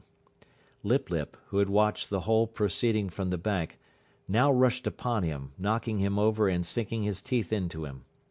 White Fang was too helpless to defend himself, and it would have gone hard with him had not Grey Beaver's foot shot out, lifting Lip Lip into the air with its violence, so that he smashed down to earth a dozen feet away. This was the man-animal's justice, and even then, in his own pitiable plight, White Fang experienced a little grateful thrill. At Grey Beaver's heels, he limped obediently through the village to the tepee. And so it came that White Fang learned that the right to punish was something the gods reserved for themselves, and denied to the lesser creatures under them. That night, when all was still, White Fang remembered his mother and sorrowed for her. He sorrowed too loudly and woke up Grey Beaver, who beat him. After that he mourned gently when the gods were around, but sometimes, straying off to the edge of the woods by himself, he gave vent to his grief, and cried it out with loud whimperings and wailings. It was during this period that he might have hearkened to the memories of the lair and the stream, and run back to the wild. But the memory of his mother held him. As the hunting man-animals went out and came back, so she would come back to the village some time. So he remained in his bondage, waiting for her. But it was not altogether an unhappy bondage. There was much to interest him. Something was always happening. There was no end to the strange things these gods did, and he was always curious to see. Besides, he was learning how to get along with Grey Beaver. Obedience, rigid, undeviating obedience, was what was exacted of him, and in return he escaped beatings and his existence was tolerated. Nay, Grey Beaver himself sometimes tossed him a piece of meat, and defended him against the other dogs in the eating of it. And such a piece of meat was of value. It was worth more, in some strange way, than a dozen pieces of meat from the hand of a squaw. Grey Beaver never petted nor caressed. Perhaps it was the weight of his hand, perhaps his justice, perhaps the sheer power of him, and perhaps it was all these things that influenced White Fang, for a certain tie of attachment was forming between him and his surly lord. Insidiously, and by remote ways, as well as by the power of stick and stone and clout of hand, were the shackles of White Fang's bondage being riveted upon him. The qualities in his kind that in the beginning made it possible for them to come into the fires of men, were qualities capable of development.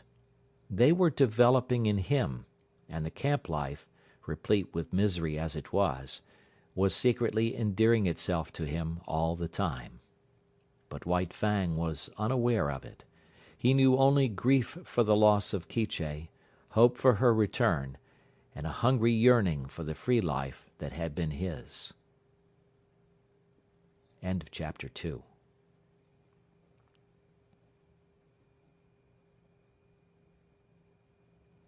Part 3, Chapter 3, The Outcast. Lip Lip continued so to darken his days that White Fang became wickeder and more ferocious than it was his natural right to be. Savageness was a part of his make-up, but the savageness thus developed exceeded his make-up. He acquired a reputation for wickedness amongst the man-animals themselves. Whenever there was trouble and uproar in camp, fighting and squabbling, or the outcry of a squaw over a bit of stolen meat, they were sure to find White Fang mixed up in it, and usually at the bottom of it. They did not bother to look after the causes of his conduct. They saw only the effects, and the effects were bad. He was a sneak and a thief, a mischief-maker, a fomenter of trouble, and irate squaws told him to his face, the while he eyed them alert and ready to dodge any quick-flung missile, that he was a wolf and worthless, and bound to come to an evil end. He found himself an outcast in the midst of the populous camp. All the young dogs followed Lip Lip's lead. There was a difference between White Fang and them. Perhaps they sensed his wildwood breed, and instinctively felt for him the enmity that the domestic dog feels for the wolf. Be that as it may, they joined with Lip Lip in the persecution. And, once declared against him, they found good reason to continue declared against him. One and all, from time to time, they felt his teeth. And to his credit he gave more than he received. Many of them he could whip in single fight, but single fight was denied him. The beginning of such a fight was a signal for all the young dogs in camp to come running and pitch upon him. Out of this pack persecution he learned two important things: how to take care of himself in a mass fight against him, and how, on a single dog, to inflict the greatest amount of damage in the briefest space of time. To keep one's feet in the midst of the hostile mass meant life, and this he learnt well. He became cat-like in his ability to stay on his feet. Even grown dogs might hurtle him backward or sideways with the impact of their heavy bodies, and backward or sideways he would go, in the air or sliding on the ground, but always with his legs under him and his feet downward to the Mother Earth. When dogs fight, there are usually preliminaries to the actual combat, snarlings and bristlings and stiff-legged struttings. But White Fang learned to omit these preliminaries. Delay meant the coming against him of all the young dogs. He must do his work quickly and get away. So he learned to give no warning of his intention. He rushed in and snapped and slashed on the instant, without notice, before his foe could prepare to meet him. Thus he learned how to inflict quick and severe damage. Also he learned the value of surprise. A dog, taken off its guard, its shoulder slashed open, or its ear ripped in ribbons before it knew what was happening, was a dog half-whipped. Furthermore, it was remarkably easy to overthrow a dog taken by surprise, while a dog, thus overthrown, invariably exposed for a moment the soft underside of its neck, the vulnerable point at which to strike for its life. White Fang knew this point. It was a knowledge bequeathed to him directly from the hunting generation of wolves. So it was that White Fang's method when he took the offensive was, first to find a young dog alone, second, to surprise it and knock it off its feet, and third, to drive in with his teeth at the soft throat. Being but partly grown, his jaws had not yet become large enough nor strong enough to make his throat attack deadly, but many a young dog went around camp with a lacerated throat in token of White Fang's intention. And one day, catching one of his enemies alone on the edge of the woods, he managed, by repeatedly overthrowing him and attacking the throat, to cut the great vein and let out the life. There was a great row that night. He had been observed, the news had been carried to the dead dog's master, the squaws remembered all the instances of stolen meat, and Grey Beaver was beset by many angry voices. But he resolutely held the door of his tepee, inside which he had placed the culprit, and refused to permit the vengeance for which his tribespeople clamored. White Fang became hated by man and dog. During this period of his development he never knew a moment's security. The tooth of every dog was against him, the hand of every man. He was greeted with snarls by his kind, with curses and stones by his gods. He lived tensely. He was always keyed up, alert for attack, wary of being attacked, with an eye for sudden and unexpected missiles, prepared to act precipitately and coolly, to leap in with a flash of teeth, or to leap away with a menacing snarl. As for snarling, he could snarl more terribly than any dog, young or old, in camp. The intent of the snarl is to warn or frighten, and judgment is required to know when it should be used. White Fang knew how to make it, and when to make it. Into his snarl he incorporated all that was vicious, malignant, and horrible. With nose seriated by continuous spasms, hair bristling in recurrent waves, tongue whipping out like a red snake and whipping back again, ears flattened down, eyes gleaming hatred, lips wrinkled back, and fangs exposed and dripping, he could compel a pause on the part of almost any assailant. A temporary pause, when taken off his guard, gave him the vital moment in which to think and determine his action. But often a pause so gained lengthened out until it evolved into a complete cessation from the attack, and before more than one of the grown dogs, White Fang's snarl enabled him to beat an honorable retreat. An outcast himself from the pack of the part-grown dogs, his sanguinary methods and remarkable efficiency made the pack pay for its persecution of him. Not permitted himself to run with the pack, the curious state of affairs obtained that no member of the pack could run outside the pack. White Fang would not permit it. What of his bushwhacking and waylaying tactics, the young dogs were afraid to run by themselves. With the exception of Lip Lip, they were compelled to hunch together for mutual protection against the terrible enemy they had made. A puppy alone by the river bank meant a puppy dead or a puppy that aroused the camp with its shrill pain and terror as it fled back from the wolf cub that had waylaid it. But White Fang's reprisals did not cease, even when the young dogs had learned thoroughly that they must stay together. He attacked them when he caught them alone, and they attacked him when they were bunched. The sight of him was sufficient to start them rushing after him, at which times his swiftness usually carried him into safety. But woe the dog that outran his fellows in such pursuit. White Fang had learned to turn suddenly upon the pursuer that was ahead of the pack and thoroughly to rip him up before the pack could arrive. This occurred with great frequency, for, once in full cry, the dogs were prone to forget themselves in the excitement of the chase, while White Fang never forgot himself. Stealing backward glances as he ran, he was always ready to whirl around and down the overzealous pursuer that outran his fellows. Young dogs are bound to play, and out of the exigencies of the situation they realized their play in this mimic warfare. Thus it was that the hunt of White Fang became their chief game, a deadly game withal, and at times a serious game. He, on the other hand, being the fastest footed, was unafraid to venture anywhere. During the period that he waited vainly for his mother to come back, he led the pack many a wild chase through the adjacent woods. But the pack invariably lost him. Its noise and outcry warned him of its presence, while he ran alone, velvet-footed, silently, a moving shadow among the trees after the manner of his father and mother before him. Further, he was more directly connected with the wild than they, and he knew more of its secrets and stratagems.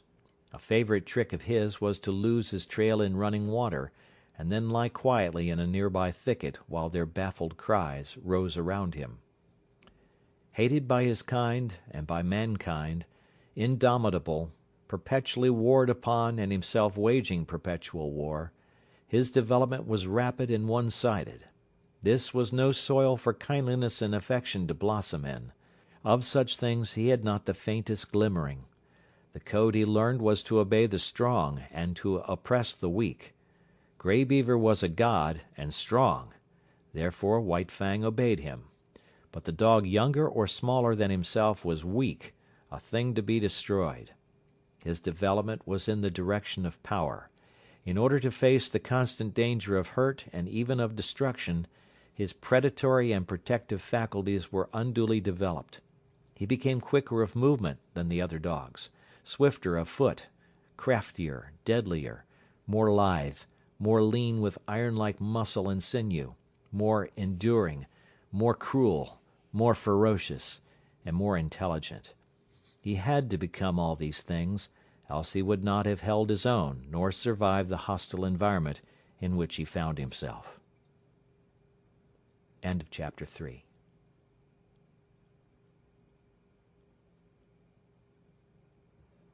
Part 3, Chapter 4, The Trail of the Gods. In the fall of the year, when the days were shortening and the bite of the frost was coming into the air, White Fang got his chance for liberty. For several days there had been a great hubbub in the village. The summer camp was being dismantled, and the tribe, bag and baggage, was preparing to go off to the fall hunting. White Fang watched it all with eager eyes, and when the teepees began to come down and the canoes were loading at the bank, he understood. Already the canoes were departing, and some had disappeared down the river. Quite deliberately he determined to stay behind. He waited his opportunity to slink out of camp to the woods. Here in the running stream where ice was beginning to form he hid his trail. Then he crawled into the heart of a dense thicket and waited. The time passed by, and he slept intermittently for hours. Then he was aroused by Grey Beaver's voice calling him by name. There were other voices. White Fang could hear Grey Beaver's squaw taking part in the search, and Mitsah, who was Grey Beaver's son. White Fang trembled with fear, and though the impulse came to crawl out of his hiding place, he resisted it. After a time the voices died away, and some time after that he crept out to enjoy the success of his undertaking. Darkness was coming on, and for a while he played about among the trees, pleasuring in his freedom. Then, and quite suddenly, he became aware of loneliness. He sat down to consider, listening to the silence of the forest, and perturbed by it. That nothing moved nor sounded seemed ominous. He felt the lurking of danger, unseen and unguessed. He was suspicious of the looming bulks of the trees and of the dark shadows that might conceal all manner of perilous things. Then it was cold. Here was no warm side of a tepee against which to snuggle. The frost was in his feet, and he kept lifting first one forefoot and then the other. He curved his bushy tail around to cover them, and at the same time he saw a vision. There was nothing strange about it. Upon his inward sight was impressed a succession of memory pictures. He saw the camp again, the teepees, and the blaze of the fires. He heard the shrill voices of the women, the gruff basses of the men, and the snarling of the dogs. He was hungry, and he remembered pieces of meat and fish that had been thrown him. Here was no meat, nothing but a threatening and inedible silence. His bondage had softened him. Irresponsibility had weakened him. He had forgotten how to shift for himself. The night yawned about him. His senses, accustomed to the hum and bustle of the camp, used to the continuous impact of sights and sounds, were now left idle. There was nothing to do, nothing to see or hear. They strained to catch some interruption of the silence and immobility of nature. They were appalled by inaction and by the feeling of something terrible impending. He gave a great start of fright. A colossal and formless something was rushing across the field of his vision. It was a tree shadow flung by the moon, from whose face the clouds had been brushed away. Reassured, he whimpered softly. Then he suppressed the whimper for fear that it might attract the attention of the lurking dangers. A tree, contracting in the cool of the night, made a loud noise. It was directly above him. He yelped in his fright. A panic seized him, and he ran madly toward the village. He knew an overpowering desire for the protection and companionship of man. In his nostrils was the smell of the camp smoke. In his ears the camp sounds and cries were ringing loud. He passed out of the forest and into the moonlit open where there were no shadows nor darknesses. But no village greeted his eyes. He had forgotten. The village had gone away. His wild flight ceased abruptly. There was no place to which to flee. He slunk forlornly through the deserted camp, smelling the rubbish heaps and the discarded rags and tags of the gods. He would have been glad for the rattle of stones about him, flung by an angry squaw, glad for the hand of Grey Beaver descending upon him in wrath, while he would have welcomed with delight Lip Lip and the whole snarling, cowardly pack. He came to where Grey Beaver's tepee had stood. In the center of the space it had occupied, he sat down. He pointed his nose at the moon.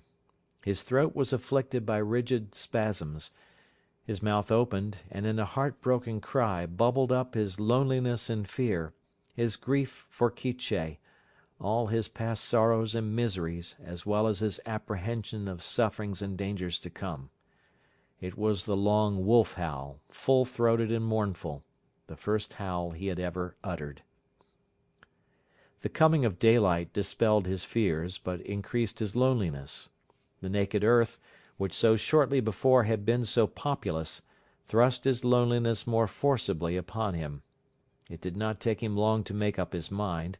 He plunged into the forest and followed the river bank down the stream. All day he ran. He did not rest. He seemed made to run on for ever.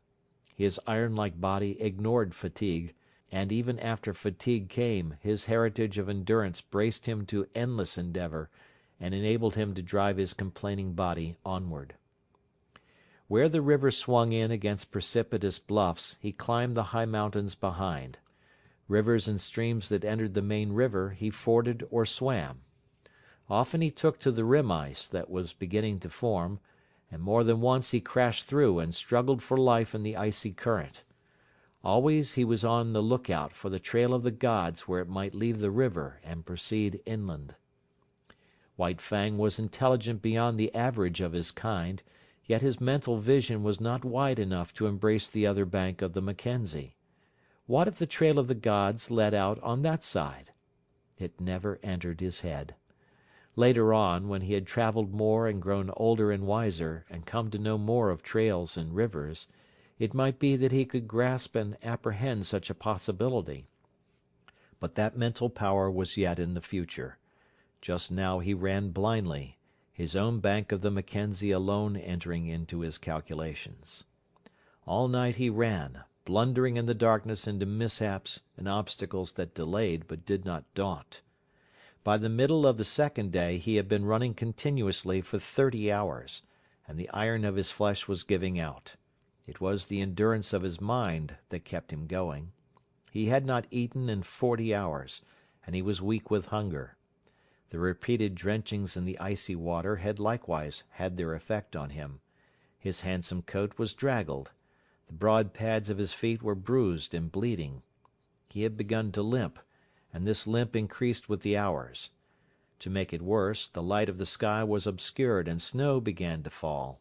A raw, moist, melting, clinging snow, slippery underfoot, that hid from him the landscape he traversed, and that covered over the inequalities of the ground so that the way of his feet was more difficult and painful.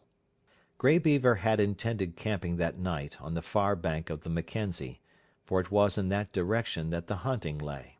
But on the near bank, shortly before dark, a moose coming down to drink had been espied by Klookuch, who was Grey Beaver's squaw. Now had not the moose come down to drink, had not Mitzah been steering out of the course because of the snow, had not Klookuch sighted the moose, and had not Grey Beaver killed it with a lucky shot from his rifle, all subsequent things would have happened differently. Grey Beaver would not have camped on the near side of the Mackenzie, and White Fang would have passed by and gone on, either to die or to find his way to his wild brothers and become one of them, a wolf to the end of his days. Night had fallen.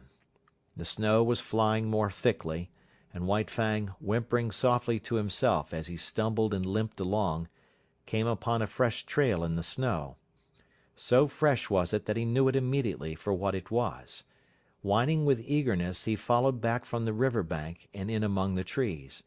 The camp sounds came to his ears. He saw the blaze of the fire, Kloo Kooch cooking, and Grey Beaver squatting on his hams and munching a chunk of raw tallow. There was fresh meat in camp. White Fang expected a beating. He crouched and bristled a little at the thought of it. Then he went forward again. He feared and disliked the beating he knew to be waiting for him. But he knew, further, that the comfort of the fire would be his, the protection of the gods, the companionship of the dogs, the last a companionship of enmity, but none the less a companionship and satisfying to his gregarious needs. He came cringing and crawling into the firelight. Grey Beaver saw him and stopped munching the tallow. White Fang crawled slowly, cringing and groveling in the abjectness of his abasement and submission. He crawled straight toward Grey Beaver, every inch of his progress becoming slower and more painful. At last he lay at the master's feet, into whose possession he now surrendered himself, voluntarily, body and soul. Of his own choice, he came in to sit by man's fire and to be ruled by him. White Fang trembled, waiting for the punishment to fall upon him. There was a movement of the hand above him. He cringed involuntarily under the expected blow. It did not fall. He stole a glance upward. Grey Beaver was breaking the lump of tallow in half. Grey Beaver was offering him one piece of the tallow. Very gently and somewhat suspiciously, he first smelled the tallow and then proceeded to eat it. Grey Beaver ordered meat to be brought to him, and guarded him from the other dogs while he ate. After that, grateful and content, White Fang lay at Grey Beaver's feet, gazing at the fire that warmed him, blinking and dozing, secure in the knowledge that the morrow would find him, not wandering forlorn through bleak forest stretches, but in the camp of the man-animals, with the gods, to whom he had given himself and upon whom he was now dependent. End of chapter 4.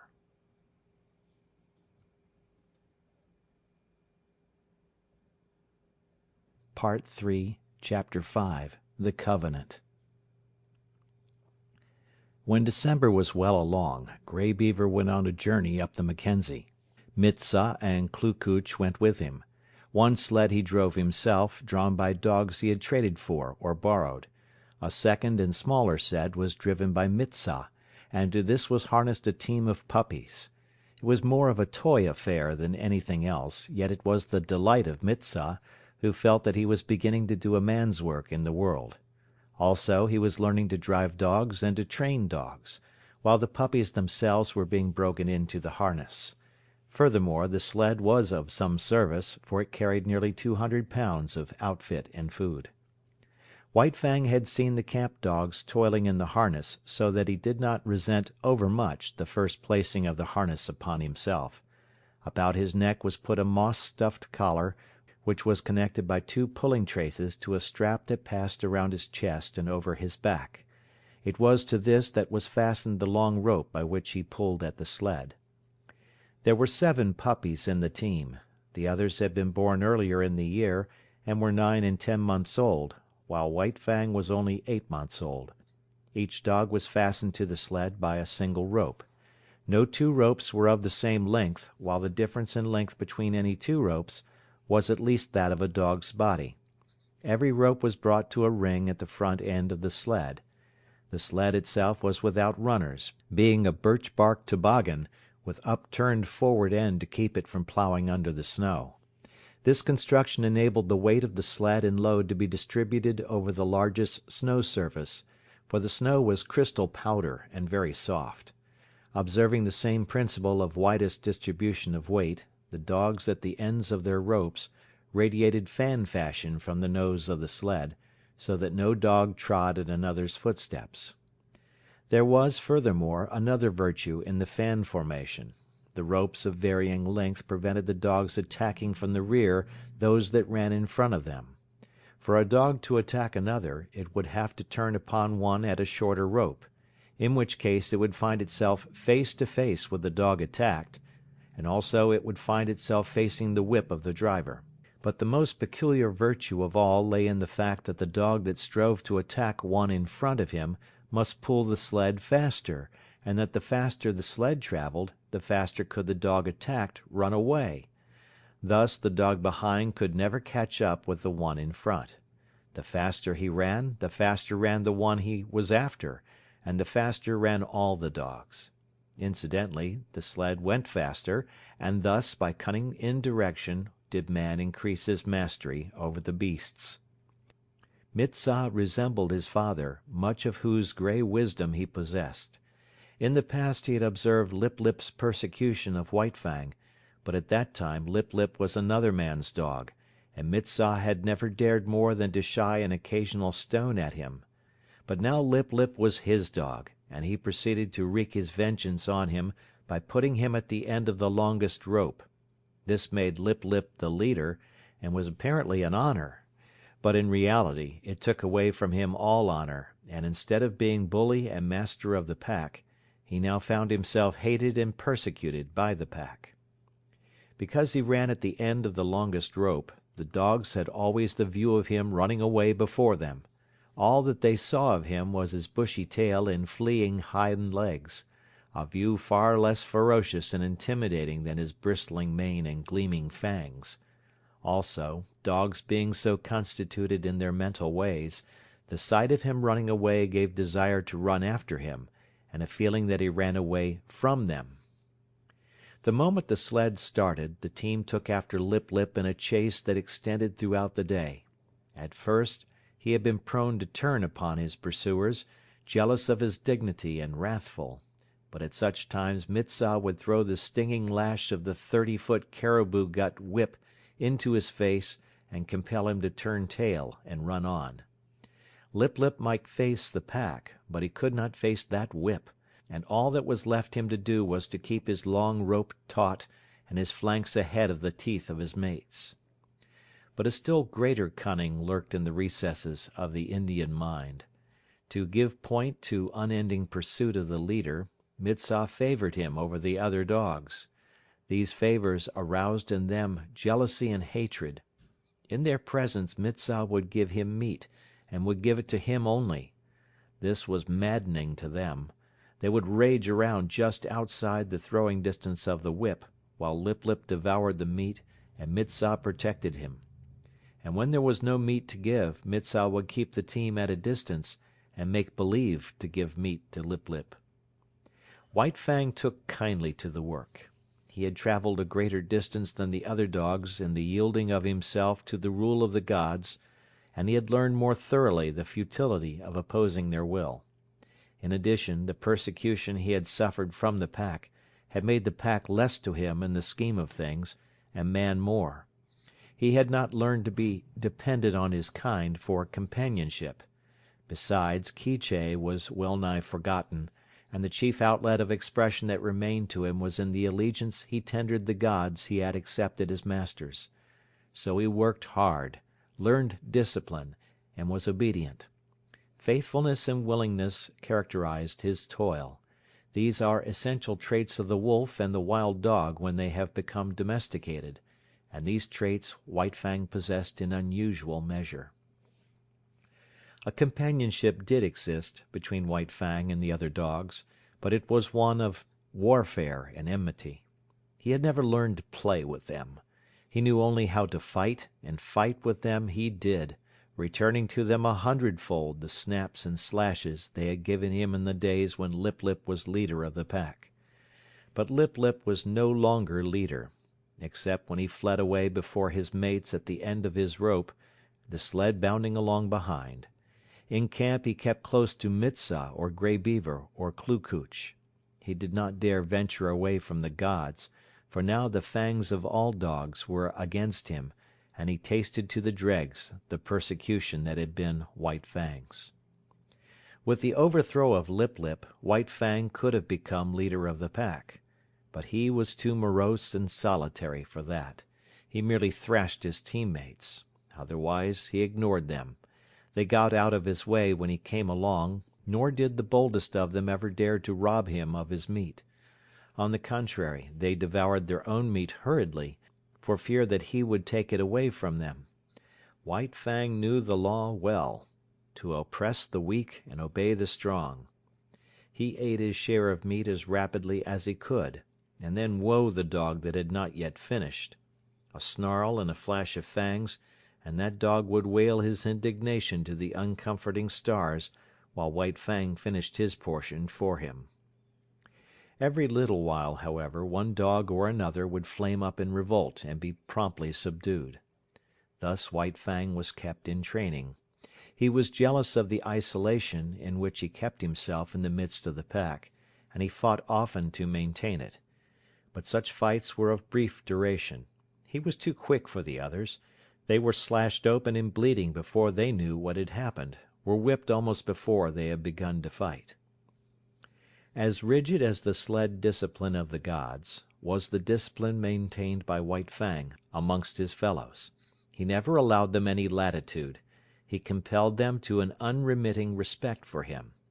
They might do as they pleased amongst themselves. That was no concern of his. But it was his concern that they leave him alone in his isolation, get out of his way when he elected to walk among them, and at all times acknowledge his mastery over them. A hint of stiff-leggedness on their part, a lifted lip or a bristle of hair, and he would be upon them, merciless and cruel, swiftly convincing them of the error of their way. He was a monstrous tyrant. His mastery was rigid as steel. He oppressed the weak with a vengeance. Not for nothing had he been exposed to the pitiless struggles for life in the day of his cubhood, when his mother and he, alone and unaided, held their own and survived in the ferocious environment of the wild. And not for nothing had he learned to walk softly when superior strength went by. He oppressed the weak, but he respected the strong. And in the course of the long journey with Grey Beaver, he walked softly indeed amongst the full-grown dogs in the camps of the strange man-animals they encountered. The months passed by. Still continued the journey of Grey Beaver. White Fang's strength was developed by the long hours on trail and the steady toil at the sled, and it would have seemed that his mental development was well nigh complete. He had come to know quite thoroughly the world in which he lived. His outlook was bleak and materialistic. The world as he saw it was a fierce and brutal world, a world without warmth, a world in which caresses and affection and the bright sweetnesses of the spirit did not exist. He had no affection for Grey Beaver. True, he was a god, but a most savage god. White Fang was glad to acknowledge his lordship, but it was a lordship based upon superior intelligence and brute strength. There was something in the fibre of White Fang's being that made his lordship a thing to be desired, else he would not have come back from the wild when he did to tender his allegiance. There were deeps in his nature which had never been sounded. A kind word, a caressing touch of the hand, on the part of Grey Beaver, might have sounded these deeps, but Grey Beaver did not caress nor speak kind words. It was not his way. His primacy was savage, and savagely he ruled, administering justice with a club, punishing transgression with the pain of a blow, and rewarding merit not by kindness but by withholding a blow. So White Fang knew nothing of the heaven a man's hand might contain for him. Besides, he did not like the hands of the man-animals.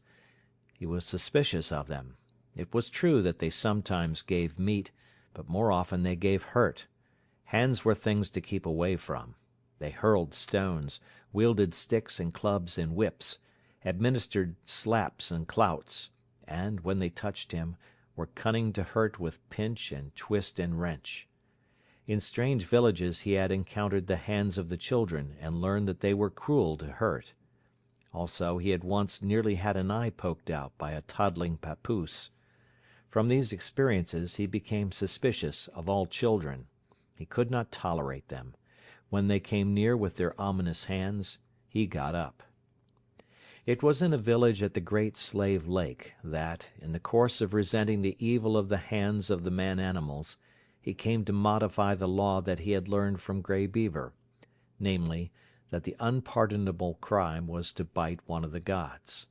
In this village, after the custom of all dogs in all villages, White Fang went foraging for food.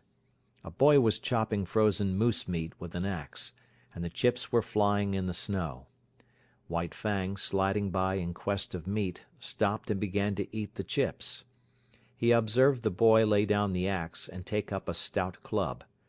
White Fang sprang clear just in time to escape the descending blow. The boy pursued him, and he, a stranger in the village, fled between two teepees to find himself cornered against a high earth bank. There was no escape for White Fang. The only way out was between the two teepees, and this the boy guarded. Holding his club prepared to strike, he drew in on his cornered quarry. White Fang was furious. He faced the boy, bristling and snarling, his sense of justice outraged. He knew the law of forage. All the wastage of meat, such as the frozen chips, belonged to the dog that found it. He had done no wrong, broken no law, yet here was this boy preparing to give him a beating. White Fang scarcely knew what happened. He did it in a surge of rage, and he did it so quickly that the boy did not know either. All the boy knew was that he had in some unaccountable way been overturned into the snow, and that his club hand had been ripped wide open by White Fang's teeth. But White Fang knew that he had broken the law of the gods. He had driven his teeth into the sacred flesh of one of them, and could expect nothing but a most terrible punishment. He fled away to Grey Beaver, behind whose protecting legs he crouched when the bitten boy and the boy's family came, demanding vengeance. But they went away with vengeance unsatisfied. Grey Beaver defended White Fang. So did Mitsa and Klukooch. White Fang, listening to the wordy war and watching the angry gestures, knew that his act was justified. And so it came that he learned there were gods and gods. There were his gods, and there were other gods, and between them there was a difference. Justice or injustice, it was all the same. He must take all things from the hands of his own gods. But he was not compelled to take injustice from the other gods. It was his privilege to resent it with his teeth, and this also was a law of the gods. Before the day was out, White Fang was to learn more about this law. Mitsa, alone, gathering firewood in the forest, encountered the boy that had been bitten. With him were other boys. Hot words passed. Then all the boys attacked Mitsa. It was going hard with him. Blows were raining upon him from all sides. White Fang looked on at first. This was an affair of the gods and no concern of his. Then he realized that this was Mitsa, one of his own particular gods, who was being maltreated. It was no reasoned impulse that made White Fang do what he then did. A mad rush of anger sent him leaping in amongst the combatants. 5 minutes later the landscape was covered with fleeing boys, many of whom dripped blood upon the snow in token that White Fang's teeth had not been idle. When Mitsa told the story in camp, Grey Beaver ordered meat to be given to White Fang. He ordered much meat to be given, and White Fang, gorged and sleepy by the fire, knew that the law had received its verification. It was in line with these experiences that White Fang came to learn the law of property and the duty of the defense of property. From the protection of his god's body to the protection of his god's possessions was a step, and this step he made. What was his god's was to be defended against all the world, even to the extent of biting other gods. Not only was such an act sacrilegious in its nature, but it was fraught with peril. The gods were all-powerful, and a dog was no match against them, yet White Fang learned to face them, fiercely belligerent and unafraid. Duty rose above fear, and thieving gods learned to leave Grey Beaver's property alone. One thing, in this connection, White Fang quickly learnt, and that was that a thieving god was usually a cowardly god, and prone to run away at the sounding of the alarm. Also, he learned that but brief time elapsed between his sounding of the alarm and Grey Beaver coming to his aid. He came to know that it was not fear of him that drove the thief away, but fear of Grey Beaver. White Fang did not give the alarm by barking. He never barked. His method was to drive straight at the intruder, and to sink his teeth in if he could. Because he was morose and solitary, having nothing to do with the other dogs, he was unusually fitted to guard his master's property, and in this he was encouraged and trained by Grey Beaver. One result of this was to make White Fang more ferocious and indomitable, and more solitary. The months went by, binding stronger and stronger the covenant between dog and man. This was the ancient covenant that the first wolf that came in from the wild entered into with man. And, like all succeeding wolves and wild dogs that had done likewise, White Fang worked the covenant out for himself. The terms were simple. For the possession of a flesh and blood god, he exchanged his own liberty.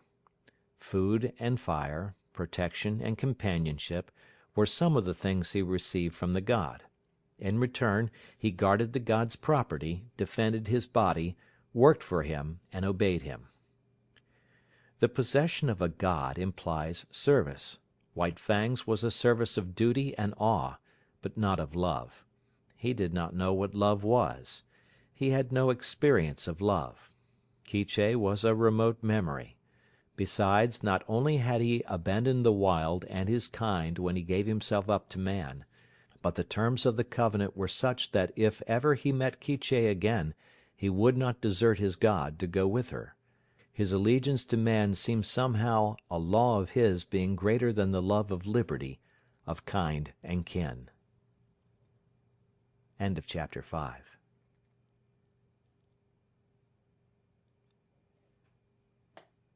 Part 3, Chapter 6, The Famine. The spring of the year was at hand when Grey Beaver finished his long journey.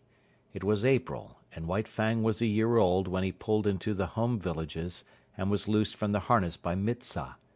Though a long way from his full growth, White Fang, next to Lip Lip, was the largest yearling in the village. Both from his father, the wolf, and from Quiche, he had inherited stature and strength, and already he was measuring up alongside the full-grown dogs. But he had not yet grown compact. His body was slender and rangy, and his strength more stringy than massive. His coat was the true wolf grey, and to all appearances he was true wolf himself. The quarter strain of dog he had inherited from Quiche had left no mark on him physically, though it had played its part in his mental make-up. He wandered through the village, recognizing with staid satisfaction the various gods he had known before the long journey. Then there were the dogs, puppies growing up like himself, and grown dogs that did not look so large and formidable as the memory pictures he retained of them. Also, he stood less in fear of them than formerly, stalking among them with a certain careless ease that was as new to him as it was enjoyable. There was Basik, a grizzled old fellow that in his younger days had but to uncover his fangs to send White Fang cringing and crouching to the right about. From him White Fang had learned much of his own insignificance, and from him he was now to learn much of the change and development that had taken place in himself. While Basik had been growing weaker with age, White Fang had been growing stronger with youth. It was at the cutting up of a moose, fresh killed, that White Fang learned of the changed relations in which he stood to the dog world. He had got for himself a hoof and part of the shin bone, to which quite a bit of meat was attached. Withdrawn from the immediate scramble of the other dogs, in fact, out of sight behind a thicket, he was devouring his prize, when Basik rushed in upon him. Before he knew what he was doing, he had slashed the intruder twice and sprung clear. Basik was surprised by the other's temerity and swiftness of attack. He stood, gazing stupidly across at White Fang, the raw, red shin bone between them. Basik was old, and already he had come to know the increasing valor of the dogs it had been his wont to bully. Bitter experiences these, which, perforce, he swallowed, calling upon all his wisdom to cope with them. In the old days he would have sprung upon White Fang in a fury of righteous wrath, but now his waning powers would not permit such a course. He bristled fiercely, and looked ominously across the shin bone at White Fang. And White Fang, resurrecting quite a deal of the old awe, seemed to wilt and to shrink in upon himself and grow small, as he cast about in his mind for a way to beat a retreat not too inglorious.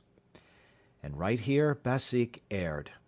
Had he contented himself with looking fierce and ominous, all would have been well. White Fang, on the verge of retreat, would have retreated, leaving the meat to him. But Basik did not wait. He considered the victory already his, and stepped forward to the meat. As he bent his head carelessly to smell it, White Fang bristled slightly. Even then it was not too late for Basik to retrieve the situation. Had he merely stood over the meat, head up and glowering, White Fang would ultimately have slunk away. But the fresh meat was strong in Basik's nostrils, and greed urged him to take a bite of it. This was too much for White Fang. Fresh upon his months of mastery over his own teammates, it was beyond his self-control to stand idly by while another devoured the meat that belonged to him. He struck, after his custom, without warning. With the first slash, Basik's right ear was ripped into ribbons. He was astounded at the suddenness of it. But more things, and most grievous ones, were happening with equal suddenness. He was knocked off his feet. His throat was bitten. While he was struggling to his feet, the young dog sank teeth twice into his shoulder. The swiftness of it was bewildering. He made a futile rush at White Fang, clipping the empty air with an outraged snap. The next moment his nose was laid open, and he was staggering backward away from the meat. The situation was now reversed. White Fang stood over the shin bone, bristling and menacing, while Basik stood a little way off, preparing to retreat. He dared not risk a fight with this young lightning flash, and again he knew, and more bitterly, the enfeeblement of oncoming age. His attempt to maintain his dignity was heroic. Calmly turning his back upon young dog and shin bone, as though both were beneath his notice and unworthy of his consideration, he stalked grandly away. Nor, until well out of sight, did he stop to lick his bleeding wounds. The effect on White Fang was to give him a greater faith in himself, and a greater pride. He walked less softly among the grown dogs. His attitude toward them was less compromising. Not that he went out of his way looking for trouble. Far from it. But upon his way he demanded consideration. He stood upon his right to go his way unmolested and to give trail to no dog. He had to be taken into account, that was all. He was no longer to be disregarded and ignored, as was the lot of puppies, and as continued to be the lot of the puppies that were his teammates. They got out of the way, gave trail to the grown dogs, and gave up meat to them under compulsion. But White Fang, uncompanionable, solitary, morose, scarcely looking to right or left, redoubtable, forbidding of aspect, remote and alien, was accepted as an equal by his puzzled elders. They quickly learned to leave him alone, neither venturing hostile acts nor making overtures of friendliness. If they left him alone, he left them alone, a state of affairs that they found, after a few encounters, to be preeminently desirable. In midsummer, White Fang had an experience. Trotting along in his silent way to investigate a new tepee which had been erected on the edge of the village while he was away with the hunters after moose, he came full upon Quiche. He paused and looked at her. He remembered her vaguely, but he remembered her, and that was more than could be said for her. She lifted her lip at him in the old snarl of menace, and his memory became clear. His forgotten cubhood, all that was associated with that familiar snarl, rushed back to him. Before he had known the gods, she had been to him the centre-pin of the universe. The old familiar feelings of that time came back upon him, surged up within him. He bounded towards her joyously, and she met him with shrewd fangs that laid his cheek open to the bone. He did not understand. He backed away, bewildered and puzzled. But it was not Quiche's fault. A wolf mother was not made to remember her cubs of a year or so before, so she did not remember White Fang. He was a strange animal, an intruder, and her present litter of puppies gave her the right to resent such intrusion. One of the puppies sprawled up to White Fang. They were half-brothers, only they did not know it. White Fang sniffed the puppy curiously, whereupon Quiche rushed upon him, gashing his face a second time. He backed farther away. All the old memories and associations died down again, and passed into the grave from which they had been resurrected. He looked at Quiche licking her puppy, and stopping now and then to snarl at him. She was without value to him. He had learned to get along without her. Her meaning was forgotten. There was no place for her in his scheme of things, as there was no place for him in hers. He was still standing, stupid and bewildered, the memories forgotten, wondering what it was all about, when Quiche attacked him a third time, intent on driving him away altogether from the vicinity. And White Fang allowed himself to be driven away. This was a female of his kind, and it was a law of his kind that the males must not fight the females. He did not know anything about this law, for it was no generalization of the mind, not as something acquired by experience of the world. He knew it as a secret prompting, as an urge of instinct, of the same instinct that made him howl at the moon and stars of nights, and that made him fear death and the unknown. The months went by. White Fang grew stronger, heavier, and more compact, while his character was developing along the lines laid down by his heredity and his environment. His heredity was a life stuff that may be likened to clay. It possessed many possibilities, was capable of being molded into many different forms. Environment served to model the clay, to give it a particular form. Thus, had White Fang never come into the fires of man, the wild would have molded him into a true wolf. But the gods had given him a different environment, and he was molded into a dog that was rather wolfish, but that was a dog and not a wolf. And so, according to the clay of his nature and the pressure of his surroundings, his character was being molded into a certain particular shape. There was no escaping it. He was becoming more morose, more uncompanionable, more solitary, more ferocious, while the dogs were learning more and more that it was better to be at peace with him than at war, and Grey Beaver was coming to prize him more greatly with the passage of each day. White Fang, seeming to sum up strength in all his qualities, nevertheless suffered from one besetting weakness. He could not stand being laughed at. The laughter of men was a hateful thing. They might laugh among themselves about anything they pleased, except himself, and he did not mind. But the moment laughter was turned upon him, he would fly into a most terrible rage. Grave, dignified, sombre, a laugh made him frantic to ridiculousness. It so outraged him and upset him that for hours he would behave like a demon. And woe to the dog that at such times ran foul of him. He knew the law too well to take it out of Grey Beaver. Behind Grey Beaver were a club and Godhead. But behind the dogs there was nothing but space, and into this space they flew when White Fang came on the scene, made mad by laughter. In the 3rd year of his life there came a great famine to the Mackenzie Indians. In the summer the fish failed. In the winter the caribou forsook their accustomed track. Moose were scarce, the rabbits almost disappeared, hunting and preying animals perished. Denied their usual food supply, weakened by hunger, they fell upon and devoured one another. Only the strong survived. White Fang's gods were always hunting animals. The old and the weak of them died of hunger. There was wailing in the village, where the women and children went without in order that what little they had might go into the bellies of the lean and hollow-eyed hunters who trod the forest in the vain pursuit of meat.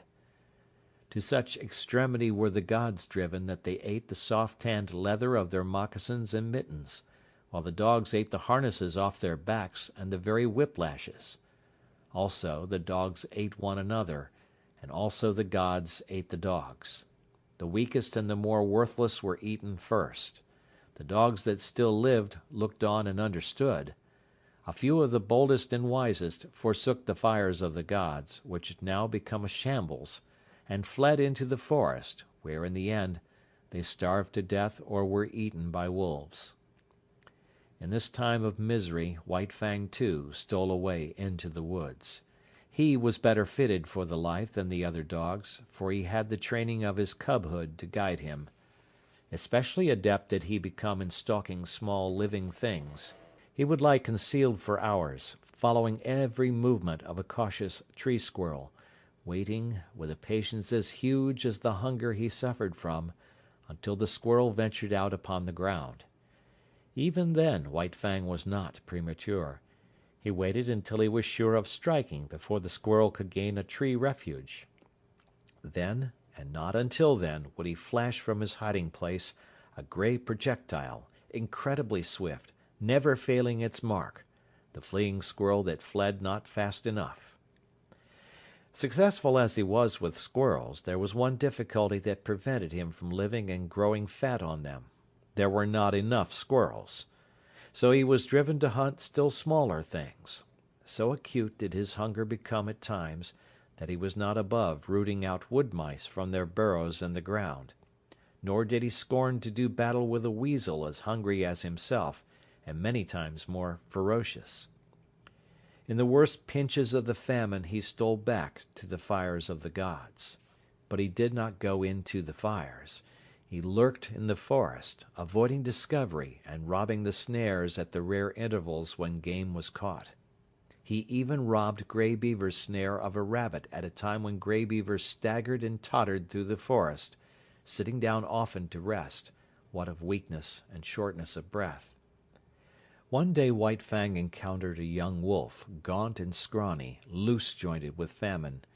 Had he not been hungry himself, White Fang might have gone with him and eventually found his way into the pack amongst his wild brethren.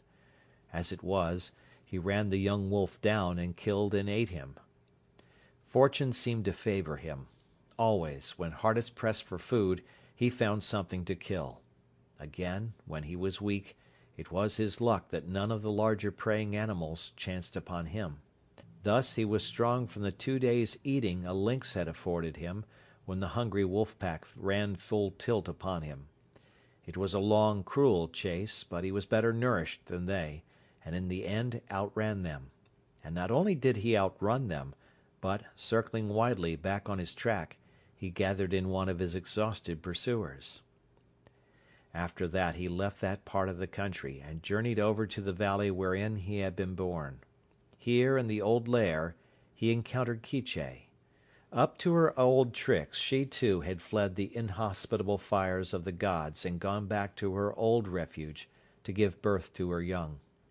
Of this litter but one remained alive when White Fang came upon the scene, and this one was not destined to live long. Young life had little chance in such a famine. Quiche's greeting of her grown son was anything but affectionate, but White Fang did not mind. He had outgrown his mother.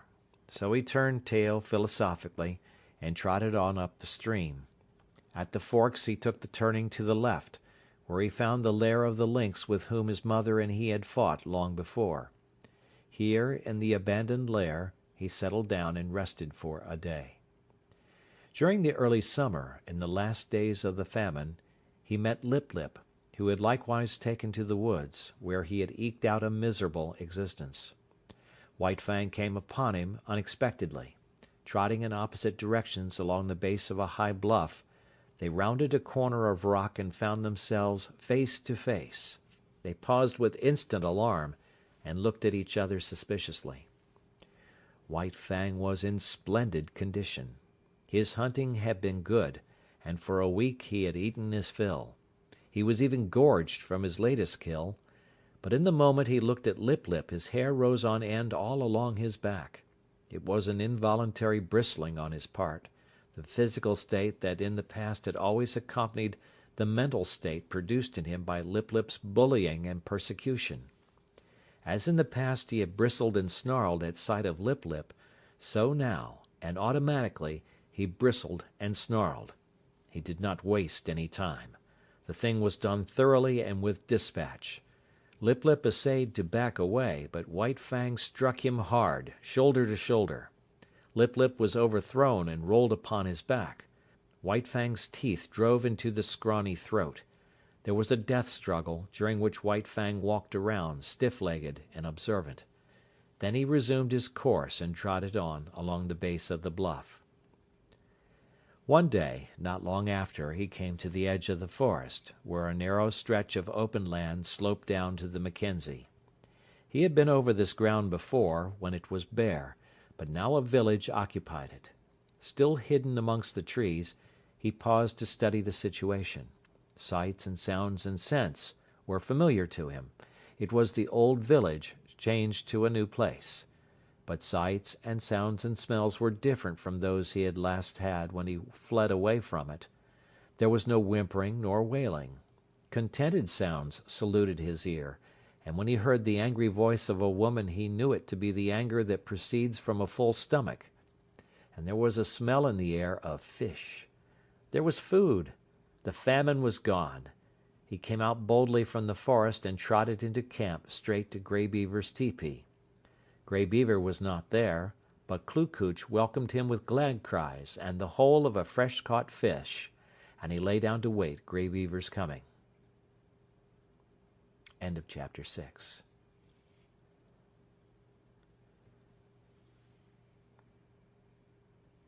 Part 4, Chapter 1. The Enemy of His Kind.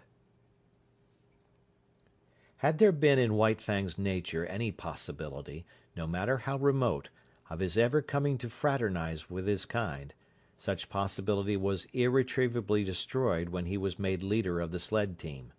For now the dogs hated him for the extra meat bestowed upon him by Mitzah, hated him for all the real and fancied favors he received, hated him for that he fled always at the head of the team, his waving brush of a tail and his perpetually retreating hindquarters forever maddening their eyes. And White Fang just as bitterly hated them back. Being sled leader was anything but gratifying to him. To be compelled to run away before the yelling pack, every dog of which, for 3 years, he had thrashed and mastered, was almost more than he could endure. But endure it he must, or perish, and the life that was in him had no desire to perish out. The moment Mitzah gave his order for the start, that moment the whole team, with eager, savage cries, sprang forward at White Fang. There was no defense for him. If he turned upon them, Mitzah would throw the stinging lash of the whip into his face. Only remained to him to run away. He could not encounter that howling horde with his tail and hindquarters. These were scarcely fit weapons with which to meet the many merciless fangs. So run away he did, violating his own nature and pride with every leap he made, and leaping all day long. One cannot violate the promptings of one's nature without having that nature recoil upon itself. Such a recoil is like that of a hair made to grow out from the body, turning unnaturally upon the direction of its growth and growing into the body, a rankling, festering thing of hurt. And so with White Fang.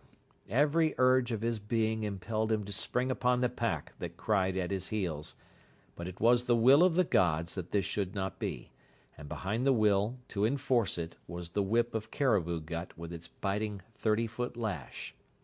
So White Fang could only eat his heart in bitterness, and develop a hatred and malice commensurate with the ferocity and indomitability of his nature. If ever a creature was the enemy of its kind, White Fang was that creature. He asked no quarter, gave none.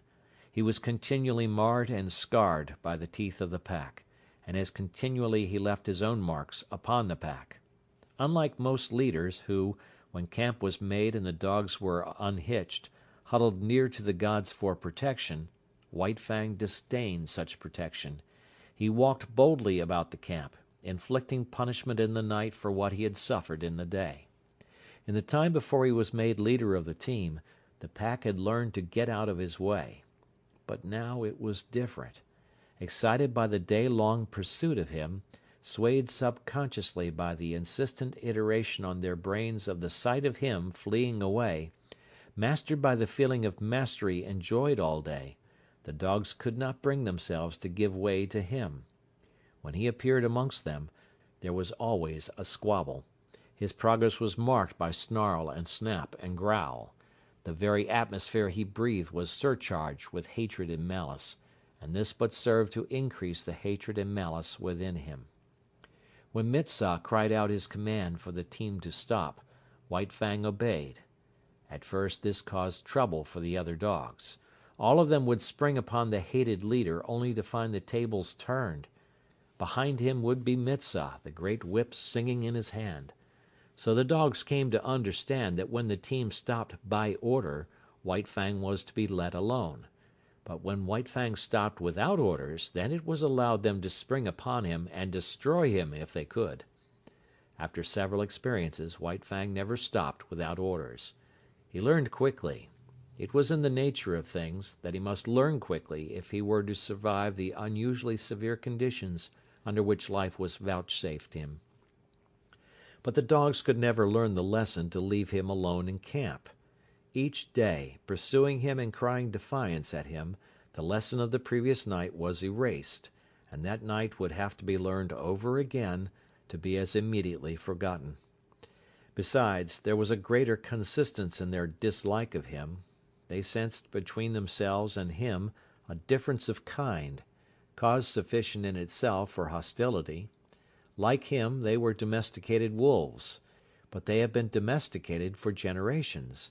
Much of the wild had been lost, so that to them the wild was the unknown, the terrible, the ever menacing and ever warring, but to him, in appearance and action and impulse, still clung the wild.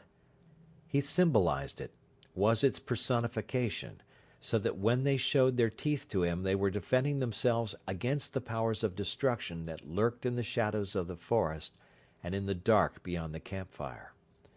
But there was one lesson the dogs did learn, and that was to keep together. White Fang was too terrible for any of them to face single-handed. They met him with the mass formation, otherwise he would have killed them one by one in a night. As it was, he never had a chance to kill them. He might roll a dog off its feet, but the pack would be upon him before he could follow up and deliver the deadly throat stroke. At the first hint of conflict, the whole team drew together and faced him.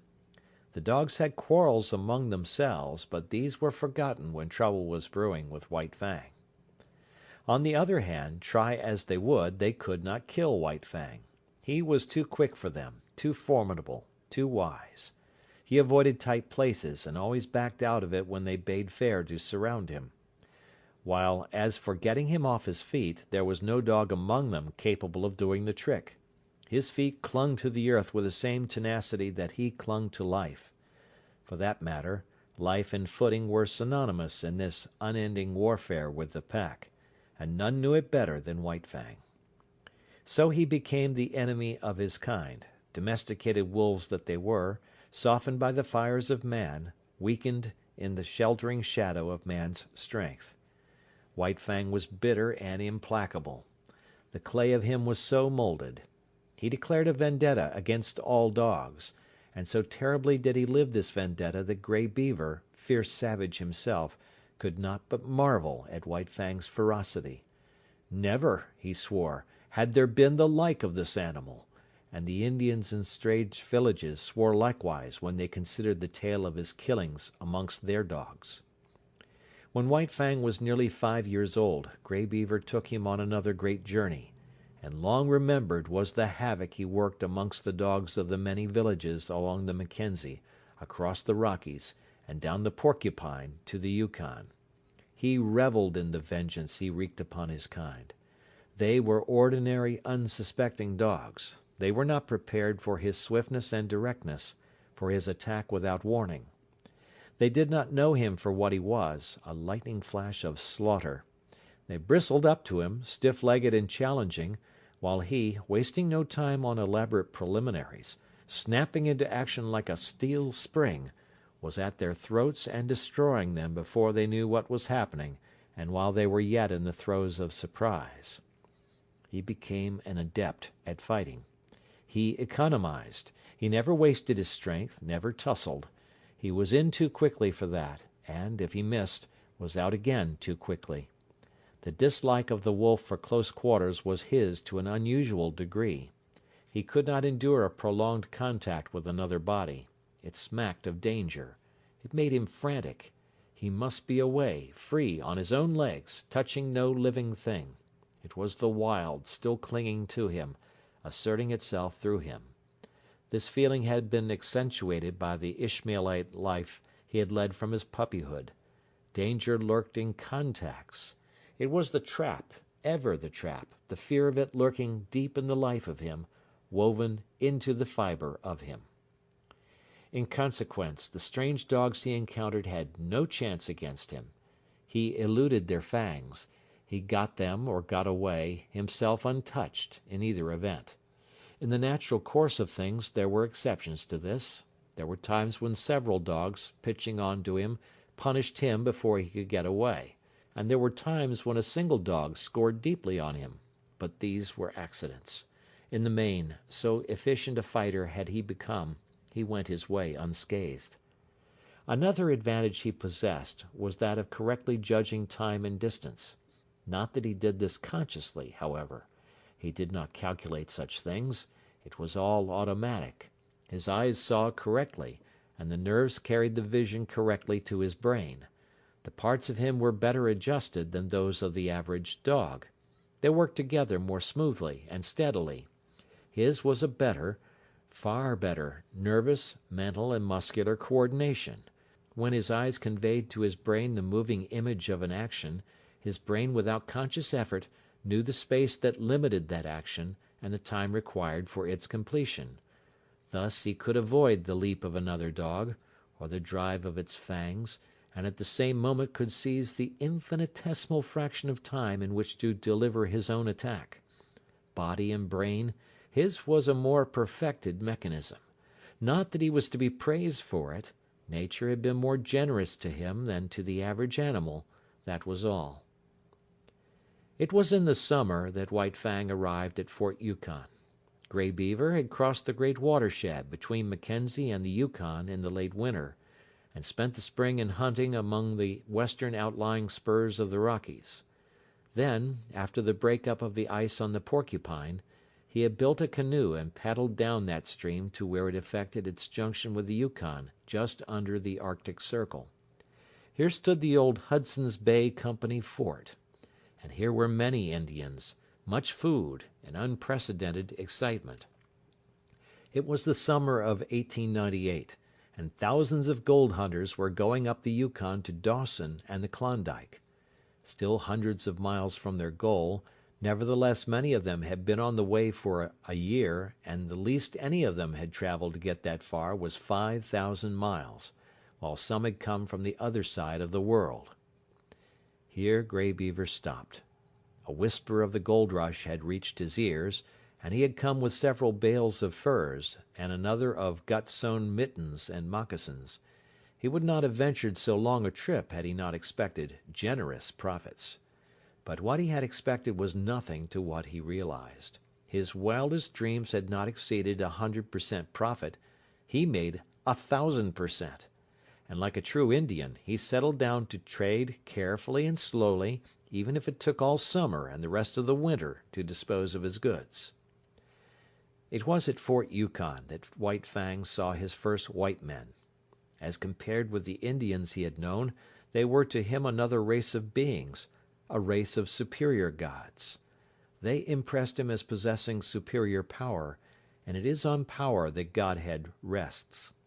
White Fang did not reason it out, did not in his mind make the sharp generalization that the white gods were more powerful. It was a feeling, nothing more, and yet none the less potent.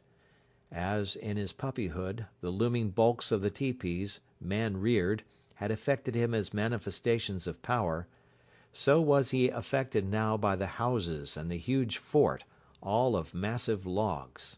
Here was power. Those white gods were strong.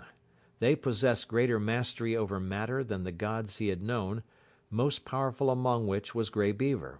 and yet Grey Beaver was as a child god among these white-skinned ones.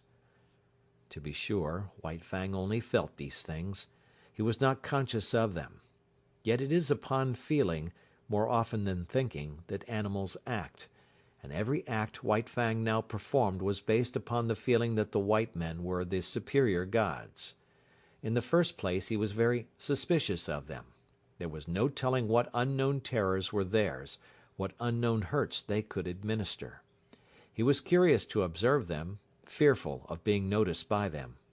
For the first few hours he was content with slinking around and watching them from a safe distance. Then he saw that no harm befell the dogs that were near to them, and he came in closer. In turn he was an object of great curiosity to them. His wolfish appearance caught their eyes at once, and they pointed him out to one another. This act of pointing put White Fang on his guard, and when they tried to approach him, he showed his teeth and backed away. Not one succeeded in laying a hand on him, and it was well they did not. White Fang soon learned that very few of these gods, not more than a dozen, lived at this place. Every 2 or 3 days a steamer, another and colossal manifestation of power, came into the bank and stopped for several hours. The white men came from off these steamers and went away on them again. There seemed untold numbers of these white men. In the first day or so he saw more of them than he had seen Indians in all his life, and as the days went by they continued to come up the river, stop, and then go on up the river out of sight. But if the white gods were all-powerful, their dogs did not amount to much. This White Fang quickly discovered by mixing with those that came ashore with their masters. They were irregular shapes and sizes. Some were short-legged, too short. Others were long-legged, too long.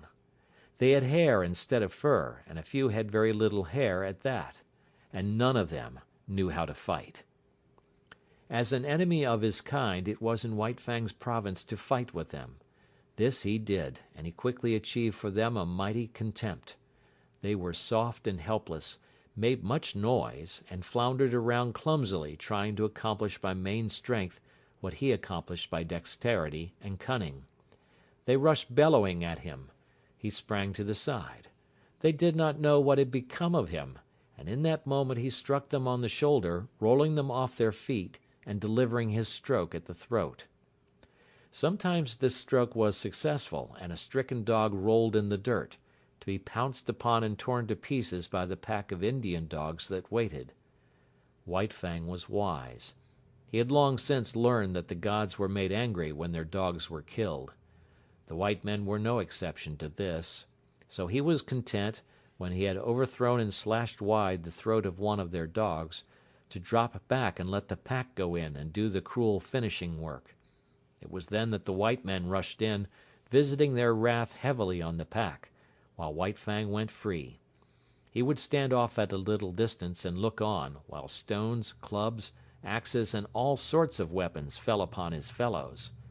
White Fang was very wise. But his fellows grew wise in their own way, and in this White Fang grew wise with them. They learned that it was when a steamer first tied to the bank that they had their fun. After the first 2 or 3 strange dogs had been downed and destroyed, the white men hustled their own animals back on board, and wreaked savage vengeance on the offenders. One white man, having seen his dog, a setter, torn to pieces before his eyes, drew a revolver. He fired rapidly 6 times, and 6 of the pack lay dead or dying, another manifestation of power that sank deep into White Fang's consciousness. White Fang enjoyed it all. He did not love his kind, and he was shrewd enough to escape hurt himself. At first, the killing of the white men's dogs had been a diversion. After a time it became his occupation. There was no work for him to do. Grey Beaver was busy trading and getting wealthy. So White Fang hung around the landing with the disreputable gang of Indian dogs, waiting for steamers. With the arrival of a steamer, the fun began. After a few minutes, by the time the white men had got over their surprise, the gang scattered. The fun was over until the next steamer should arrive.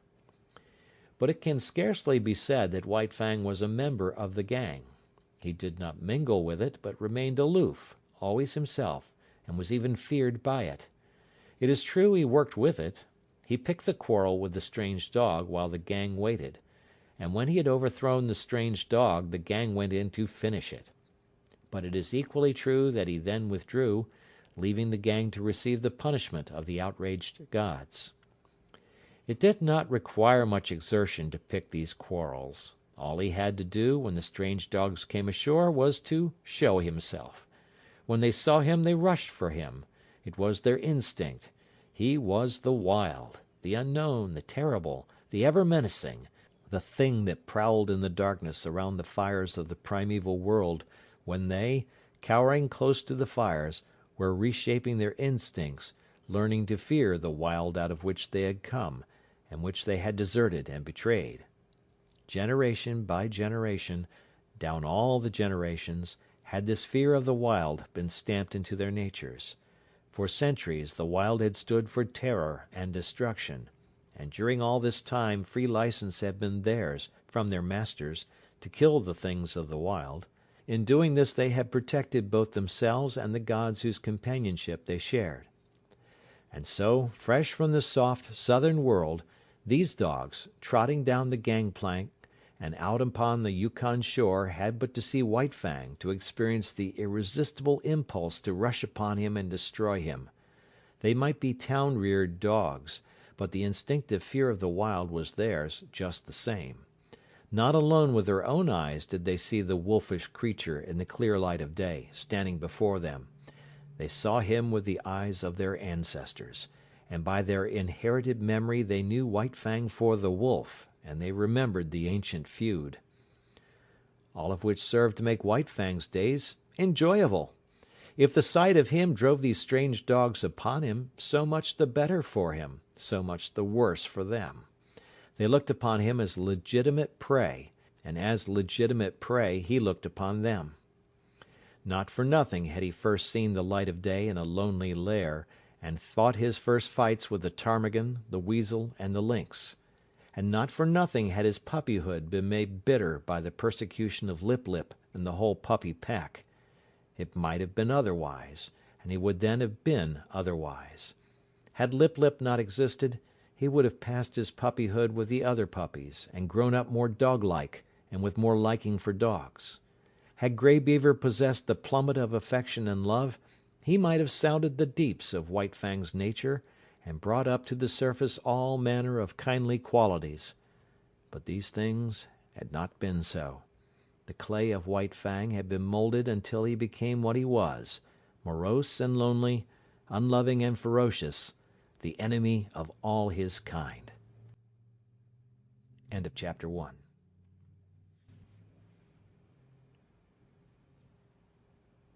Part 4, Chapter 2, The Mad God. A small number of white men lived in Fort Yukon. These men had been long in the country. They called themselves sourdoughs, and took great pride in so classifying themselves. For other men, new in the land, they felt nothing but disdain.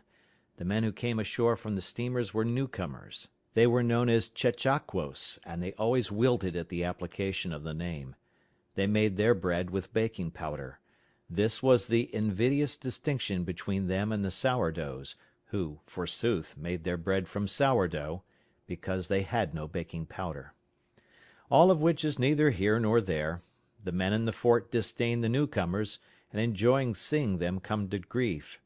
Especially did they enjoy the havoc worked amongst the newcomers' dogs by White Fang and his disreputable gang. When a steamer arrived, the men of the fort made it a point always to come down to the bank and see the fun. They looked forward to it with as much anticipation as did the Indian dogs, while they were not slow to appreciate the savage and crafty part played by White Fang. But there was one man amongst them who particularly enjoyed the sport. He would come running at the first sound of a steamboat's whistle, and when the last fight was over and White Fang and the pack had scattered, he would return slowly to the fort, his face heavy with regret. Sometimes, when a soft Southland dog went down, shrieking its death cry under the fangs of the pack, this man would be unable to contain himself, and would leap into the air and cry out with delight. and always he had a sharp and covetous eye for White Fang. This man was called Beauty by the other men of the fort. No one knew his first name, and in general he was known in the country as Beauty Smith. But he was anything save a beauty. To antithesis was due his naming. He was pre-eminently unbeautiful. Nature had been niggardly with him. He was a small man to begin with, and upon his meagre frame was deposited an even more strikingly meagre head. Its apex might be likened to a point. In fact, in his boyhood, before he had been named Beauty by his fellows, he had been called Pinhead. Backward, from the apex, his head slanted down to his neck, and forward it slanted uncompromisingly to meet a low and remarkably wide forehead. Beginning here, as though regretting her parsimony, Nature had spread his features with a lavish hand. His eyes were large, and between them was the distance of two eyes. His face, in relation to the rest of him, was prodigious. In order to discover the necessary area, Nature had given him an enormous prognathous jaw. It was wide and heavy, and protruded outward and down until it seemed to rest on his chest. Possibly his appearance was due to the weariness of the slender neck, unable properly to support so great a burden. This jaw gave the impression of ferocious determination. But something lacked. Perhaps it was from excess. Perhaps the jaw was too large. At any rate, it was a lie. Beauty Smith was known far and wide as the weakest of weak-kneed and snivelling cowards. To complete his description, his teeth were large and yellow, while the two eye-teeth, larger than their fellows, showed under his lean lips like fangs. His eyes were yellow and muddy, as though Nature had run short on pigments and squeezed together the dregs of all her tubes. It was the same with his hair, sparse and irregular of growth, muddy yellow and dirty yellow, rising on his head and sprouting out of his face in unexpected tufts and bunches, in appearance like clumped and wind-blown grain. In short, Beauty Smith was a monstrosity, and the blame of it lay elsewhere. He was not responsible. The clay of him had been so moulded in the making. He did the cooking for the other men in the fort, the dishwashing and the drudgery. They did not despise him. Rather did they tolerate him in a broad human way, as one tolerates any creature evilly treated in the making. Also, they feared him. His cowardly rages made them dread a shot in the back or poison in their coffee. But somebody had to do the cooking, and whatever else his shortcomings, Beauty Smith could cook. This was the man that looked at White Fang, delighted in his ferocious prowess, and desired to possess him. He made overtures to White Fang from the first. White Fang began by ignoring him. Later on, when the overtures became more insistent, White Fang bristled and bared his teeth, and backed away. He did not like the man. The feel of him was bad. He sensed the evil in him, and feared the extended hand and the attempts at soft-spoken speech. Because of all this, he hated the man. With the simpler creatures, good and bad are things simply understood. The good stands for all things that bring easement and satisfaction and surcease from pain. Therefore the good is liked. The bad stands for all things that are fraught with discomfort, menace, and hurt, and is hated accordingly. White Fang's feel of Beauty Smith was bad. From the man's distorted body and twisted mind, in occult ways, like mists rising from malarial marshes, came emanations of the unhealth within. Not by reasoning, not by the five senses alone, but by other and remoter and uncharted senses, came the feeling to White Fang that the man was ominous with evil, pregnant with hurtfulness, and therefore a thing bad and wisely to be hated. White Fang was in Grey Beaver's camp when Beauty Smith first visited it. At the faint sound of his distant feet, before he came in sight, White Fang knew who was coming and began to bristle. He had been lying down in an abandon of comfort, but he arose quickly, and as the man arrived, slid away in true wolf fashion to the edge of the camp. He did not know what they said, but he could see the man and Grey Beaver talking together. Once the man pointed at him, and White Fang snarled back as though the hand were just descending upon him instead of being, as it was, 50 feet away. The man laughed at this, and White Fang slunk away to the sheltering woods, his head turned to observe as he glided softly over the ground. Grey Beaver refused to sell the dog. He had grown rich with his trading and stood in need of nothing. Besides, White Fang was a valuable animal, the strongest sled dog he had ever owned, and the best leader. Furthermore, there was no dog like him on the Mackenzie nor the Yukon. He could fight. He killed other dogs as easily as men killed mosquitoes. Beauty Smith's eyes lighted up at this, and he licked his thin lips with an eager tongue. No, White Fang was not for sale at any price. But Beauty Smith knew the ways of Indians. He visited Grey Beaver's camp often, and hidden under his coat was always a black bottle or so. One of the potencies of whiskey is the breeding of thirst. Grey Beaver got the thirst. His fevered membranes and burnt stomach began to clamor for more and more of the scorching fluid, while his brain, thrust all awry by the unwanted stimulant, permitted him to go any length to obtain it. The money he had received for his furs and mittens and moccasins began to go. It went faster and faster, and the shorter his money sack grew, the shorter grew his temper. In the end his money and goods and temper were all gone. Nothing remained to him but his thirst, a prodigious possession in itself that grew more prodigious with every sober breath he drew. Then it was that Beauty Smith had talk with him again about the sale of White Fang, but this time the price offered was in bottles, not dollars, and Grey Beaver's ears were more eager to hear. "You catch 'em dog, you take 'em all right," was his last word. The bottles were delivered, but after 2 days. "You catch 'em dog," were Beauty Smith's words to Grey Beaver. White Fang slunk into camp one evening and dropped down with a sigh of content. The dreaded white god was not there. For days his manifestations of desire to lay hands on him had been growing more insistent, and during that time White Fang had been compelled to avoid the camp. He did not know what evil was threatened by those insistent hands. He knew only that they did threaten evil of some sort, and that it was best for him to keep out of their reach. But scarcely had he lain down when Grey Beaver staggered over to him and tied a leather thong around his neck. He sat down beside White Fang, holding the end of the thong in his hand. In the other hand he held a bottle, which, from time to time, was inverted above his head to the accompaniment of gurgling noises. An hour of this passed, when the vibrations of feet in contact with the ground foreran the one who approached. White Fang heard it first, and he was bristling with recognition, while Grey Beaver still nodded stupidly. White Fang tried to draw the thong softly out of his master's hand, but the relaxed fingers closed tightly, and Grey Beaver roused himself. Beauty Smith strode into camp and stood over White Fang. He snarled softly up at the thing of fear, watching keenly the deportment of the hands. One hand extended outward and began to descend upon his head. His soft snarl grew tense and harsh.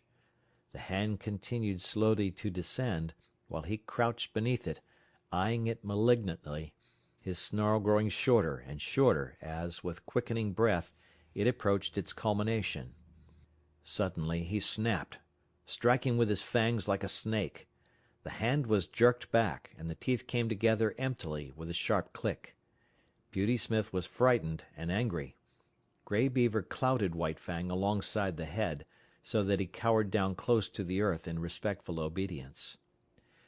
White Fang's suspicious eyes followed every movement. He saw Beauty Smith go away and return with a stout club.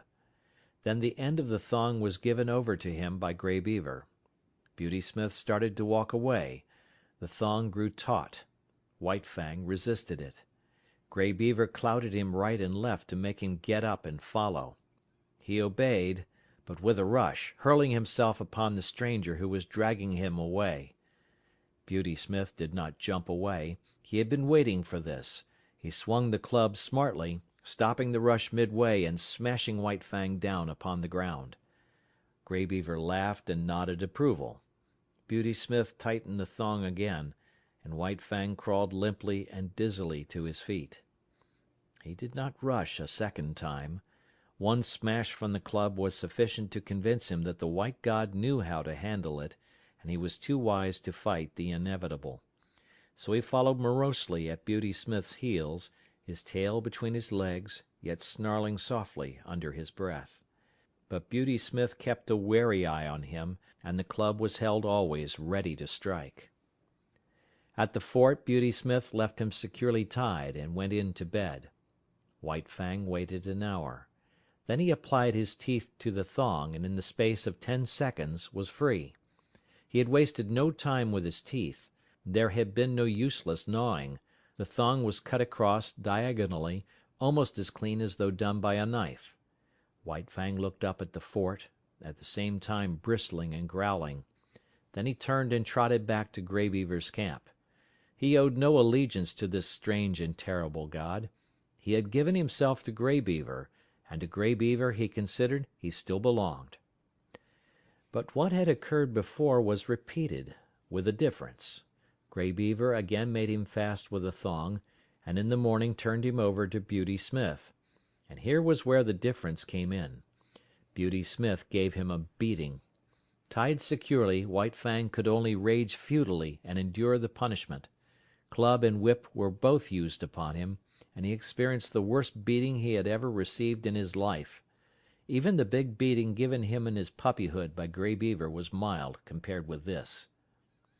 Beauty Smith enjoyed the task. He delighted in it.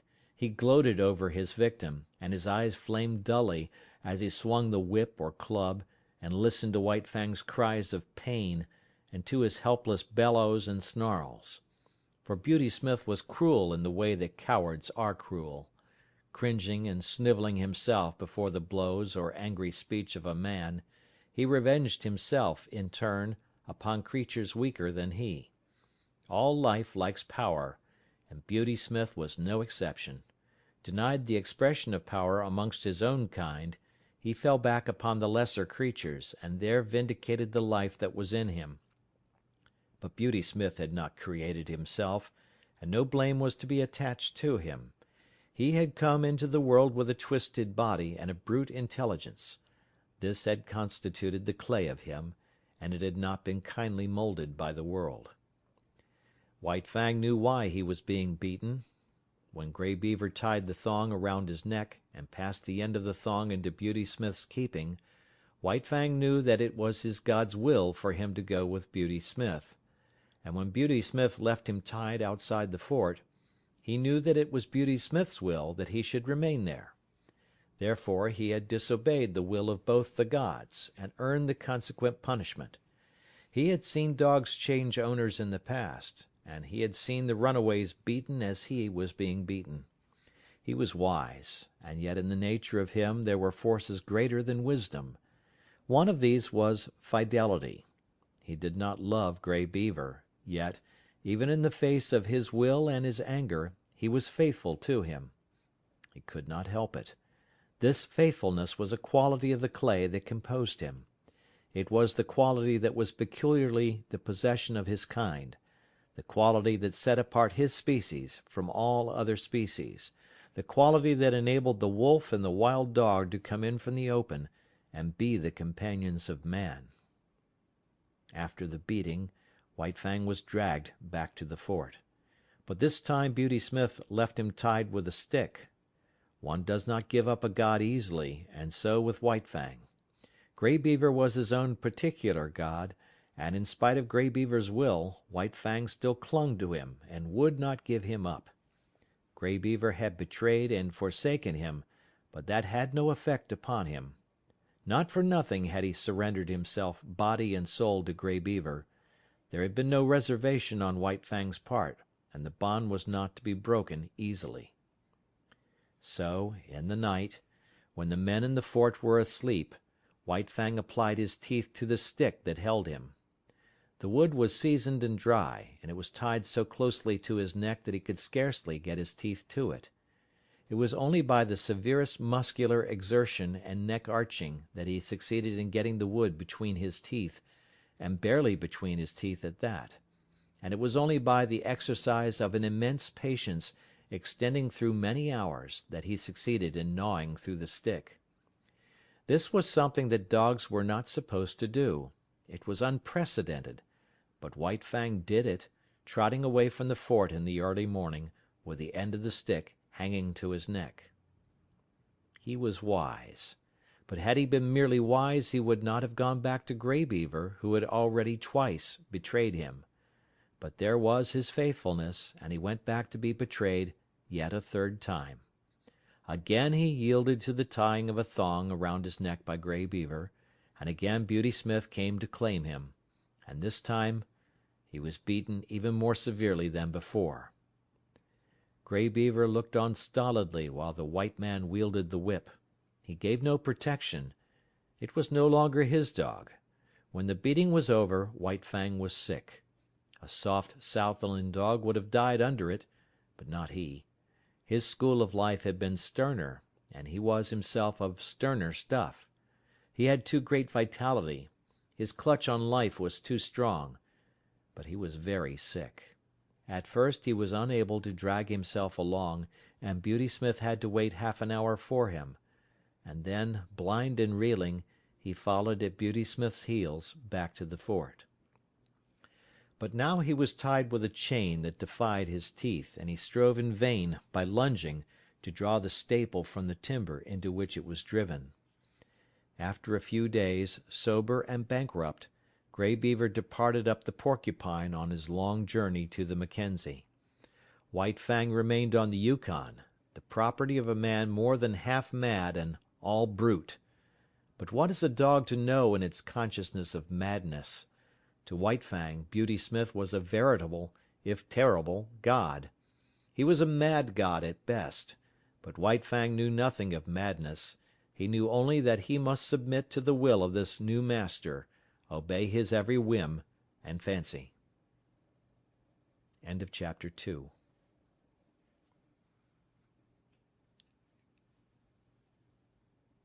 Part 4, Chapter 3, The Reign of Hate. Under the tutelage of the mad god, White Fang became a fiend.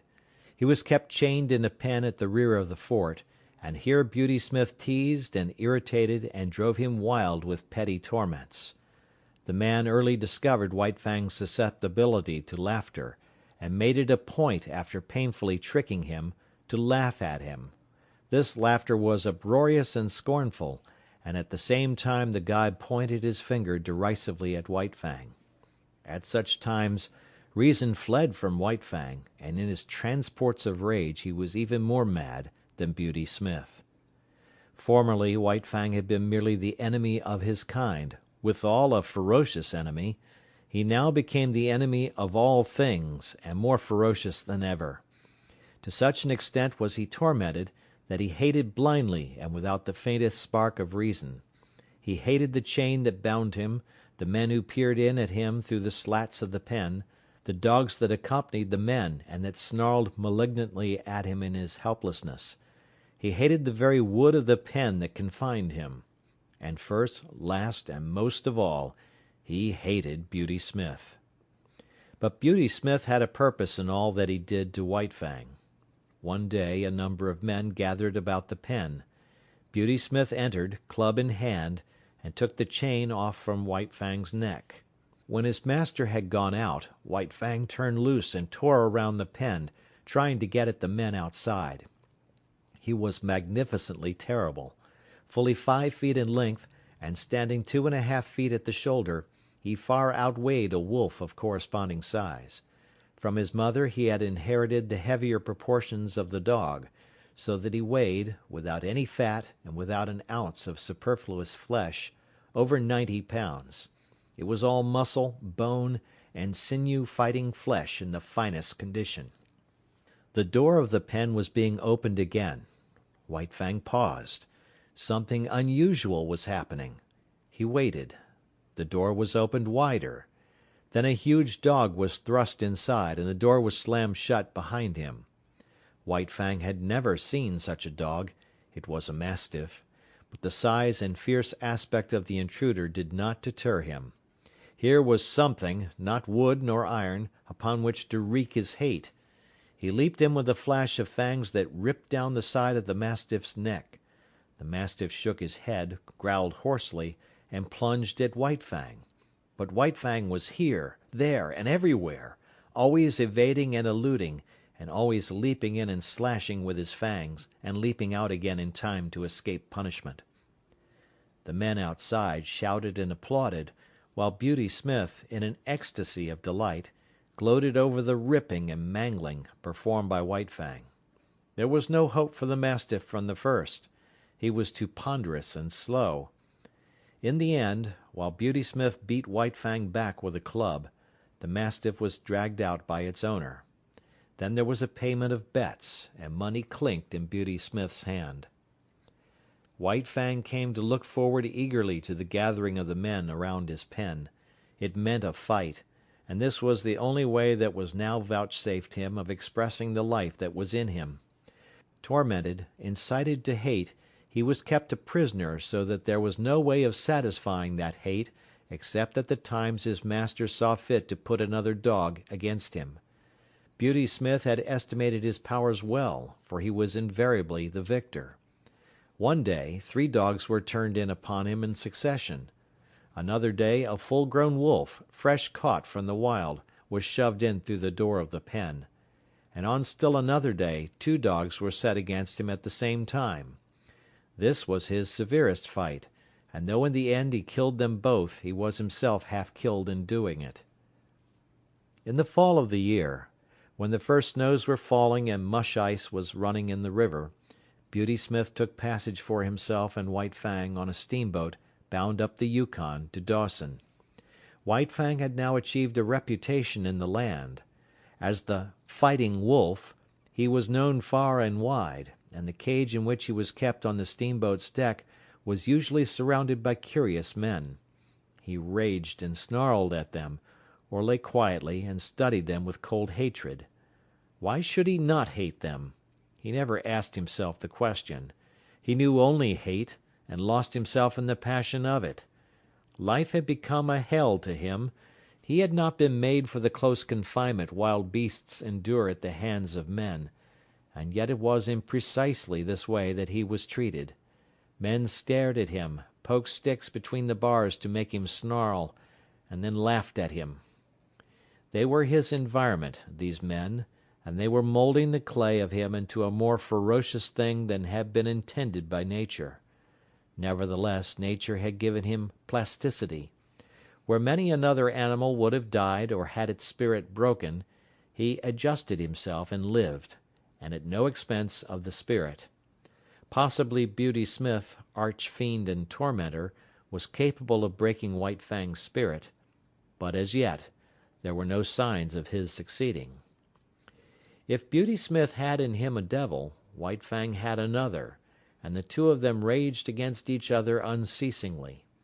In the days before, White Fang had had the wisdom to cower down and submit to a man with a club in his hand, but this wisdom now left him. The mere sight of Beauty Smith was sufficient to send him into transports of fury. And when they came to close quarters, and he had been beaten back by the club, he went on growling and snarling and showing his fangs. The last growl could never be extracted from him. No matter how terribly he was beaten, he had always another growl, and when Beauty Smith gave up and withdrew, the defiant growl followed after him, or White Fang sprang at the bars of the cage, bellowing his hatred. When the steamboat arrived at Dawson, White Fang went ashore. But he still lived a public life, in a cage, surrounded by curious men. He was exhibited as the Fighting Wolf, and men paid 50 cents in gold dust to see him. He was given no rest. Did he lie down to sleep, he was stirred up by a sharp stick, so that the audience might get its money's worth. In order to make the exhibition interesting, he was kept in a rage most of the time. But worse than all this was the atmosphere in which he lived. He was regarded as the most fearful of wild beasts, and this was borne in to him through the bars of the cage. Every word, every cautious action on the part of the men, impressed upon him his own terrible ferocity. It was so much added fuel to the flame of his fierceness. There could be but one result, and that was that his ferocity fed upon itself and increased. It was another instance of the plasticity of his clay, of his capacity for being molded by the pressure of environment. In addition to being exhibited, he was a professional fighting animal. At irregular intervals, whenever a fight could be arranged, he was taken out of his cage and led off into the woods a few miles from town. Usually this occurred at night, so as to avoid interference from the mounted police of the territory. After a few hours of waiting, when daylight had come, the audience and the dog with which he was to fight arrived. In this manner it came about that he fought all sizes and breeds of dogs. It was a savage land, the men were savage, and the fights were usually to the death. Since White Fang continued to fight, it is obvious that it was the other dogs that died. He never knew defeat. His early training, when he fought with Lip Lip and the whole puppy pack, stood him in good stead. There was the tenacity with which he clung to the earth. No dog could make him lose his footing. This was the favourite trick of the wolf breeds, to rush in upon him, either directly or with an unexpected swerve, in the hope of striking his shoulder and overthrowing him. Mackenzie hounds, Eskimo and Labrador dogs, huskies and malamoots, all tried it on him, and all failed. He was never known to lose his footing.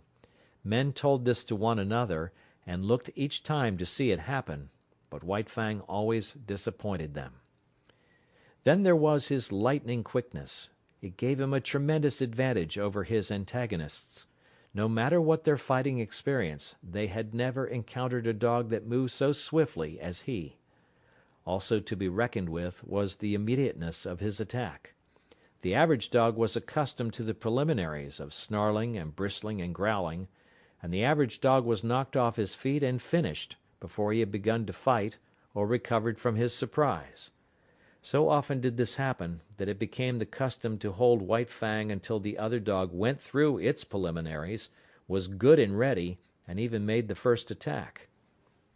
But greatest of all the advantages in White Fang's favour was his experience. He knew more about fighting than did any of the dogs that faced him. He had fought more fights, knew how to meet more tricks and methods, and had more tricks himself, while his own method was scarcely to be improved upon. As the time went by, he had fewer and fewer fights. Men despaired of matching him with an equal, and Beauty Smith was compelled to pit wolves against him. These were trapped by the Indians for the purpose, and a fight between White Fang and a wolf was always sure to draw a crowd. Once a full-grown female lynx was secured, and this time White Fang fought for his life. Her quickness matched his, her ferocity equaled his, while he fought with his fangs alone, and she fought with her sharp-clawed feet as well. But after the lynx, all fighting ceased for White Fang. There were no more animals with which to fight. At least, there were none considered worthy of fighting with him. So he remained on exhibition until spring, when one Tim Keenan, a faro dealer, arrived in the land. With him came the first bulldog that had ever entered the Klondike.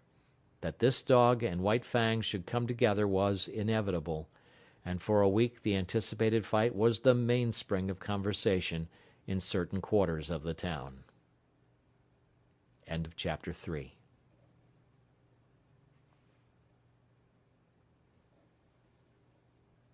Part 4, Chapter 4, The Clinging Death. Beauty Smith slipped the chain from his neck and stepped back. For once White Fang did not make an immediate attack. He stood still, ears pricked forward, alert and curious, surveying the strange animal that faced him. He had never seen such a dog before. Tim Keenan shoved the bulldog forward with a muttered, "Go to it." The animal waddled toward the center of the circle, short and squat and ungainly. He came to a stop and blinked across at White Fang. There were cries from the crowd of, "Go to him, Cherokee!" "Sick him, Cherokee! Eat him up!" But Cherokee did not seem anxious to fight. He turned his head and blinked at the men, who shouted, at the same time wagging his stump of a tail good-naturedly. He was not afraid, but merely lazy. Besides, it did not seem to him that it was intended he should fight with the dog he saw before him. He was not used to fighting with that kind of dog, and he was waiting for them to bring on the real dog. Tim Keenan stepped in and bent over Cherokee, fondling him on both sides of the shoulders with hands that rubbed against the grain of the hair and that made slight pushing-forward movements. These were so many suggestions. Also, their effect was irritating, for Cherokee began to growl very softly, deep down in his throat. There was a correspondence in rhythm between the growls and the movements of the man's hands. The growl rose in the throat with the culmination of each forward-pushing movement, and ebbed down to start up afresh with the beginning of the next movement. The end of each movement was the accent of the rhythm, the movement ending abruptly and the growling rising with a jerk. This was not without its effect on White Fang. The hair began to rise on his neck and across the shoulders. Tim Keenan gave a final shove forward and stepped back again. As the impetus that carried Cherokee forward died down, he continued to go forward of his own volition, in a swift, bow-legged run. Then White Fang struck. A cry of startled admiration went up. He had covered the distance and gone in more like a cat than a dog, and with the same cat-like swiftness he had slashed with his fangs and leaped clear. The bulldog was bleeding back of one ear from a rip in his thick neck. He gave no sign, did not even snarl, but he turned and followed after White Fang. The display on both sides, the quickness of the one and the steadiness of the other, had excited the partisan spirit of the crowd, and the men were making new bets and increasing original bets. Again, and yet again, White Fang sprang in, slashed, and got away untouched, and still his strange foe followed after him, without too great haste, not slowly, but deliberately and determinedly, in a businesslike sort of way. There was purpose in his method, something for him to do that he was intent upon doing, and from which nothing could distract him. His whole demeanour, every action was stamped with this purpose. It puzzled White Fang. Never had he seen such a dog. It had no hair protection. It was soft and bled easily. There was no thick mat of fur to baffle White Fang's teeth, as they were often baffled by dogs of his own breed. Each time that his teeth struck they sank easily into the yielding flesh, while the animal did not seem able to defend itself. Another disconcerting thing was that it made no outcry, such as he had been accustomed to with the other dogs he had fought. Beyond a growl or a grunt, the dog took its punishment silently, and never did it flag in its pursuit of him. Not that Cherokee was slow. He could turn and whirl swiftly enough, but White Fang was never there. Cherokee was puzzled too. He had never fought before with a dog with which he could not close. The desire to close had always been mutual. But here was a dog that kept at a distance, dancing and dodging here and there and all about. And when it did get its teeth into him, it did not hold on, but let go instantly and darted away again. But White Fang could not get at the soft underside of the throat. The bulldog stood too short, while its massive jaws were an added protection. White Fang darted in and out unscathed, while Cherokee's wounds increased. Both sides of his neck and head were ripped and slashed.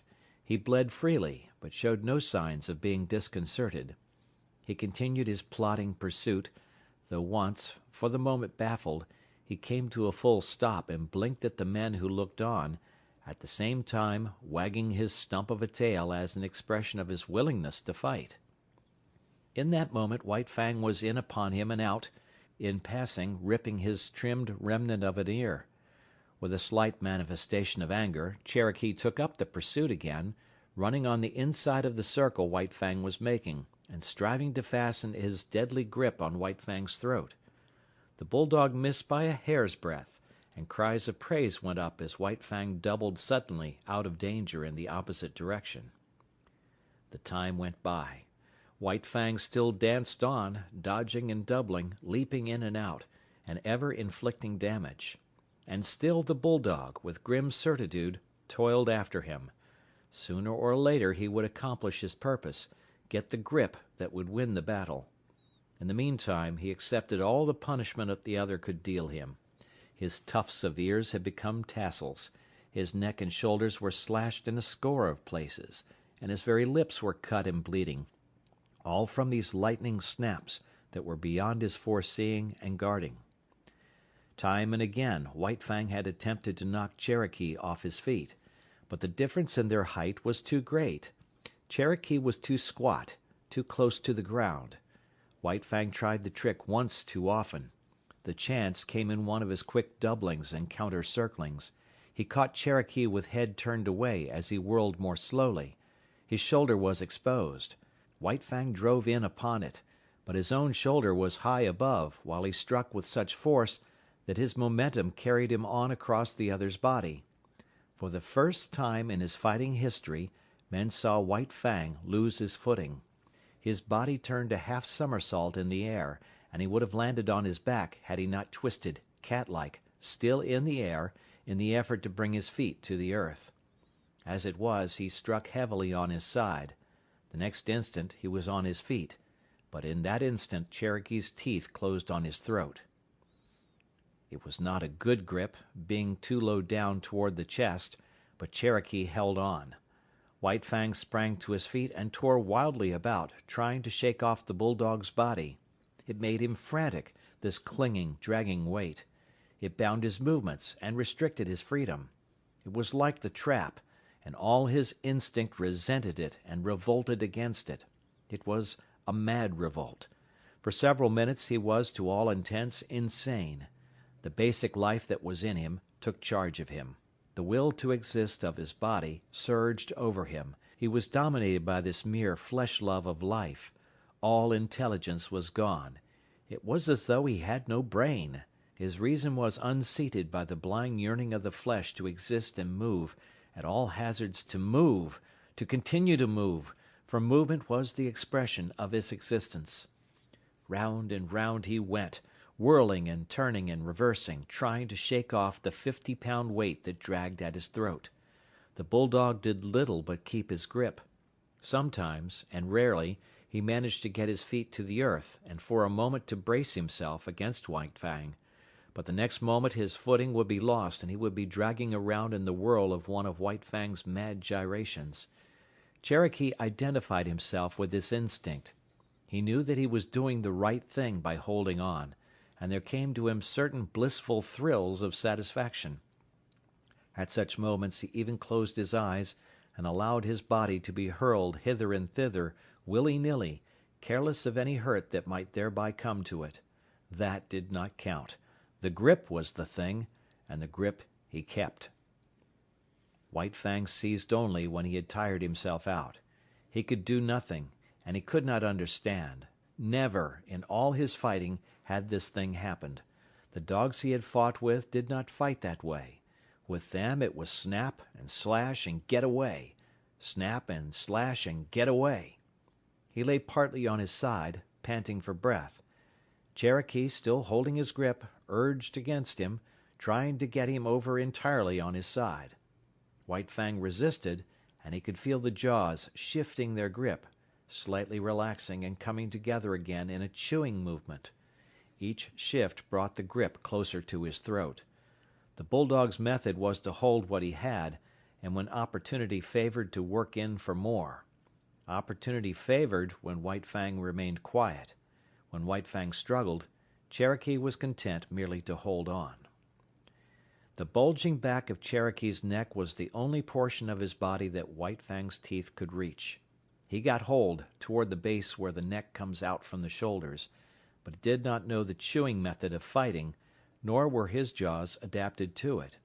He spasmodically ripped and tore with his fangs for a space, then a change in their position diverted him. The bulldog had managed to roll him over on his back, and still hanging on to his throat, was on top of him. Like a cat, White Fang bowed his hindquarters in, and, with the feet digging into his enemy's abdomen above him, he began to claw with long tearing strokes. Cherokee might well have been disemboweled had he not quickly pivoted on his grip and got his body off of White Fang's and at right angles to it. There was no escaping that grip. It was like fate itself, and as inexorable. Slowly it shifted up along the jugular. All that saved White Fang from death was the loose skin of his neck and the thick fur that covered it. This served to form a large roll in Cherokee's mouth, the fur of which well nigh defied his teeth. But bit by bit, whenever the chance offered, he was getting more of the loose skin and fur in his mouth. The result was that he was slowly throttling White Fang. The latter's breath was drawn with greater and greater difficulty as the moments went by. It began to look as though the battle were over. The backers of Cherokee waxed jubilant and offered ridiculous odds. White Fang's backers were correspondingly depressed, and refused bets of 10 to 1 and 20 to 1, though one man was rash enough to close a wager of 50 to 1. This man was Beauty Smith. He took a step into the ring and pointed his finger at White Fang. Then he began to laugh derisively and scornfully. This produced the desired effect. White Fang went wild with rage. He called up his reserves of strength and gained his feet. As he struggled around the ring, the 50 pounds of his foe ever dragging on his throat, his anger passed on into panic. The basic life of him dominated him again, and his intelligence fled before the will of his flesh to live. Round and back again, stumbling and falling and rising, even uprearing at times on his hind legs and lifting his foe clear of the earth, he struggled vainly to shake off the clinging death. At last he fell, toppling backward, exhausted, and the bulldog promptly shifted his grip, getting in closer, mangling more and more of the fur-folded flesh, throttling White Fang more severely than ever. Shouts of applause went up for the victor, and there were many cries of "Cherokee! Cherokee!" To this Cherokee responded by vigorous wagging of the stump of his tail. But the clamor of approval did not distract him. There was no sympathetic relation between his tail and his massive jaws. The one might wag, but the others held their terrible grip on White Fang's throat. It was at this time that a diversion came to the spectators. There was a jingle of bells. Dog mushers' cries were heard. Everybody, save Beauty Smith, looked apprehensively, the fear of the police strong upon them. But they saw, up the trail and not down, 2 men running with sled and dogs. They were evidently coming down the creek from some prospecting trip. At sight of the crowd, they stopped their dogs and came over and joined it, curious to see the cause of the excitement. The dog musher wore a mustache, but the other, a taller and younger man, was smooth-shaven, his skin rosy from the pounding of his blood and the running in the frosty air. White Fang had practically ceased struggling. Now and again he resisted spasmodically and to no purpose. He could get little air, and that little grew less and less under the merciless grip that ever tightened. In spite of his armor of fur, the great vein of his throat would have long since been torn open, had not the first grip of the bulldog been so low down as to be practically on the chest. It had taken Cherokee a long time to shift that grip upward, and this had also tended further to clog his jaws with fur and skin fold. In the meantime, the abysmal brute in Beauty Smith had been rising into his brain and mastering the small bit of sanity that he possessed at best. When he saw White Fang's eyes beginning to glaze, he knew beyond doubt that the fight was lost. Then he broke loose. He sprang upon White Fang and began savagely to kick him. There were hisses from the crowd and cries of protest, but that was all. While this went on, and Beauty Smith continued to kick White Fang, there was a commotion in the crowd. The tall young newcomer was forcing his way through, shouldering men right and left without ceremony or gentleness. When he broke through into the ring, Beauty Smith was just in the act of delivering another kick. All his weight was on one foot, and he was in a state of unstable equilibrium.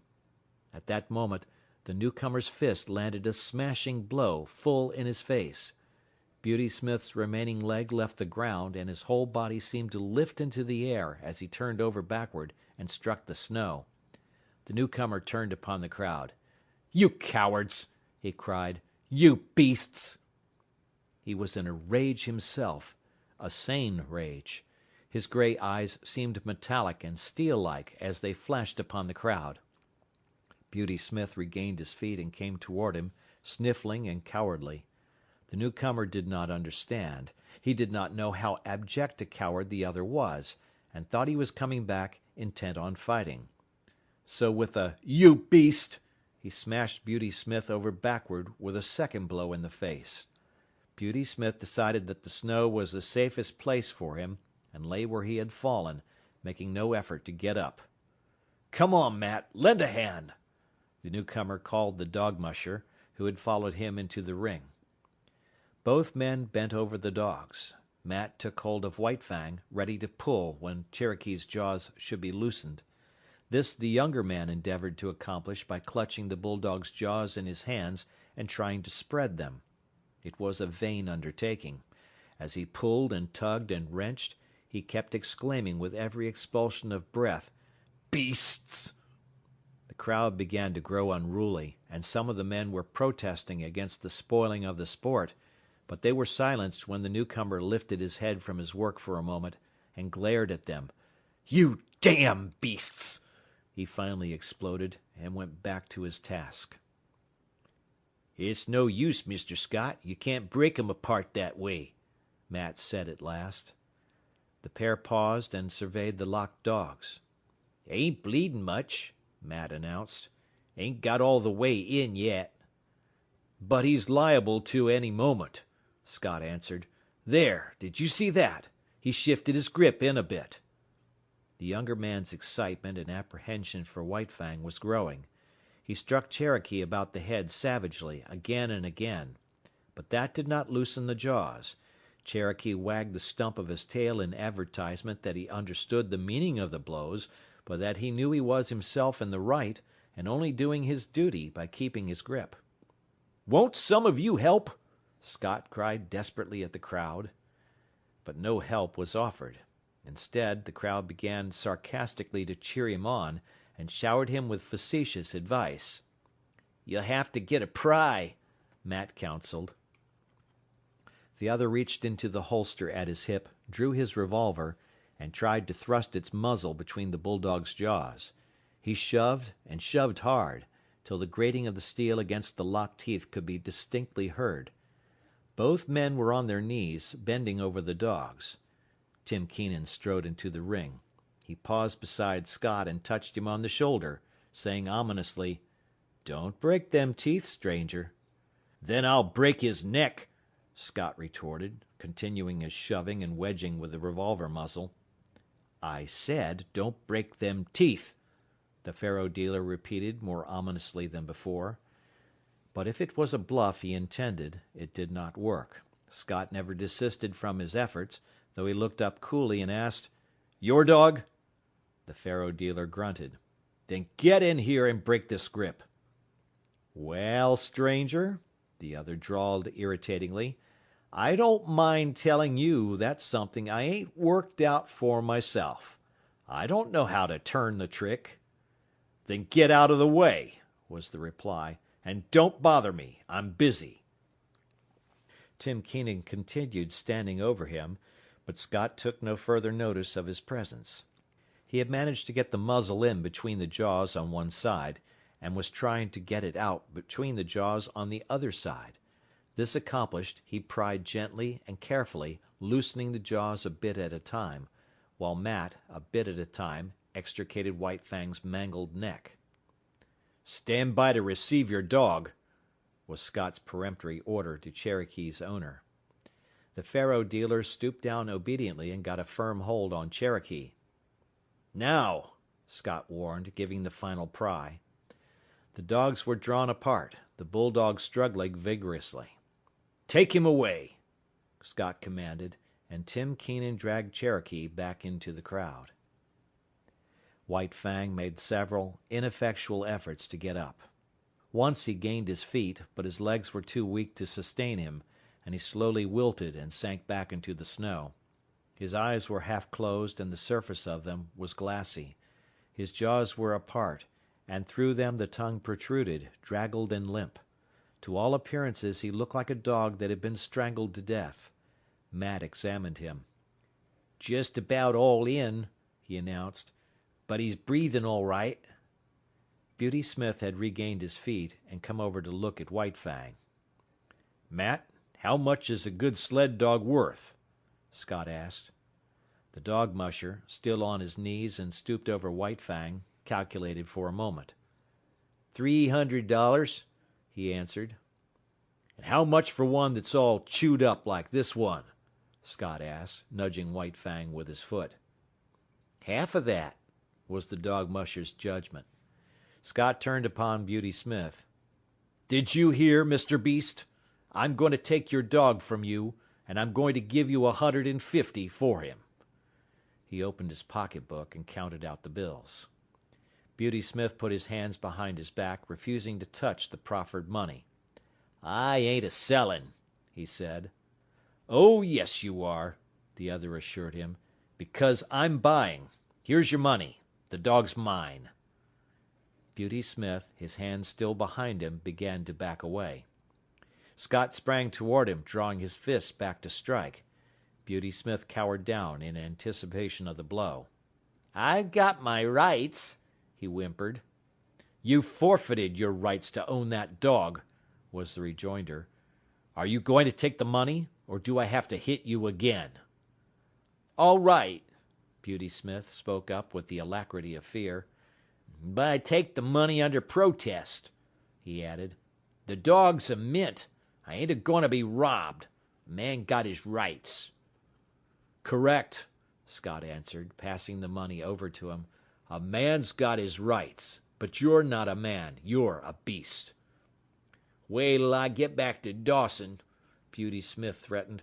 "I'll have the law on you." "If you open your mouth when you get back to Dawson, I'll have you run out of town. Understand?" Beauty Smith replied with a grunt. "Understand?" the other thundered with abrupt fierceness. "Yes," Beauty Smith grunted, shrinking away.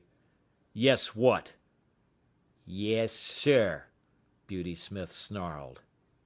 "Look out, he'll bite," someone shouted, and a guffaw of laughter went up. Scott turned his back on him and returned to help the dog musher, who was working over White Fang.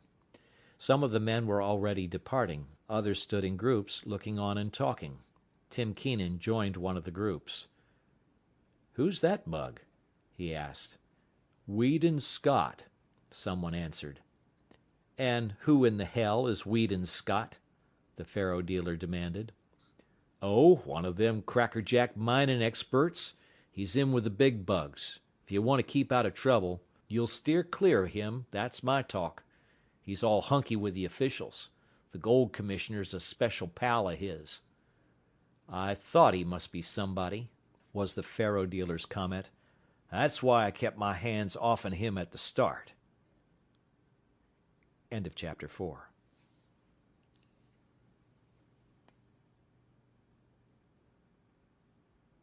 Part 4, Chapter 5, The Indomitable. "It's hopeless," Weedon Scott confessed. He sat on the step of his cabin and stared at the dog musher, who responded with a shrug that was equally hopeless. Together they looked at White Fang at the end of his stretched chain, bristling, snarling, ferocious, straining to get at the sled dogs.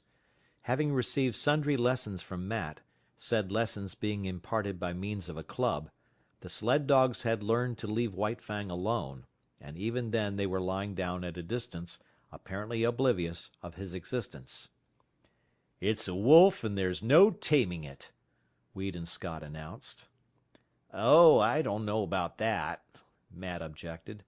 "Might be a lot of dog in him for all you can tell, but there's one thing I know sure, and that there's no getting away from." The dog musher paused and nodded his head confidentially at Moosehide Mountain.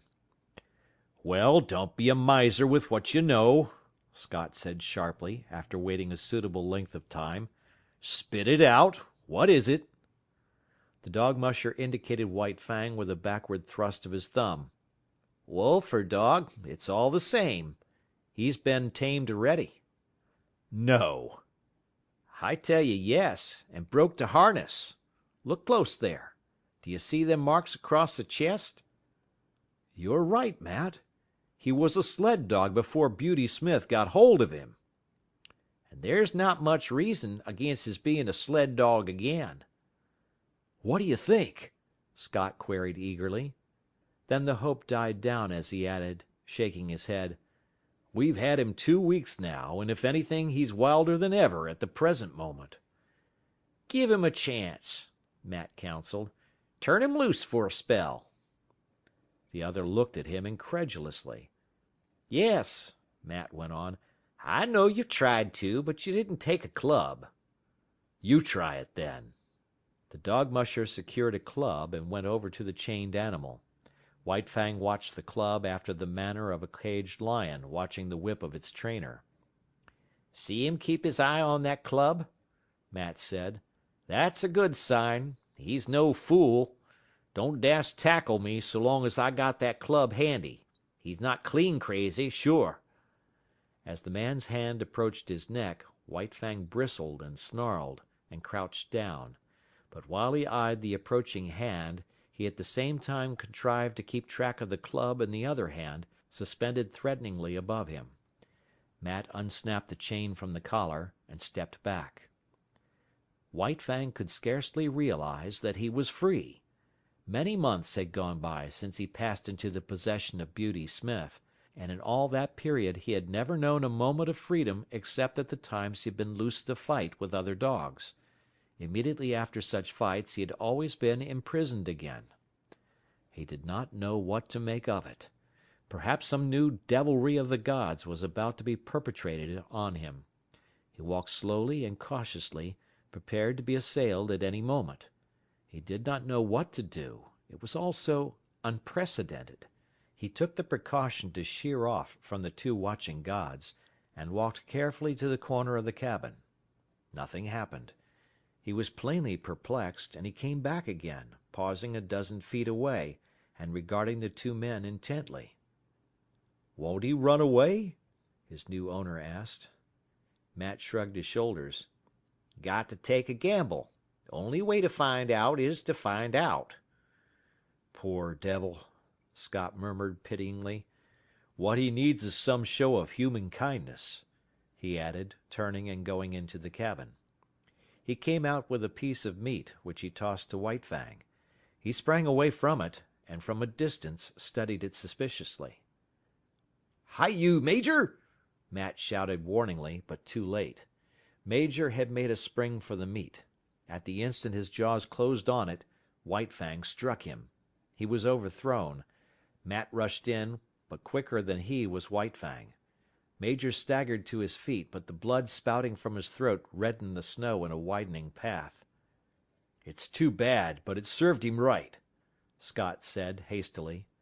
But Matt's foot had already started on its way to kick White Fang. There was a leap, a flash of teeth, a sharp exclamation. White Fang, snarling fiercely, scrambled backward for several yards, while Matt stooped and investigated his leg. "He got me all right," he announced, pointing to the torn trousers and undercloths and the growing stain of red. "I told you it was hopeless, Matt," Scott said in a discouraged voice. "I've thought about it off and on, while not wanted to think of it, but we've come to it now. It's the only thing to do." As he talked, with reluctant movements he drew his revolver, threw open the cylinder, and assured himself of its contents. "Look here, Mr. Scott," Matt objected. "That dog's been through hell. You can't expect him to come out a white and shining angel. Give him time." "Look at Major," the other rejoined. The dog musher surveyed the stricken dog. He had sunk down on the snow in the circle of his blood and was plainly in the last gasp. "Served him right. You said so yourself, Mr. Scott. He tried to take White Fang's meat, and he's deado. That was to be expected. I wouldn't give 2 whoops in hell for a dog that wouldn't fight for his own meat." "But look at yourself, Matt. It's all right about the dogs, but we must draw the line somewhere." "Served me right," Matt argued stubbornly. "What did I want to kick him for? You said yourself that he'd done right. Then I had no right to kick him." "It would be a mercy to kill him," Scott insisted. "He's untamable." "Now look here, Mr. Scott. Give the poor devil a fighting chance. He ain't had no chance yet. He's just come through hell, and this is the first time he's been loose. Give him a fair chance, and if he don't deliver the goods, I'll kill him myself. There!"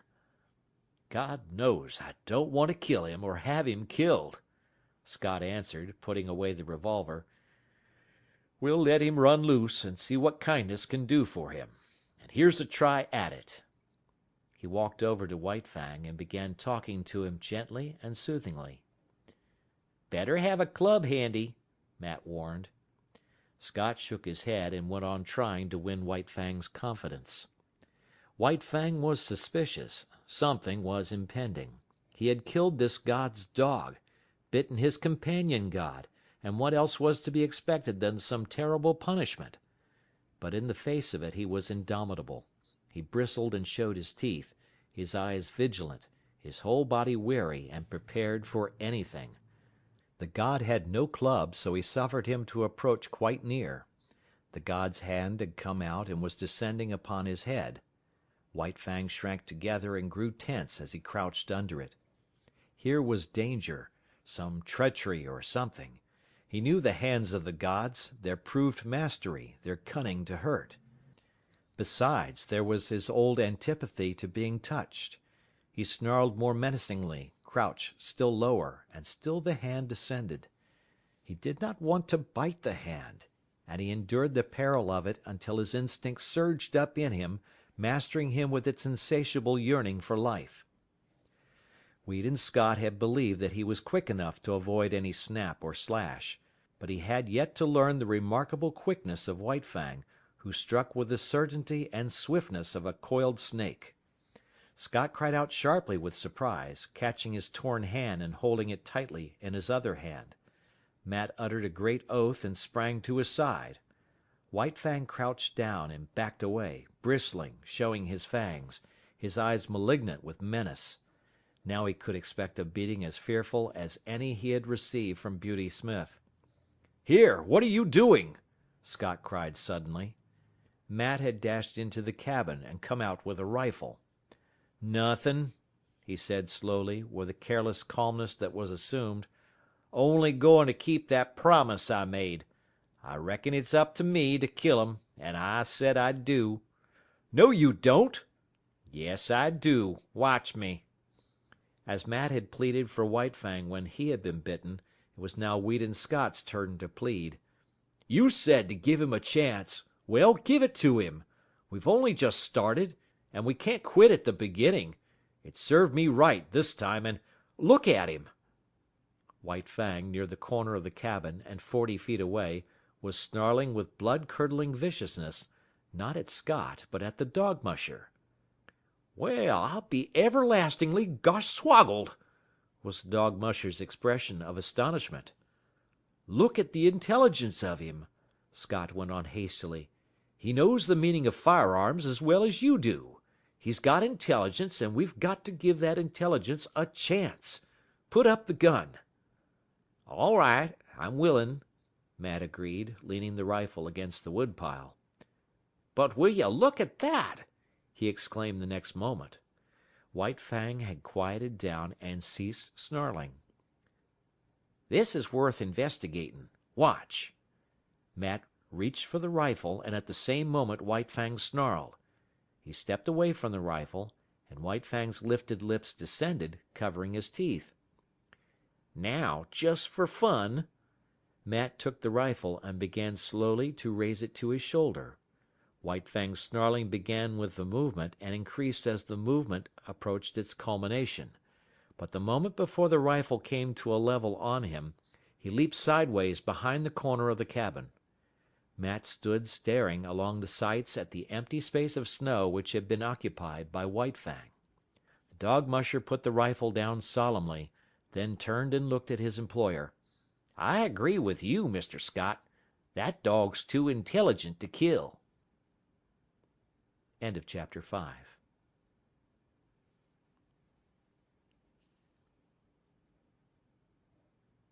Part 4, Chapter 6, The Love Master. As White Fang watched Weedon Scott approach, he bristled and snarled to advertise that he would not submit to punishment.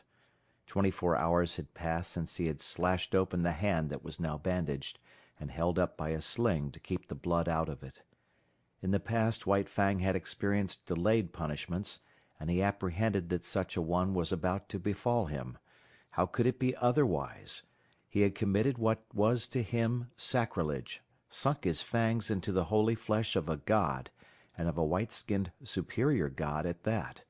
In the nature of things, and of intercourse with gods, something terrible awaited him. The god sat down several feet away. White Fang could see nothing dangerous in that. When the gods administered punishment they stood on their legs. Besides, this god had no club, no whip, no firearm, and furthermore he himself was free. No chain nor stick bound him. He could escape into safety while the god was scrambling to his feet. In the meantime he could wait and see. The god remained quiet, made no movement, and White Fang's snarl slowly dwindled to a growl that ebbed down in his throat and ceased. Then the god spoke, and at the first sound of his voice the hair rose on White Fang's neck and the growl rushed up in his throat. But the god made no hostile movement, and went on calmly talking. For a time White Fang growled in unison with him, a correspondence of rhythm being established between growl and voice. But the god talked on interminably. He talked to White Fang as White Fang had never been talked to before. He talked softly and soothingly, with a gentleness that somehow, somewhere, touched White Fang. In spite of himself and all the prickling warnings of his instinct, White Fang began to have confidence in this god. He had a feeling of security that was belied by all his experience with men. After a long time the god got up and went into the cabin. White Fang scanned him apprehensively when he came out. He had neither whip nor club nor weapon, nor was his uninjured hand behind his back hiding something. He sat down as before, in the same spot, several feet away. He held out a small piece of meat. White Fang pricked his ears and investigated it suspiciously, managing to look at the same time both at the meat and the god, alert for any overt act, his body tense and ready to spring away at the first sign of hostility. Still the punishment delayed. The god merely held near to his nose a piece of meat, and about the meat there seemed nothing wrong. Still White Fang suspected, and though the meat was proffered to him with short, inviting thrusts of the hand, he refused to touch it. The gods were all wise, and there was no telling what masterful treachery lurked behind that apparently harmless piece of meat. In past experience, especially in dealing with squaws, meat and punishment had often been disastrously related. In the end, the god tossed the meat on the snow at White Fang's feet. He smelled the meat carefully, but he did not look at it. While he smelled it, he kept his eyes on the god. Nothing happened. He took the meat into his mouth and swallowed it. Still nothing happened. The god was actually offering him another piece of meat. Again he refused to take it from the hand, and again it was tossed to him. This was repeated a number of times. But there came a time when the god refused to toss it. He kept it in his hand and steadfastly proffered it. The meat was good meat, and White Fang was hungry. Bit by bit, infinitely cautious, he approached the hand. At last the time came that he decided to eat the meat from the hand. He never took his eyes from the god, thrusting his head forward with ears flattened back and hair involuntarily rising and cresting on his neck. Also a low growl rumbled in his throat as warning that he was not to be trifled with. He ate the meat, and nothing happened. Piece by piece he ate all the meat, and nothing happened. Still the punishment delayed. He licked his chops and waited. The god went on talking. In his voice was kindness, something of which White Fang had no experience whatever, and within him it aroused feelings which he had likewise never experienced before. He was aware of a certain strange satisfaction, as though some need were being gratified, as though some void in his being were being filled. Then again came the prod of his instinct and the warning of past experience. The gods were ever crafty, and they had unguessed ways of attaining their ends. Ah! He had thought so. There it came now, the god's hand, cunning to hurt, thrusting out at him, descending upon his head. But the god went on talking. His voice was soft and soothing. In spite of the menacing hand, the voice inspired confidence. And in spite of the assuring voice, the hand inspired distrust. White Fang was torn by conflicting feelings, impulses. It seemed he would fly to pieces, so terrible was the control he was exerting, holding together by an unwonted indecision the counterforces that struggled within him for mastery. He compromised. He snarled and bristled and flattened his ears, but he neither snapped nor sprang away. The hand descended. Nearer and nearer it came. It touched the ends of his upstanding hair. He shrank down under it. It followed down after him, pressing more closely against him. Shrinking, almost shivering, he still managed to hold himself together. It was a torment, this hand that touched him and violated his instinct. He could not forget in a day all the evil that had been wrought him at the hands of men. But it was the will of the god, and he strove to submit. The hand lifted and descended again in a patting, caressing movement. This continued, but every time the hand lifted, the hair lifted under it, and every time the hand descended, the ears flattened down and a cavernous growl surged in his throat. White Fang growled and growled with insistent warning. By this means he announced that he was prepared to retaliate for any hurt he might receive. There was no telling when the god's ulterior motive might be disclosed. At any moment, that soft, confidence-inspiring voice might break forth in a roar of wrath, that gentle and caressing hand transform itself into a vice-like grip to hold him helpless and administer punishment. But the god talked on softly, and ever the hand rose and fell with non-hostile pats. White Fang experienced dual feelings. It was distasteful to his instinct. It restrained him, opposed the will of him toward personal liberty. And yet it was not physically painful. On the contrary, it was even pleasant in a physical way. The patting movement slowly and carefully changed to a rubbing of the ears about their bases, and the physical pleasure even increased a little. Yet he continued to fear, and he stood on guard, expectant of unguessed evil, alternately suffering and enjoying as one feeling or the other came uppermost and swayed him. "Well, I'll be goswoggled!" So spoke Matt, coming out of the cabin, his sleeves rolled up, a pan of dirty dishwater in his hands, arrested in the act of emptying the pan by the side of Weedon Scott patting White Fang. At the instant his voice broke the silence, White Fang leaped back, snarling savagely at him. Matt regarded his employer with grieved disapproval.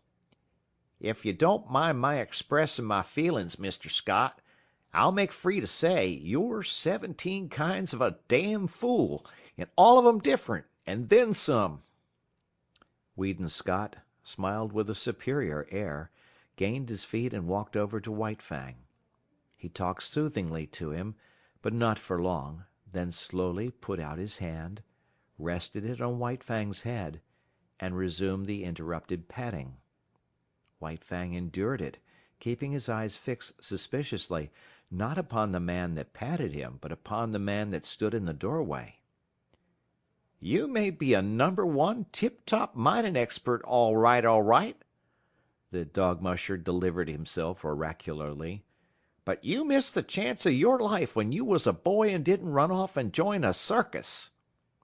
White Fang snarled at the sound of the voice, but this time did not leap away from under the hand that was caressing his head and the back of his neck with long, soothing strokes.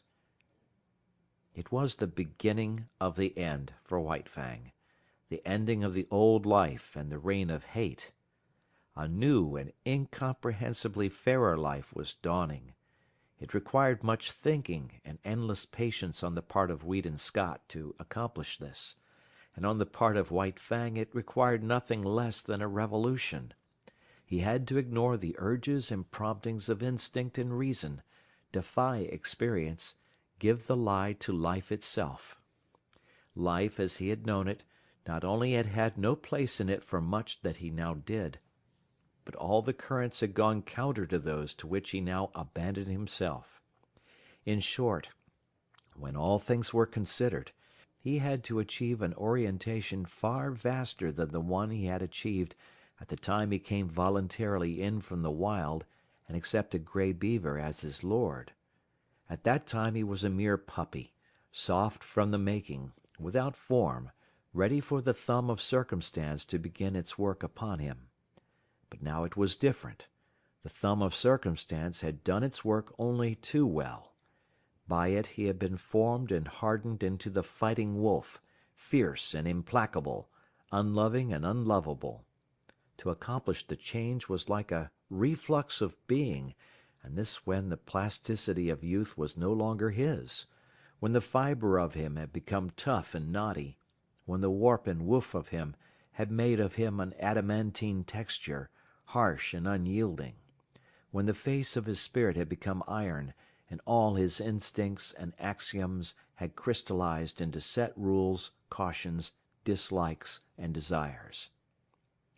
Yet again, in this new orientation, it was the thumb of circumstance that pressed and prodded him, softening that which had become hard and remoulding it into fairer form. Weedon Scott was in truth this thumb. He had gone to the roots of White Fang's nature, and with kindness touched to life potencies that had languished and well nigh perished. One such potency was love. It took the place of like, which latter had been the highest feeling that thrilled him in his intercourse with the gods. But this love did not come in a day. It began with like, and out of it slowly developed. White Fang did not run away, though he was allowed to remain loose, because he liked this new god. This was certainly better than the life he had lived in the cage of Beauty Smith, and it was necessary that he should have some god. The lordship of man was a need of his nature. The seal of his dependence on man had been set upon him in that early day when he turned his back on the wild and crawled to Grey Beaver's feet to receive the expected beating. This seal had been stamped upon him again, and ineradicably on his second return from the wild, when the long famine was over and there was fish once more in the village of Grey Beaver. And so, because he needed a god, and because he preferred Weedon Scott to Beauty Smith, White Fang remained. In acknowledgment of fealty, he proceeded to take upon himself the guardianship of his master's property. He prowled about the cabin while the sled dogs slept, and the first night visitor to the cabin fought him off with a club until Weedon Scott came to the rescue. But White Fang soon learned to differentiate between thieves and honest men, to appraise the true value of step and carriage. The man who travelled, loud-stepping, the direct line to the cabin door, he let alone, though he watched him vigilantly until the door opened and he received the endorsement of the master. But the man who went softly, by circuitous ways, peering with caution, seeking after secrecy, that was the man who received no suspension of judgment from White Fang, and who went away abruptly, hurriedly, and without dignity. Weedon Scott had set himself the task of redeeming White Fang, or rather, of redeeming mankind from the wrong it had done White Fang. It was a matter of principle and conscience. He felt that the ill done White Fang was a debt incurred by man, and that it must be paid. So he went out of his way to be especially kind to the fighting wolf. Each day he made it a point to caress and pet White Fang, and to do it at length. At first suspicious and hostile, White Fang grew to like this petting. But there was one thing that he never outgrew, his growling. Growl he would, from the moment the petting began till it ended. But it was a growl with a new note in it. A stranger could not hear this note, and to such a stranger the growling of White Fang was an exhibition of primordial savagery, nerve-racking and blood-curdling. But White Fang's throat had become harsh-fibred from the making of ferocious sounds through the many years since his first little rasp of anger in the lair of his cubhood, and he could not soften the sounds of that throat now to express the gentleness he felt. Nevertheless, Weedon Scott's ear and sympathy were fine enough to catch the new note, all but drowned in the fierceness, the note that was the faintest hint of a croon of content, and that none but he could hear. As the days went by, the evolution of like into love was accelerated. White Fang himself began to grow aware of it, though in his consciousness he knew not what love was. It manifested itself to him as a void in his being, a hungry, aching, yearning void that clamoured to be filled. It was a pain and an unrest, and it received easement only by the touch of the new god's presence. At such times love was joy to him, a wild, keen, thrilling satisfaction. But when away from his god, the pain and the unrest returned, the void in him sprang up and pressed against him with its emptiness, and the hunger gnawed and gnawed unceasingly. White Fang was in the process of finding himself. In spite of the maturity of his years and of the savage rigidity of the mould that had formed him, his nature was undergoing an expansion. There was a burgeoning within him of strange feelings and unwonted impulses. His old code of conduct was changing. In the past he had liked comfort and surcease from pain, disliked discomfort and pain, and he had adjusted his actions accordingly. But now it was different. Because of this new feeling within him, he ofttimes elected discomfort and pain for the sake of his god. Thus, in the early morning, instead of roaming and foraging, or lying in a sheltered nook, he would wait for hours on the cheerless cabin stoop for a sight of the god's face.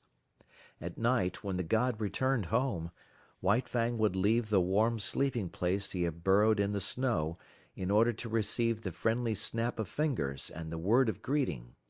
Meat, even meat itself, he would forego to be with his god, to receive a caress from him, or to accompany him down into the town. Like had been replaced by love. And love was the plummet dropped down into the deeps of him, where like had never gone.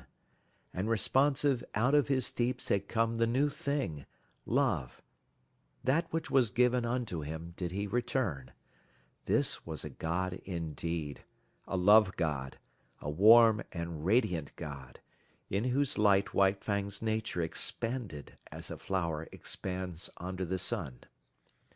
But White Fang was not demonstrative. He was too old, too firmly moulded, to become adept at expressing himself in new ways.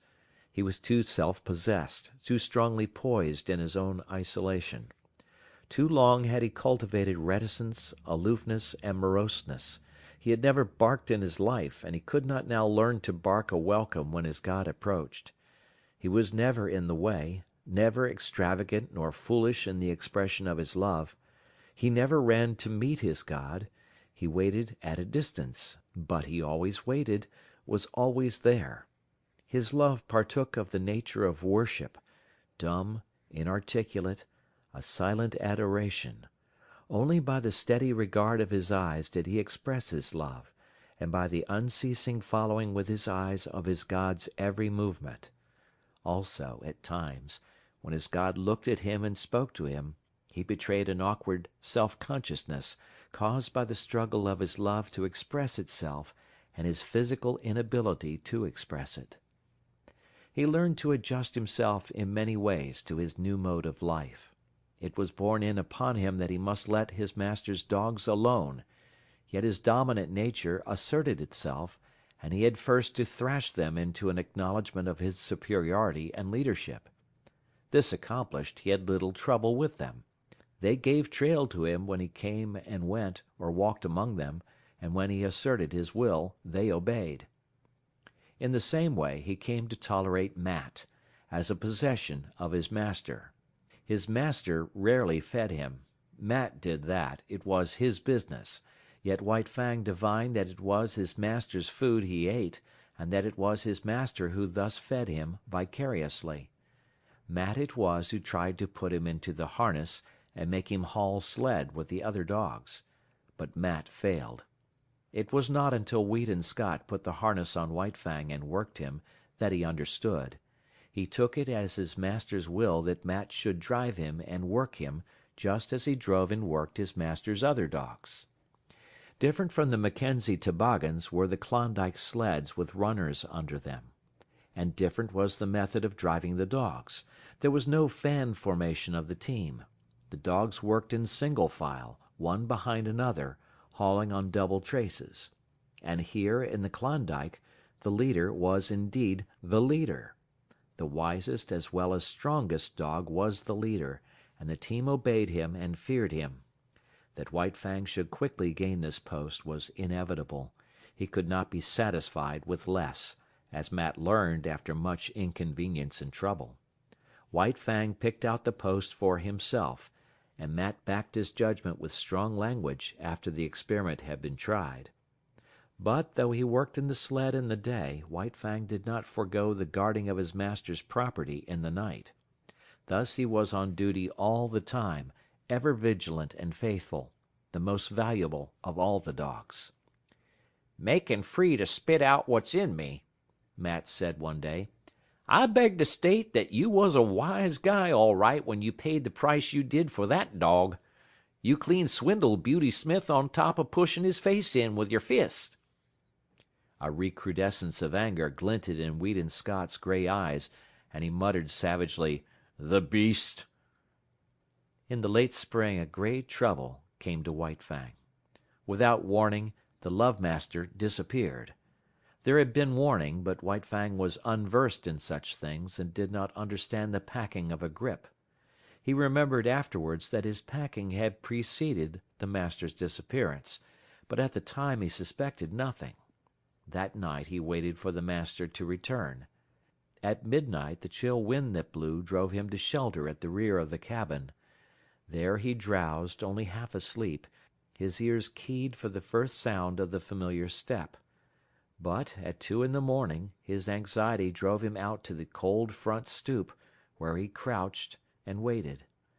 But no master came. In the morning the door opened and Matt stepped outside. White Fang gazed at him wistfully. There was no common speech by which he might learn what he wanted to know. The days came and went, but never the master. White Fang, who had never known sickness in his life, became sick. He became very sick, so sick that Matt was finally compelled to bring him inside the cabin. Also, in writing to his employer, Matt devoted a postscript to White Fang. Weedon Scott, reading the letter down in Circle City, came upon the following: "That damn wolf won't work. Won't eat. Ain't got no spunk left. All the dogs is licking him. Wants to know what has become of you, and I don't know how to tell him. Maybe he is going to die." It was as Matt had said. White Fang had ceased eating, lost heart, and allowed every dog of the team to thrash him. In the cabin he lay on the floor near the stove, without interest in food, in Matt, nor in life. Matt might talk gently to him, or swear at him, it was all the same. He never did more than turn his dull eyes upon the man, then drop his head back to its customary position on his forepaws. And then, one night, Matt, reading to himself with moving lips and mumbled sounds, was startled by a low whine from White Fang. He had got upon his feet, his ears cocked towards the door, and he was listening intently. A moment later Matt heard a footstep.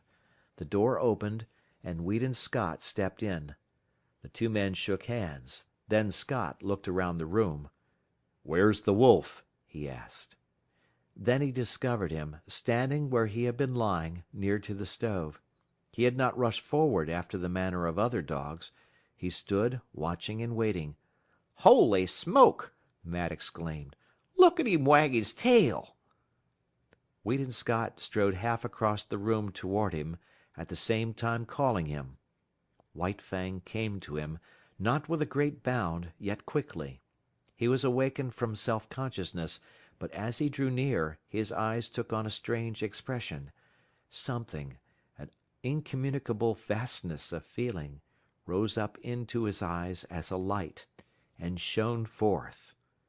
"He never looked at me that way all the time you was gone," Matt commented.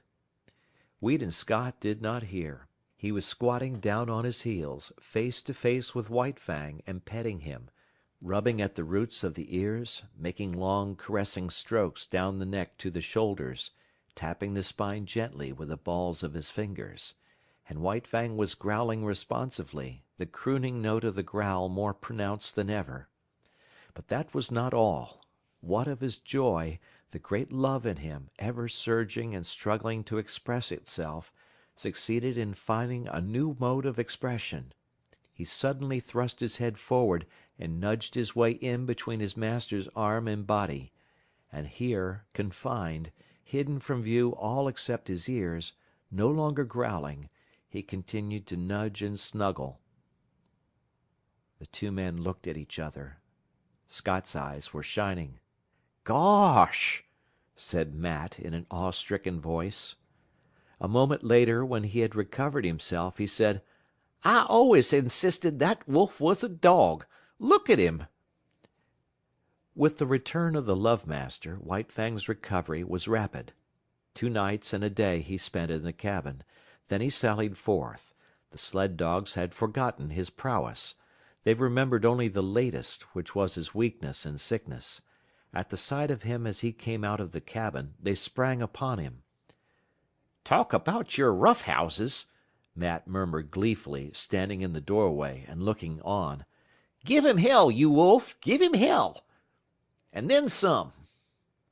White Fang did not need the encouragement. The return of the Love Master was enough. Life was flowing through him again, splendid and indomitable. He fought from sheer joy, finding in it an expression of much that he felt, and that otherwise was without speech. There could be but one ending. The team dispersed in ignominious defeat, and it was not until after dark that the dogs came sneaking back, one, by meekness and humility signifying their fealty to White Fang. Having learned to snuggle, White Fang was guilty of it often. It was the final word. He could not go beyond it. The one thing of which he had always been particularly jealous was his head. He had always disliked to have it touched. It was the wild in him, the fear of hurt and of the trap, that had given rise to the panicky impulses to avoid contacts. It was the mandate of his instinct that his head must be free. And now, with the Love Master, his snuggling was the deliberate act of putting himself into a position of hopeless helplessness. It was an expression of perfect confidence, of absolute self-surrender, as though he said, "I put myself into thy hands. Work thou thy will with me." One night, not long after the return, Scott and Matt sat at a game of cribbage preliminary to going to bed. 15-2, 15-4, and a pair makes 6. Matt was pegging up, when there was an outcry and sound of snarling without. They looked at each other as they started to rise to their feet. "The wolf's nailed somebody," Matt said. A wild scream of fear and anguish hastened them. "Bring a light!" Scott shouted as he sprang outside. Matt followed with the lamp, and by its light they saw a man lying on his back in the snow.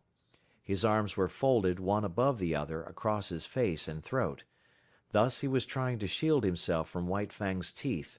And there was need for it. White Fang was in a rage, wickedly making his attack on the most vulnerable spot. From shoulder to wrist of the crossed arms, the coat sleeve, blue flannel shirt and undershirt were ripped in rags, while the arms themselves were terribly slashed and streaming blood. All this the two men saw in the first instant. The next instant Weedon Scott had White Fang by the throat and was dragging him clear. White Fang struggled and snarled, but made no attempt to bite, while he quickly quieted down at a sharp word from the master. Matt helped the man to his feet. As he arose he lowered his crossed arms, exposing the bestial face of Beauty Smith. The dog musher let go of him precipitately, with action similar to that of a man who has picked up live fire. Beauty Smith blinked in the lamplight and looked about him. He caught sight of White Fang and terror rushed into his face. At the same moment Matt noticed two objects lying in the snow. He held the lamp close to them, indicating them with his toe for his employer's benefit: a steel dog chain and a stout club. Weedon Scott saw and nodded. Not a word was spoken. The dog musher laid his hand on Beauty Smith's shoulder and faced him to the right about. No word needed to be spoken. Beauty Smith started. In the meantime the love master was patting White Fang and talking to him. "Tried to steal you, eh? And you wouldn't have it. Well, well, he made a mistake, didn't he? Must have thought he had hold of 17 devils," the dog musher sniggered. White Fang, still wrought up and bristling, growled and growled, the hair slowly lying down, the crooning note remote and dim, but growing in his throat. End of chapter 6. Part 5, Chapter 1, The Long Trail. It was in the air. White Fang sensed the coming calamity even before there was tangible evidence of it. In vague ways it was borne in upon him that a change was impending. He knew not how nor why, yet he got his feel of the oncoming event from the gods themselves. In ways subtler than they knew, they betrayed their intentions to the wolf-dog that haunted the cabin stoop, and that, though he never came inside the cabin, knew what went on inside their brains. "Listen to that, will you?" the dog musher exclaimed at supper one night. Weedon Scott listened. Through the door came a low, anxious whine, like a sobbing under the breath that had just grown audible. Then came the long sniff, as White Fang reassured himself that his god was still inside, and had not yet taken himself off in mysterious and solitary flight. "I do believe that wolf's on to you," the dog musher said. Weedon Scott looked across at his companion with eyes that almost pleaded, though this was given the lie by his words. "What the devil can I do with a wolf in California?" he demanded. "That's what I say," Matt answered. "What the devil can you do with a wolf in California?" But this did not satisfy Weedon Scott. The other seemed to be judging him in a non-committal sort of way. "White men's dogs would have no show against him," Scott went on. "He'd kill them on sight. If he didn't bankrupt me with damaged suits, the authorities would take him away from me and electrocute him." "He's a downright murderer, I know," was the dog musher's comment. Weedon Scott looked at him suspiciously. "It would never do," he said decisively. "It would never do," Matt concurred. "Why, you'd have to hire a man specially to take care of him." The other's suspicion was allayed. He nodded cheerfully. In the silence that followed, the low, half-sobbing whine was heard at the door, and then the long, questing sniff. "There's no denying he thinks a hell of a lot of you," Matt said. The other glared at him in sudden wrath. "Damn it all, man, I know my own mind and what's best." "I'm agreeing with you, only—" "Only what?" Scott snapped out. "Only—" the dog musher began softly, then changed his mind and betrayed a rising anger of his own. "Well, you needn't get so all-fired head up about it. Judging by your actions, one'd think you didn't know your own mind." Weedon Scott debated with himself for a while, and then said more gently, "You're right, Matt. I don't know my own mind, and that's what's the trouble." "Why, it would be rank ridiculousness for me to take that dog along," he broke out after another pause. "I'm agreein' with you," was Matt's answer, and again his employer was not quite satisfied with him. "But how in the name of the great Sardinopolis he knows you're goin' is what gets me," the dog musher continued innocently. "It's beyond me, Matt," Scott answered, with a mournful shake of the head. Then came the day when, through the open cabin door, White Fang saw the fatal grip on the floor, and the love master packing things into it. Also, there were comings and goings, and the erstwhile placid atmosphere of the cabin was vexed with strange perturbations and unrest. Here was indubitable evidence. White Fang had already scented it. He now reasoned it. His god was preparing for another flight. And since he had not taken him with him before, so now he could look to be left behind. That night he lifted the long wolf howl. As he had howled, in his puppy days, when he fled back from the wild to the village to find it vanished and naught but a rubbish heap to mark the site of Grey Beaver's tepee, so now he pointed his muzzle to the cold stars and told to them his woe. Inside the cabin the two men had just gone to bed. "He's gone off his food again," Matt remarked from his bunk. There was a grunt from Weedon Scott's bunk and a stir of blankets. "From the way he cut up the other time you went away, I wouldn't wonder this time but what he died." The blankets in the other bunk stirred irritably. "Oh, shut up!" Scott cried out through the darkness. "You nag worse than a woman." "I'm agreein' with you," the dog musher answered, and Weedon Scott was not quite sure whether or not the other had snickered. The next day White Fang's anxiety and restlessness were even more pronounced. He dogged his master's heels whenever he left the cabin, and haunted the front stoop when he remained inside. Through the open door he could catch glimpses of the luggage on the floor. The grip had been joined by two large canvas bags and a box. Matt was rolling the master's blankets and fur robe inside a small tarpaulin. White Fang whined as he watched the operation. Later on, two Indians arrived. He watched them closely as they shouldered the luggage and were led off down the hill by Matt, who carried the bedding and the grip. But White Fang did not follow them. The master was still in the cabin.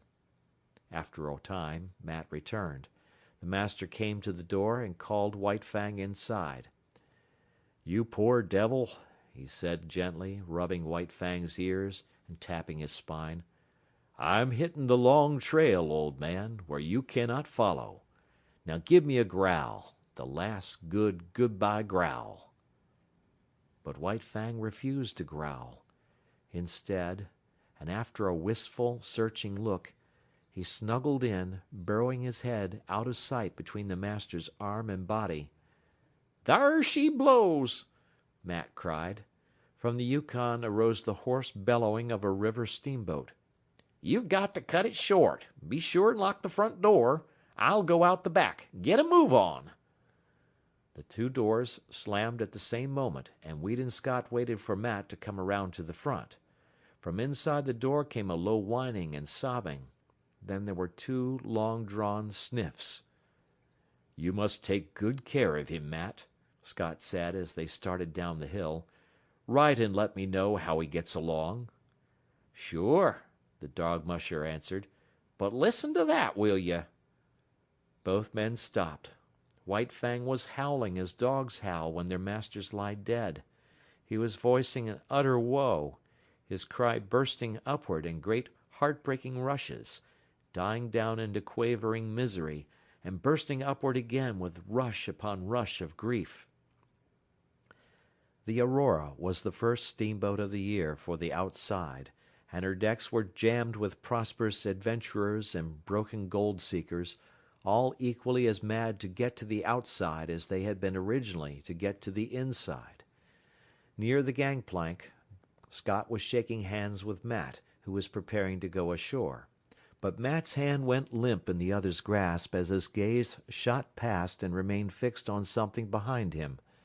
Scott turned to see. Sitting on the deck several feet away and watching wistfully was White Fang. The dog musher swore softly, in awe-stricken accents. Scott could only look in wonder. "Did you lock the front door?" Matt demanded. The other nodded and asked, "How about the back?" "You just bet I did," was the fervent reply. White Fang flattened his ears ingratiatingly, but remained where he was, making no attempt to approach. "I'll have to take him ashore with me." Matt made a couple of steps toward White Fang, but the latter slid away from him. The dog musher made a rush of it, and White Fang dodged between the legs of a group of men. Ducking, turning, doubling, he slid about the deck, eluding the other's efforts to capture him. But when the love master spoke, White Fang came to him with prompt obedience. "Won't come to the hand that's fed him all these months," the dog musher muttered resentfully. "And you ain't never fed him after that first days of getting acquainted. I'm blamed if I can see how he works it out that you're the boss." Scott, who had been patting White Fang, suddenly bent closer and pointed out fresh-made cuts on his muzzle and a gash between the eyes. Matt bent over and passed his hand along White Fang's belly. "We plump forgot the window. He's all cut and gouged underneath. Must have butted clean through it, b'gosh." But Weedon Scott was not listening. He was thinking rapidly. The Aurora's whistle hooted a final announcement of departure. Men were scurrying down the gangplank to the shore. Matt loosened the bandana from his own neck and started to put it around White Fang's. Scott grasped the dog musher's hand. "Goodbye, Matt, old man. About the wolf, you needn't write. You see, I've—" "What?" the dog musher exploded. "You don't mean to say—" "The very thing I mean. Here's your bandana. I'll write to you about him." Matt paused halfway down the gangplank. "He'll never stand the climate," he shouted back, "unless you clip him in warm weather." The gangplank was hauled in, and the Aurora swung out from the bank. Weedon Scott waved a last good-bye. Then he turned and bent over White Fang, standing by his side. "Now growl, damn you, growl," he said, as he patted the responsive head and rubbed the flattening ears. End of chapter 1.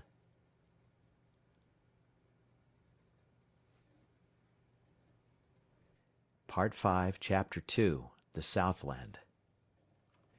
White Fang landed from the steamer in San Francisco. He was appalled. Deep in him, below any reasoning process or act of consciousness, he had associated power with godhead, and never had the white men seemed such marvelous gods as now, when he trod the slimy pavement of San Francisco. The log cabins he had known were replaced by towering buildings.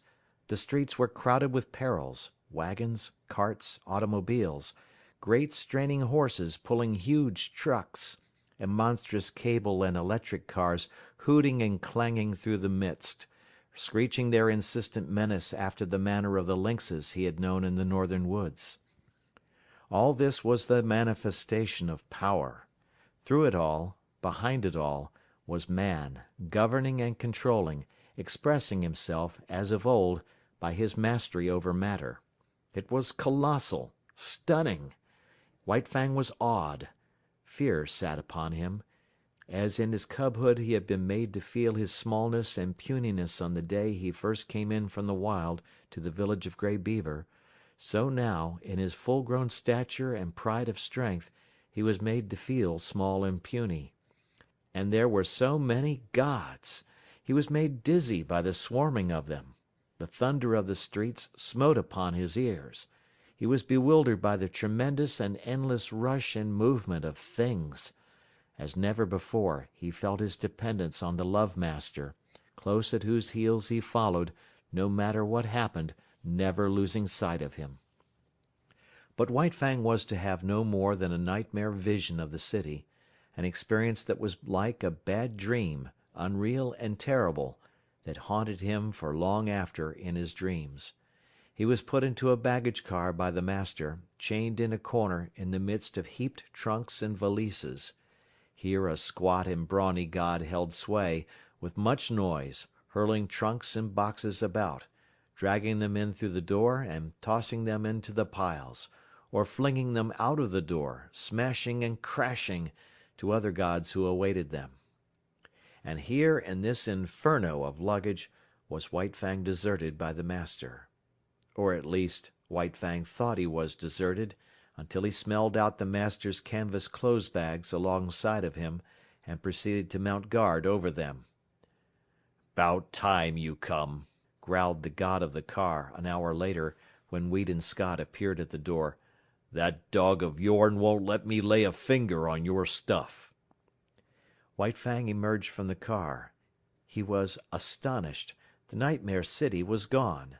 The car had been to him no more than a room in a house, and when he had entered it, the city had been all around him.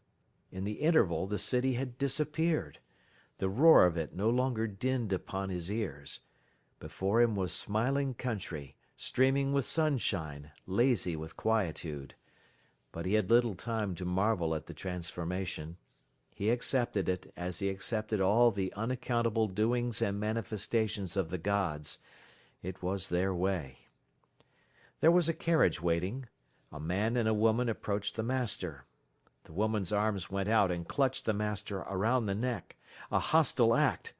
The next moment Weedon Scott had torn loose from the embrace and closed with White Fang, who had become a snarling, raging demon. "It's all right, mother," Scott was saying as he kept tight hold of White Fang and placated him. "He thought you were going to injure me, and he wouldn't stand for it. It's all right. It's all right. He'll learn soon enough." "And in the meantime I may be permitted to love my son when his dog is not around," she laughed, though she was pale and weak from the fright. She looked at White Fang, who snarled and bristled and glared malevolently. "He'll have to learn, and he shall, without postponement," Scott said. He spoke softly to White Fang until he had quieted him, then his voice became firm. "Down, sir! Down with you!" This had been one of the things taught him by the master, and White Fang obeyed, though he lay down reluctantly and sullenly. "Now, mother." Scott opened his arms to her, but kept his eyes on White Fang. "Down!" he warned. "Down!" White Fang, bristling silently, half crouching as he rose, sank back and watched the hostile act repeated. But no harm came of it, nor of the embrace from the strange man-god that followed. Then the clothes bags were taken into the carriage, the strange gods and the love-master followed, and White Fang pursued, now running vigilantly behind, now bristling up to the running horses and warning them that he was there to see that no harm befell the god they dragged so swiftly across the earth. At the end of 15 minutes, the carriage swung in through a stone gateway, and on between a double row of arched and interlacing walnut trees. On either side stretched lawns, their broad sweep broken here and there by great sturdy-limbed oaks. In the near distance, in contrast with the young green of the tended grass, sunburnt hayfields showed tan and gold, while beyond were the tawny hills and upland pastures. From the head of the lawn, on the first soft swell from the valley level, looked down the deep-porched, many-windowed house. Little opportunity was given White Fang to see all this. Hardly had the carriage entered the grounds when he was set upon by a sheep-dog, bright-eyed, sharp-muzzled, righteously indignant and angry. It was between him and the master, cutting him off. White Fang snarled no warning, but his hair bristled as he made his silent and deadly rush. This rush was never completed.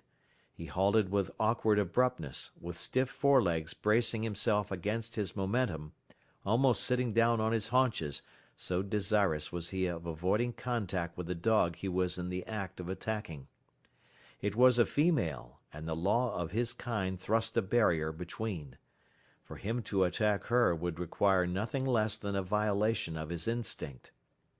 But with the sheep-dog it was otherwise. Being a female, she possessed no such instinct. On the other hand, being a sheep-dog, her instinctive fear of the wild, and especially of the wolf, was unusually keen. White Fang was to her a wolf, the hereditary marauder who had preyed upon her flocks from the time sheep were first herded and guarded by some dim ancestor of hers. And so, as he abandoned his rush at her and braced himself to avoid the contact, she sprang upon him. He snarled involuntarily as he felt her teeth in his shoulder, but beyond this made no offer to hurt her. He backed away, stiff-legged with self-consciousness, and tried to go around her. He dodged this way and that, and curved and turned, but to no purpose. She remained always between him and the way he wanted to go. "Here, collie!" cried the strange man in the carriage. Weedon Scott laughed. "Never mind, father. It is good discipline. White Fang will have to learn many things, and it's just as well that he begins now. He'll adjust himself all right."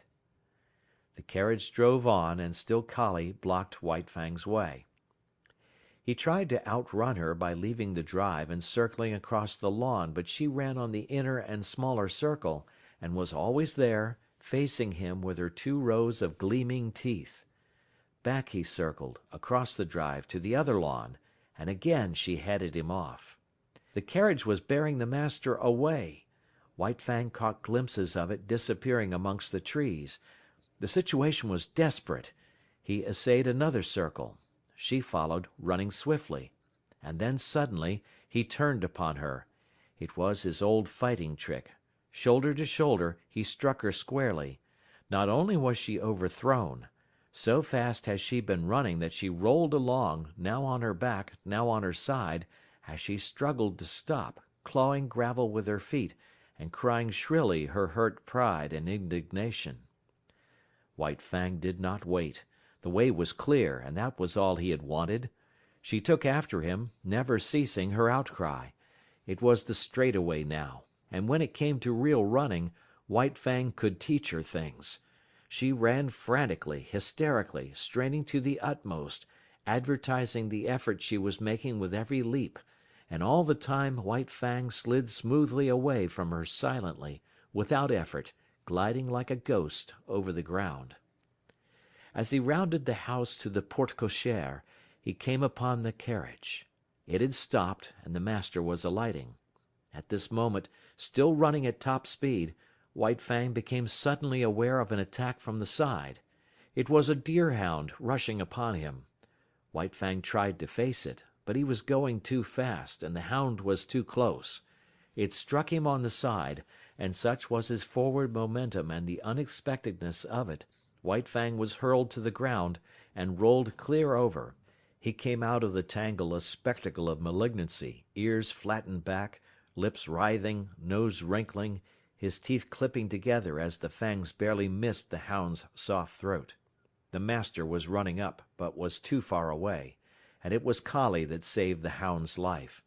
Before White Fang could spring in and deliver the fatal stroke, and just as he was in the act of springing in, Collie arrived. She had been outmaneuvered and outrun, to say nothing of her having been unceremoniously tumbled in the gravel, and her arrival was like that of a tornado, made up of offended dignity, justifiable wrath, and instinctive hatred for this marauder from the wild. She struck White Fang at right angles in the midst of his spring, and again he was knocked off his feet and rolled over. The next moment the master arrived, and with one hand held White Fang, while the father called off the dogs. "I say, this is a pretty warm reception for a poor lone wolf from the Arctic," the master said, while White Fang calmed down under his caressing hand. "In all his life he's only been known once to go off his feet, and here he's been rolled twice in 30 seconds."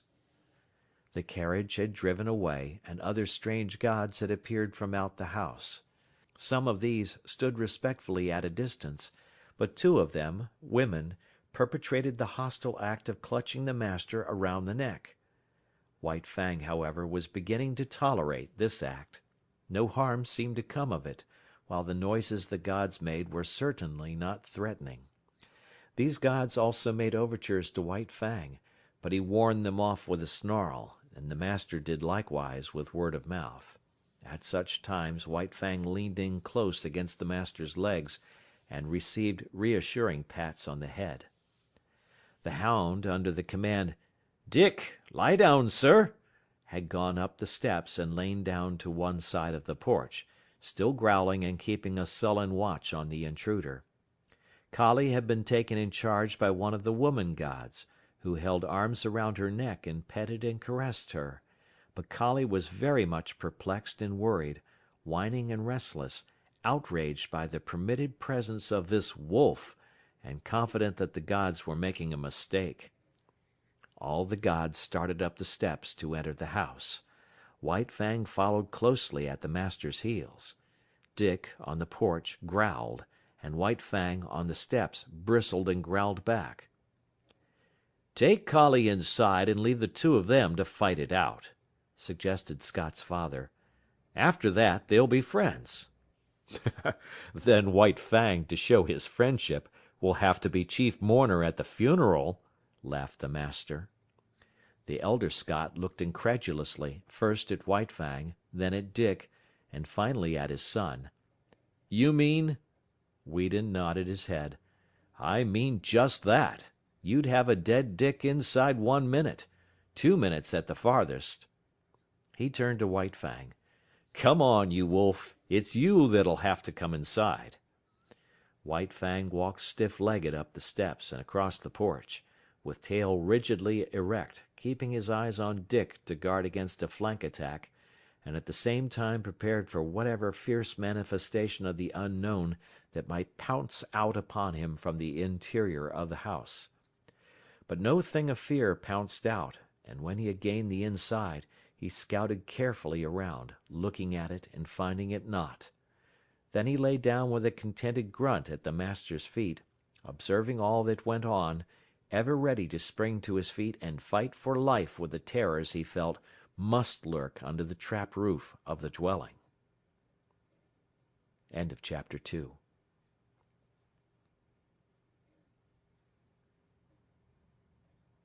Part 5, Chapter 3, The God's Domain. Not only was White Fang adaptable by nature, but he had traveled much, and knew the meaning and necessity of adjustment. Here, in Sierra Vista, which was the name of Judge Scott's place, White Fang quickly began to make himself at home. He had no further serious trouble with the dogs. They knew more about the ways of the Southland gods than did he, and in their eyes he had qualified when he accompanied the gods inside the house. Wolf that he was, and unprecedented as it was, the gods had sanctioned his presence, and they, the dogs of the gods, could only recognize this sanction. Dick, perforce, had to go through a few stiff formalities at first, after which he calmly accepted White Fang as an addition to the premises. Had Dick had his way, they would have been good friends. All but White Fang was averse to friendship. All he asked of other dogs was to be let alone. His whole life he had kept aloof from his kind, and he still desired to keep aloof. Dick's overtures bothered him, so he snarled Dick away.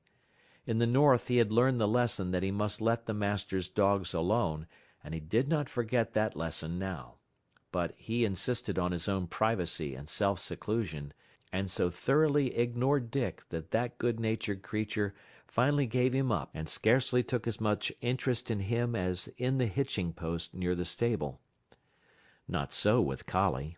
While she accepted him because it was the mandate of the gods, that was no reason that she should leave him in peace. Woven into her being was the memory of countless crimes he and his had perpetrated against her ancestry. Not in a day nor a generation were the ravaged sheepfolds to be forgotten. All this was a spur to her, pricking her to retaliation. She could not fly in the face of the gods who permitted him, but that did not prevent her from making life miserable for him in petty ways. A feud, ages old, was between them, and she, for one, would see to it that he was reminded. So Collie took advantage of her sex to pick upon White Fang and maltreat him. His instinct would not permit him to attack her, while her persistence would not permit him to ignore her. When she rushed at him, he turned his fur-protected shoulder to her sharp teeth and walked away stiff-legged and stately. When she forced him too hard, he was compelled to go about in a circle, his shoulder presented to her, his head turned from her, and on his face and in his eyes a patient and bored expression. Sometimes, however, a nip on his hindquarters hastened his retreat and made it anything but stately. But as a rule he managed to maintain a dignity that was almost solemnity.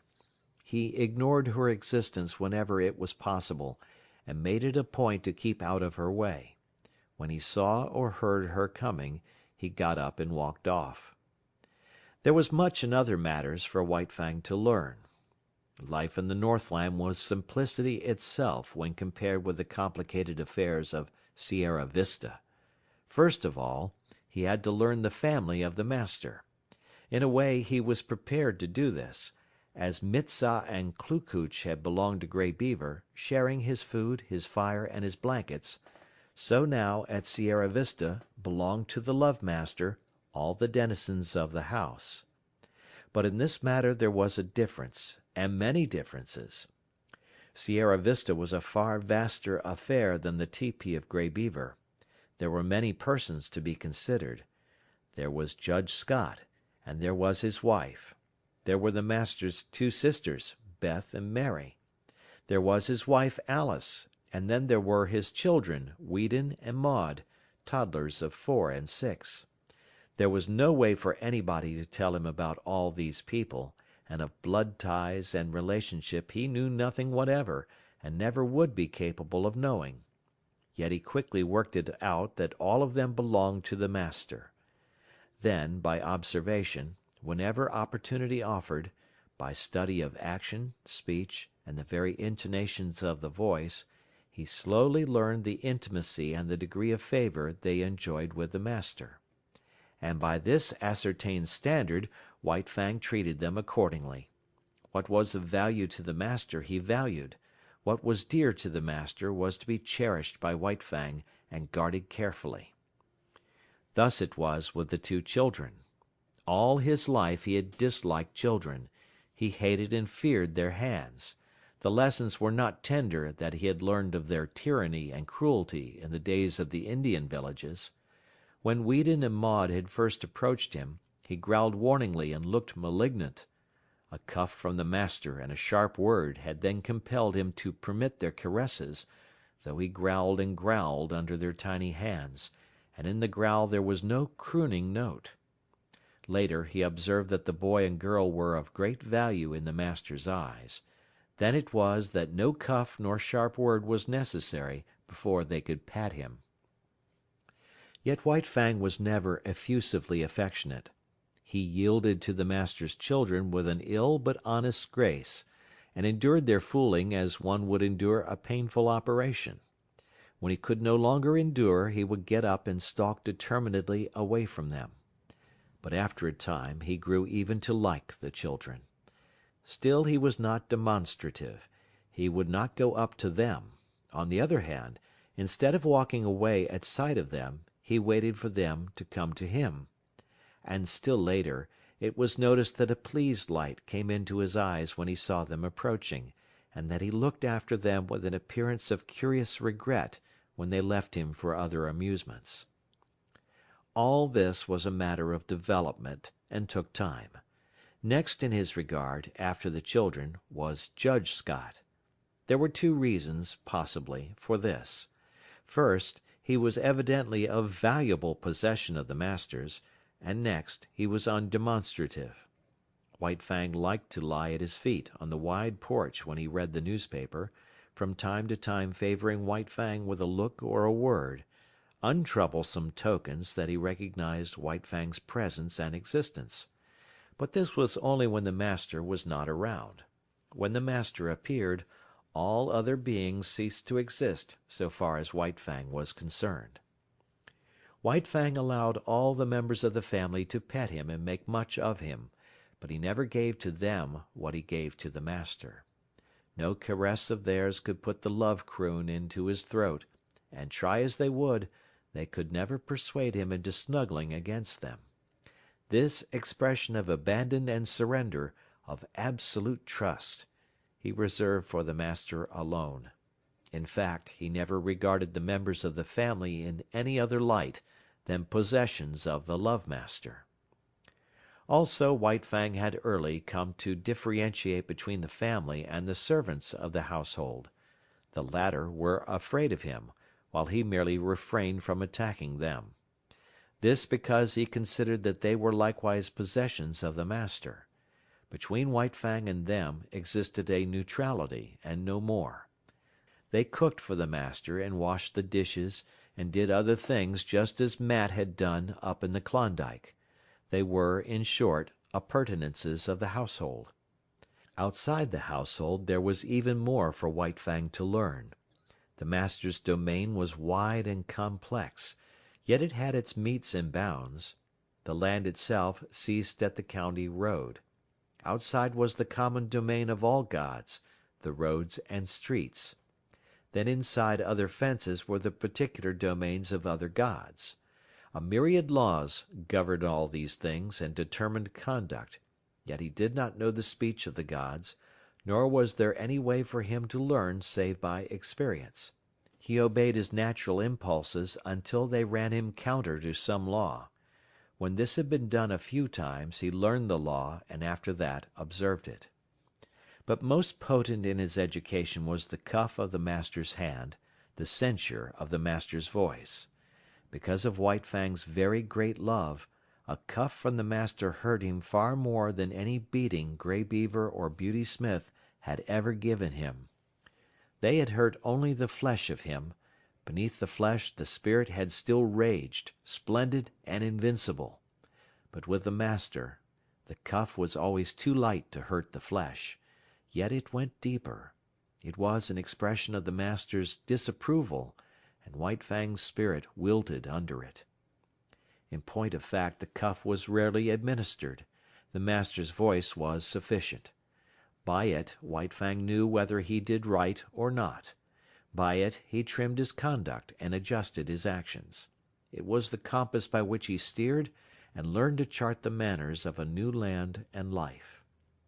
In the Northland, the only domesticated animal was the dog. All other animals lived in the wild, and were, when not too formidable, lawful spoil for any dog. All his days White Fang had foraged among the live things for food. It did not enter his head that in the Southland it was otherwise.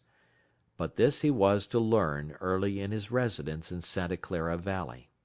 Sauntering around the corner of the house in the early morning, he came upon a chicken that had escaped from the chicken yard. White Fang's natural impulse was to eat it. A couple of bounds, a flash of teeth, and a frightened squawk, and he had scooped in the adventurous fowl. It was farm-bred and fat and tender, and White Fang licked his chops and decided that such fare was good. Later in the day, he chanced upon another stray chicken near the stables. One of the grooms ran to the rescue. He did not know White Fang's breed, so for weapon he took a light buggy whip. At the first cut of the whip, White Fang left the chicken for the man. A club might have stopped White Fang, but not a whip.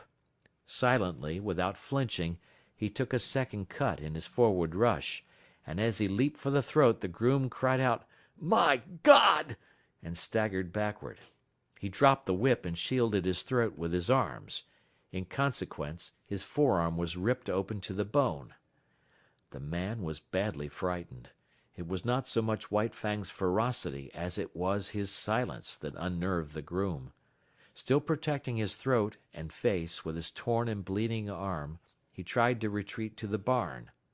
And it would have gone hard with him had not Collie appeared on the scene. As she had saved Dick's life, she now saved the groom's. She rushed upon White Fang in frenzied wrath. She had been right. She had known better than the blundering gods. All her suspicions were justified.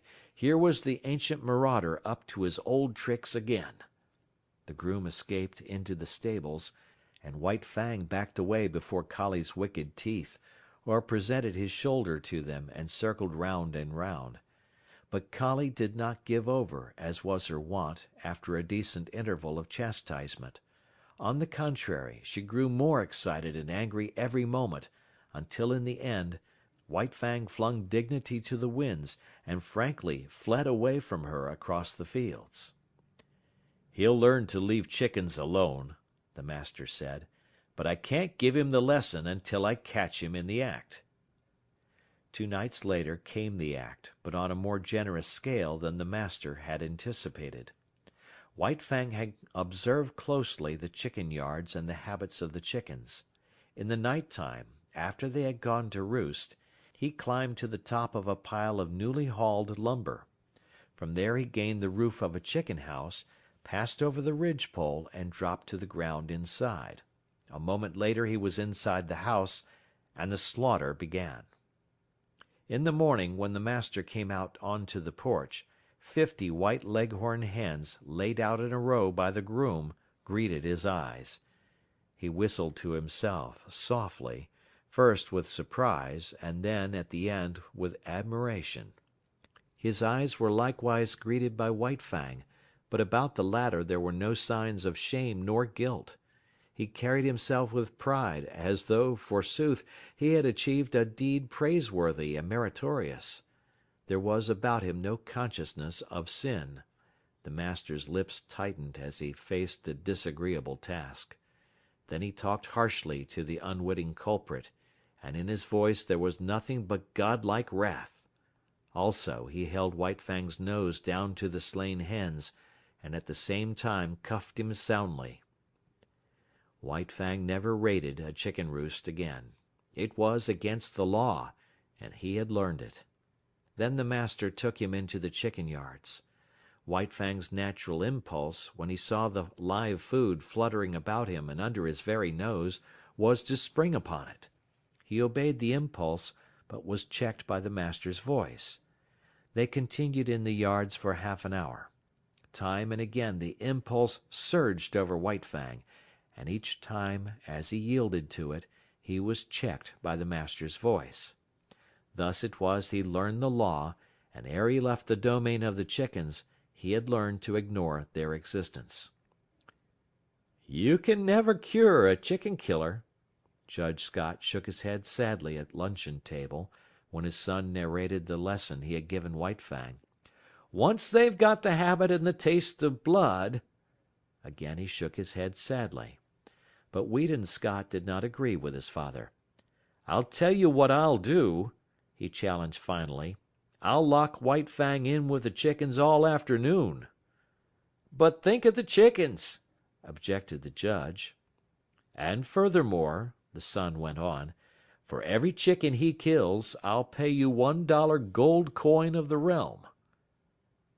"But you should penalize father, too," interposed Beth. Her sister seconded her, and a chorus of approval arose from around the table. Judge Scott nodded his head in agreement. "All right." Weedon Scott pondered for a moment. "And if, at the end of the afternoon, White Fang hasn't harmed a chicken, for every 10 minutes of the time he has spent in the yard, you will have to say to him, gravely and with deliberation, just as if you were sitting on the bench and solemnly passing judgment, 'White Fang, you are smarter than I thought.'" From hidden points of vantage the family watched the performance. But it was a fizzle. Locked in the yard and there deserted by the master, White Fang lay down and went to sleep. Once he got up and walked over to the trough for a drink of water. The chickens he calmly ignored. So far as he was concerned, they did not exist. At 4 o'clock he executed a running jump, gained the roof of the chicken house, and leaped to the ground outside, whence he sauntered gravely to the house. He had learned the law. And on the porch, before the delighted family, Judge Scott, face to face with White Fang, said slowly and solemnly 16 times, "White Fang, you are smarter than I thought." But it was the multiplicity of laws that befuddled White Fang and often brought him into disgrace. He had to learn that he must not touch the chickens that belonged to other gods. Then there were cats and rabbits and turkeys. All these he must let alone. In fact, when he had but partly learned the law, his impression was that he must leave all live things alone. Out in the back pasture, A quail could flutter up under his nose unharmed. All tense and trembling with eagerness and desire, he mastered his instinct and stood still. He was obeying the will of the gods. And then, one day, again out in the back pasture, he saw Dick start a jackrabbit and run it.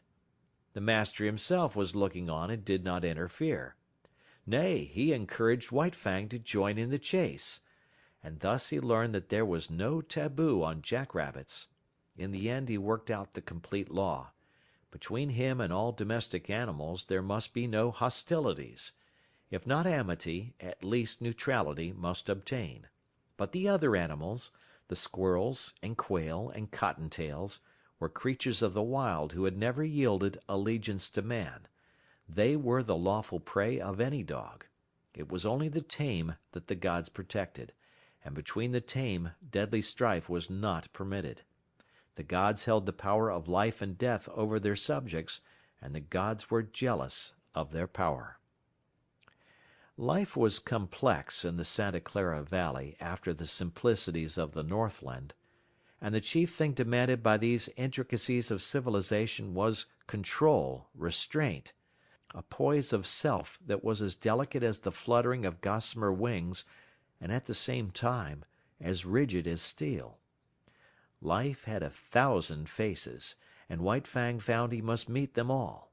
Thus, when he went to town, into San Jose, running behind the carriage or loafing about the streets when the carriage stopped, life flowed past him, deep and wide and varied, continually impinging upon his senses, demanding of him instant and endless adjustments and correspondences, and compelling him, almost always, to suppress his natural impulses.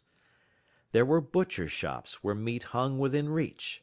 This meat he must not touch. There were cats at the houses the master visited that must be let alone. And there were dogs everywhere that snarled at him and that he must not attack. And then, on the crowded sidewalks, there were persons innumerable whose attention he attracted. They would stop and look at him, point him out to one another, examine him, talk of him, and worst of all, pat him. And these perilous contacts from all these strange hands he must endure. Yet this endurance he achieved. Furthermore, he got over being awkward and self-conscious.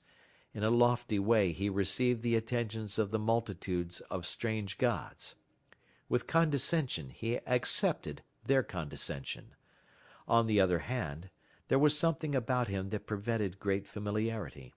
They patted him on the head and passed on, contented and pleased with their own daring. But it was not all easy for White Fang. Running behind the carriage in the outskirts of San Jose, he encountered certain small boys who made a practice of flinging stones at him. Yet he knew that it was not permitted him to pursue and drag them down. Here he was compelled to violate his instinct of self-preservation, and violate it he did, for he was becoming tame and qualifying himself for civilization. Nevertheless, White Fang was not quite satisfied with the arrangement. He had no abstract ideas about justice and fair play, but there is a certain sense of equity that resides in life, and it was this sense in him that resented the unfairness of his being permitted no defense against the stone throwers. He forgot that in the covenant entered into between him and the gods, they were pledged to care for him and defend him. But one day the master sprang from the carriage, whip in hand, and gave the stone throwers a thrashing. After that they threw stones no more, and White Fang understood and was satisfied. One other experience of similar nature was his. On the way to town, hanging around the saloon at the crossroads, were 3 dogs that made a practice of rushing out upon him when he went by. Knowing his deadly method of fighting, the master never ceased impressing upon White Fang the law that he must not fight. As a result, having learned the lesson well, White Fang was hard put whenever he passed the crossroads saloon. After the first rush, each time, his snarl kept the 3 dogs at a distance, but they trailed along behind, yelping and bickering and insulting him. This endured for some time. The men at the saloon even urged the dogs on to attack White Fang. One day they openly sicked the dogs on him. The master stopped the carriage. "Go to it," he said to White Fang. But White Fang could not believe. He looked at the master, and he looked at the dogs. Then he looked back eagerly and questioningly at the master. The master nodded his head. "Go to them, old fellow. Eat them up." White Fang no longer hesitated. He turned and leaped silently among his enemies. All three faced him. There was a great snarling and growling, a clashing of teeth, and a flurry of bodies.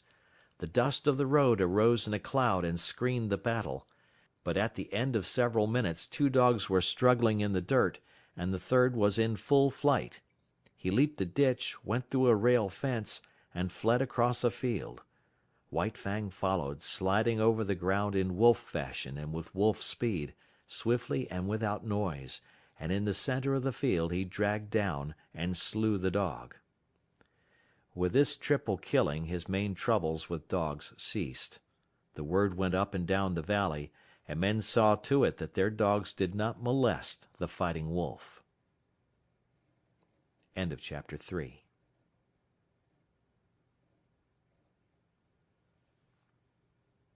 Part 5, Chapter 4, The Call of Kind. The months came and went. There was plenty of food and no work in the Southland, and White Fang lived fat and prosperous and happy. Not alone was he in the geographical Southland, for he was in the Southland of life.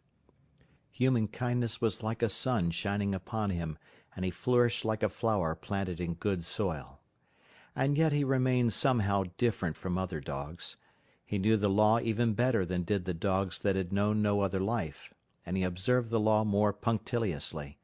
But still there was about him a suggestion of lurking ferocity, as though the wild still lingered in him and the wolf in him merely slept. He never chummed with other dogs. Lonely he had lived, so far as his kind was concerned, and lonely he would continue to live. In his puppyhood, under the persecution of Lip Lip and the puppy pack, and in his fighting days with Beauty Smith, he had acquired a fixed aversion for dogs. The natural course of his life had been diverted, and, recoiling from his kind, he had clung to the human. Besides, all Southland dogs looked upon him with suspicion. He aroused in them their instinctive fear of the wild, and they greeted him always with snarl and growl and belligerent hatred. He, on the other hand, learned that it was not necessary to use his teeth upon them. His naked fangs and writhing lips were uniformly efficacious, rarely failing to send a bellowing on-rushing dog back on its haunches. But there was one trial in White Fang's life: Collie. She never gave him a moment's peace. She was not so amenable to the law as he. She defied all efforts of the master to make her become friends with White Fang. Ever in his ears was sounding her sharp and nervous snarl. She had never forgiven him the chicken-killing episode, and persistently held to the belief that his intentions were bad. She found him guilty before the act and treated him accordingly.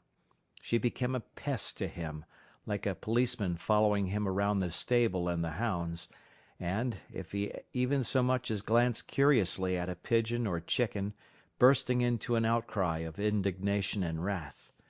His favorite way of ignoring her was to lie down, with his head on his forepaws, and pretend sleep. This always dumbfounded and silenced her. With the exception of Collie, all things went well with White Fang. He had learned control and poise, and he knew the law. He achieved a staidness and calmness and philosophic tolerance.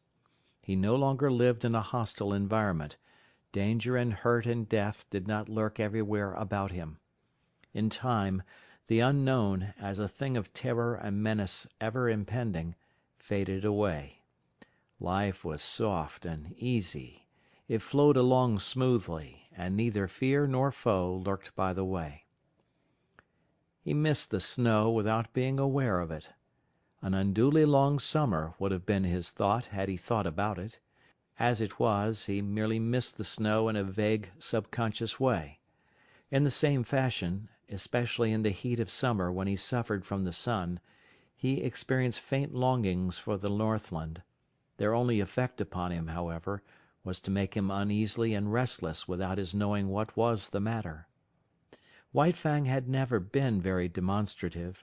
Beyond his snuggling and the throwing of a crooning note into his love growl, he had no way of expressing his love. Yet it was given him to discover a third way. He had always been susceptible to the laughter of the gods. Laughter had affected him with madness, made him frantic with rage. But he did not have it in him to be angry with the love-master, and when that god elected to laugh at him in a good-natured, bantering way, he was nonplussed. He could feel the pricking and stinging of the old anger as it strove to rise up in him, but it strove against love. He could not be angry, yet he had to do something. At first he was dignified, and the master laughed the harder. Then he tried to be more dignified, and the master laughed harder than before. In the end, the master laughed him out of his dignity. His jaws slightly parted, his lips lifted a little, and a quizzical expression that was more love than humour came into his eyes. He had learned to laugh. Likewise he learned to romp with the master, to be tumbled down and rolled over, and be the victim of innumerable rough tricks. In return he feigned anger, bristling and growling ferociously, and clipping his teeth together in snaps that had all the seeming of deadly intention. But he never forgot himself. Those snaps were always delivered on the empty air. At the end of such a romp, when blow and cuff and snap and snarl were last and furious, they would break off suddenly and stand several feet apart, glaring at each other. And then, just as suddenly, like the sun rising on a stormy sea, they would begin to laugh.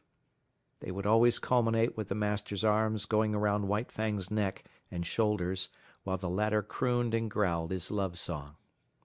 But nobody else ever romped with White Fang. He did not permit it. He stood on his dignity, and when they attempted it, his warning snarl and bristling mane were anything but playful.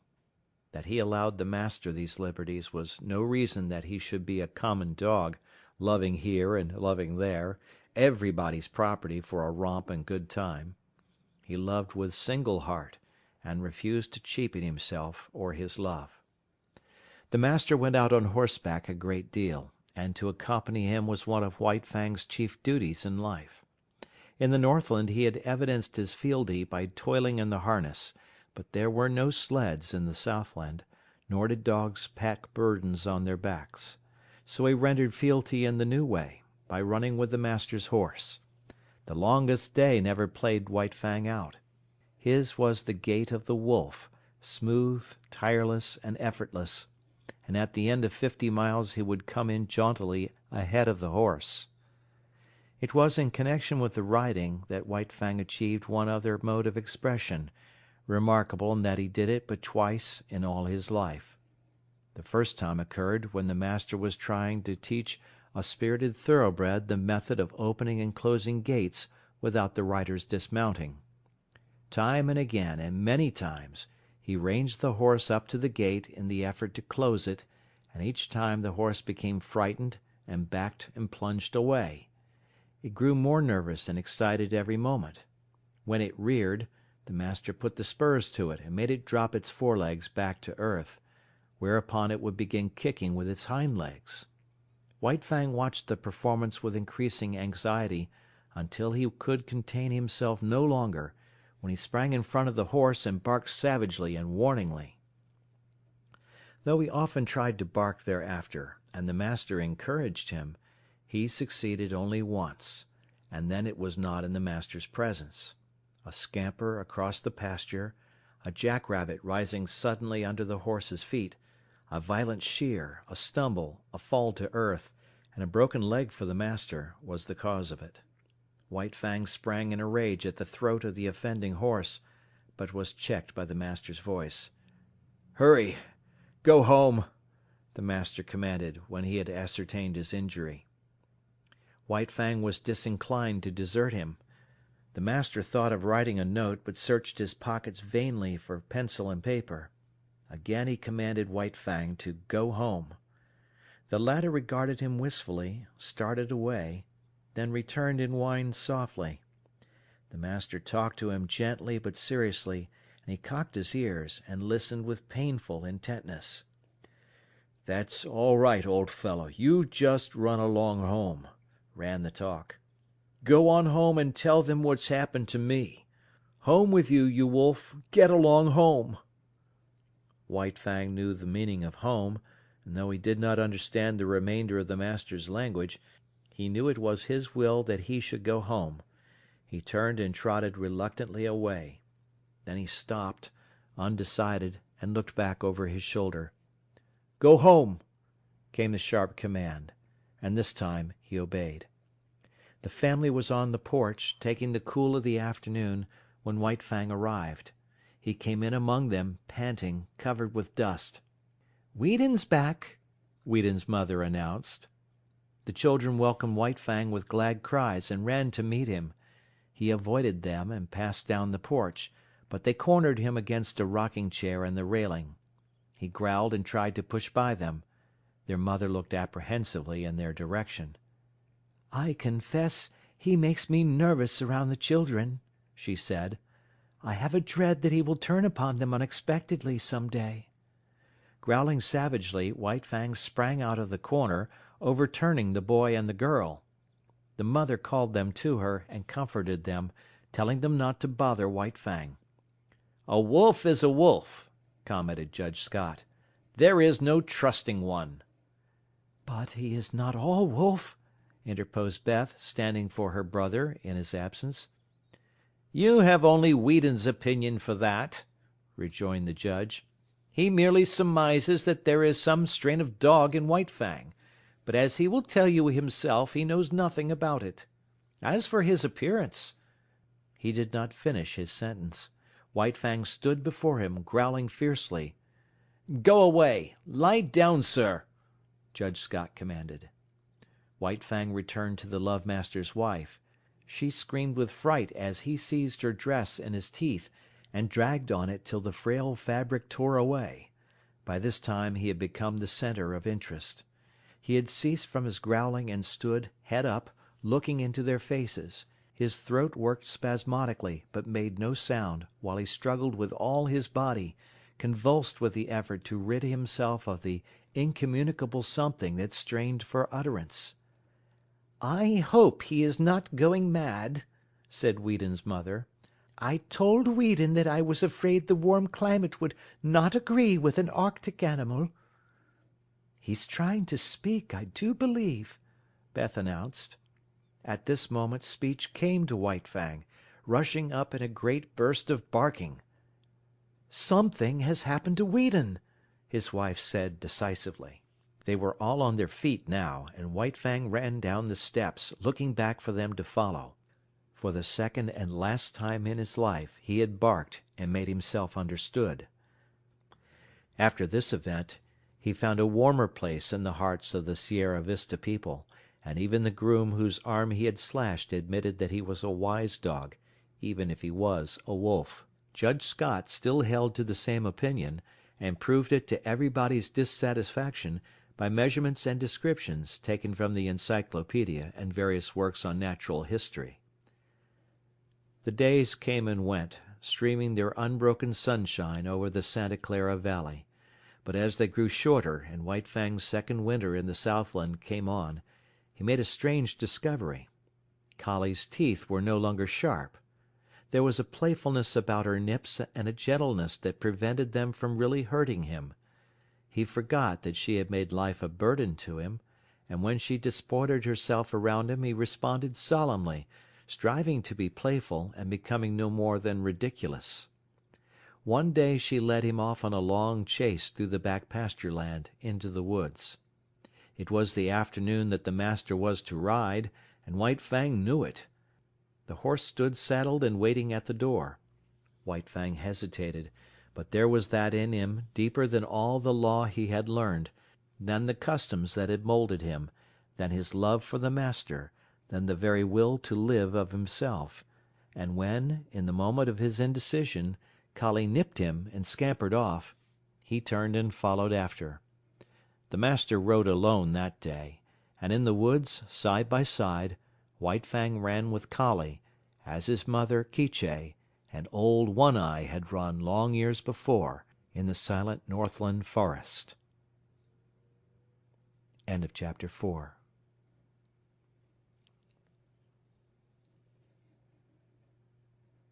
Part 5, Chapter 5, The Sleeping Wolf.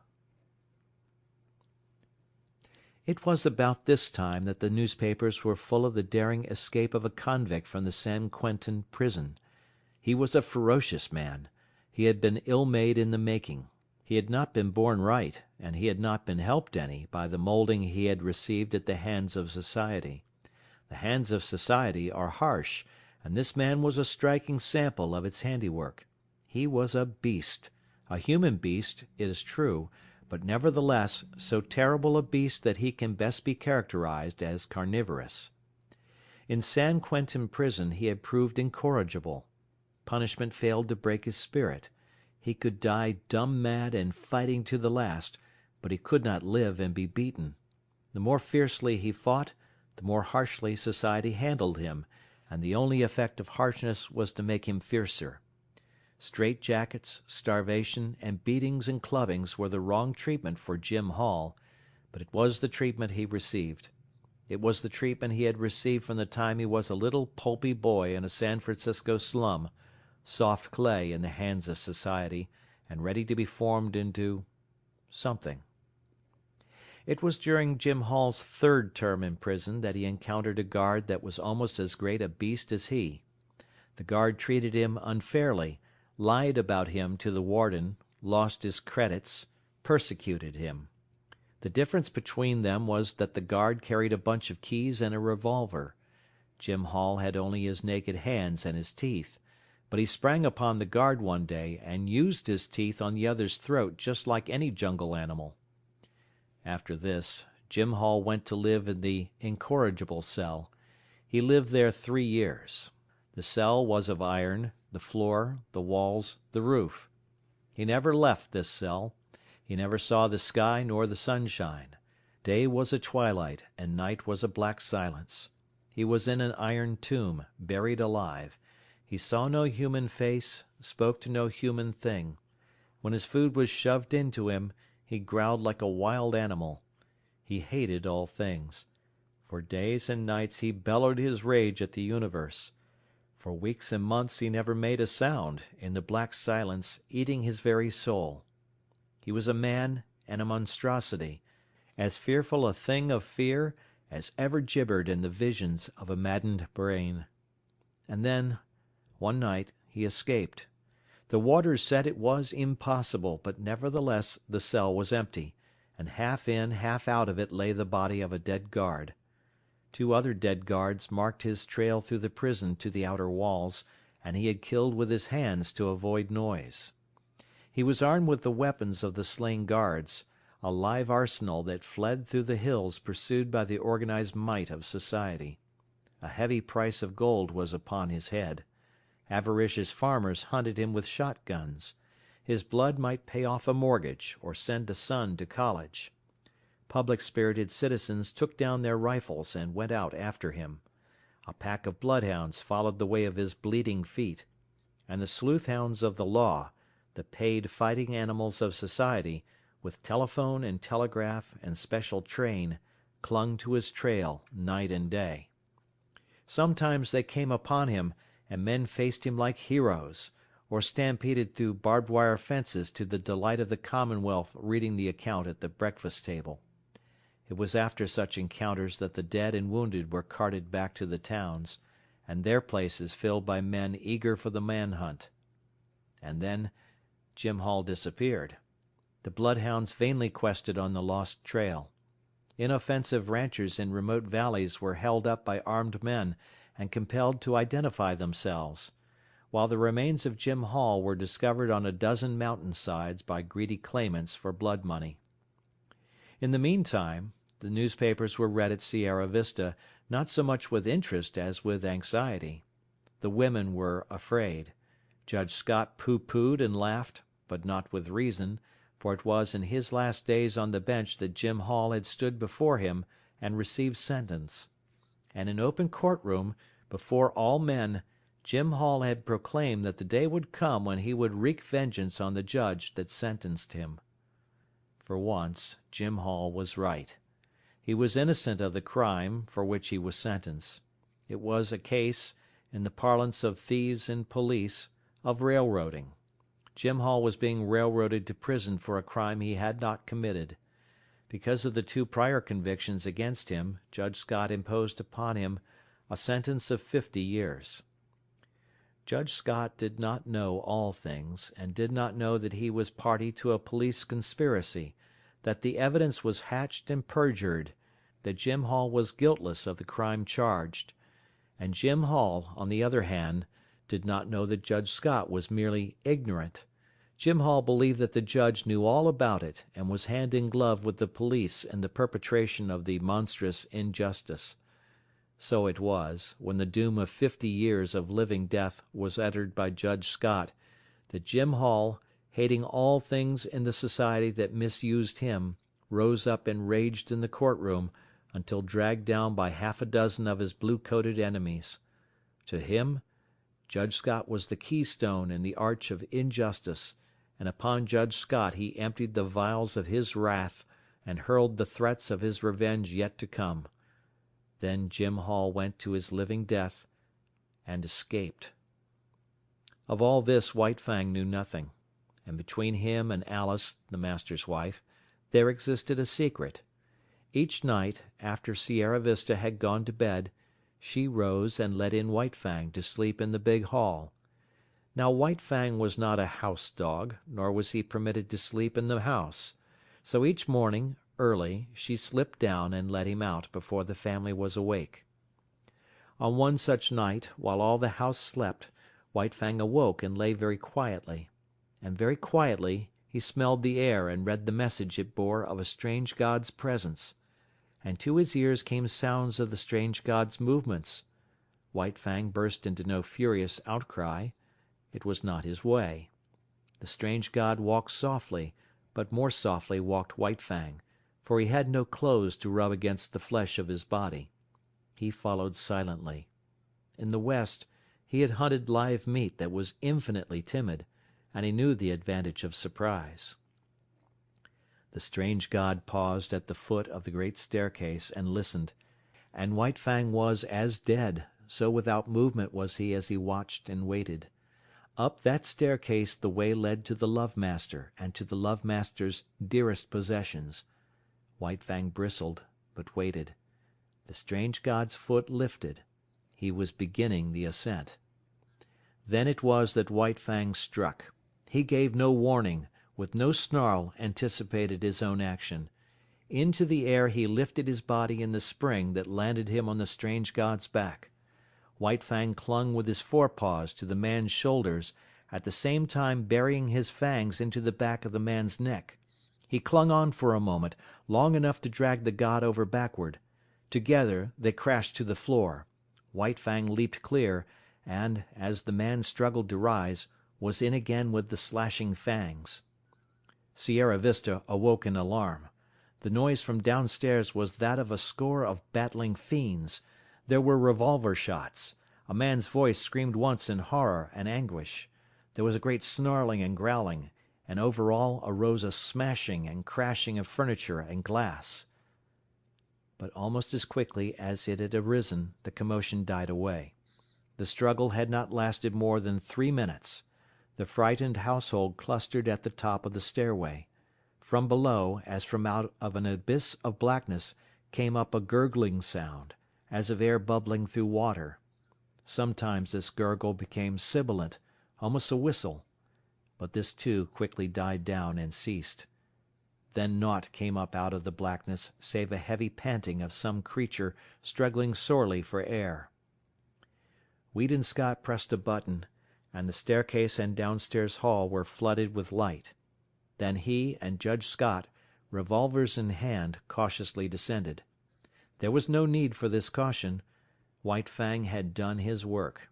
In the midst of the wreckage of overthrown and smashed furniture, partly on his side, his face hidden by an arm, lay a man. Weedon Scott bent over, removed the arm and turned the man's face upward. A gaping throat explained the manner of his death. "Jim Hall," said Judge Scott, and father and son looked significantly at each other. Then they turned to White Fang. He, too, was lying on his side. His eyes were closed, but the lids slightly lifted in an effort to look at them as they bent over him, and the tail was perceptibly agitated in a vain effort to wag. Weedon Scott patted him, and his throat rumbled an acknowledging growl. But it was a weak growl at best, and it quickly ceased.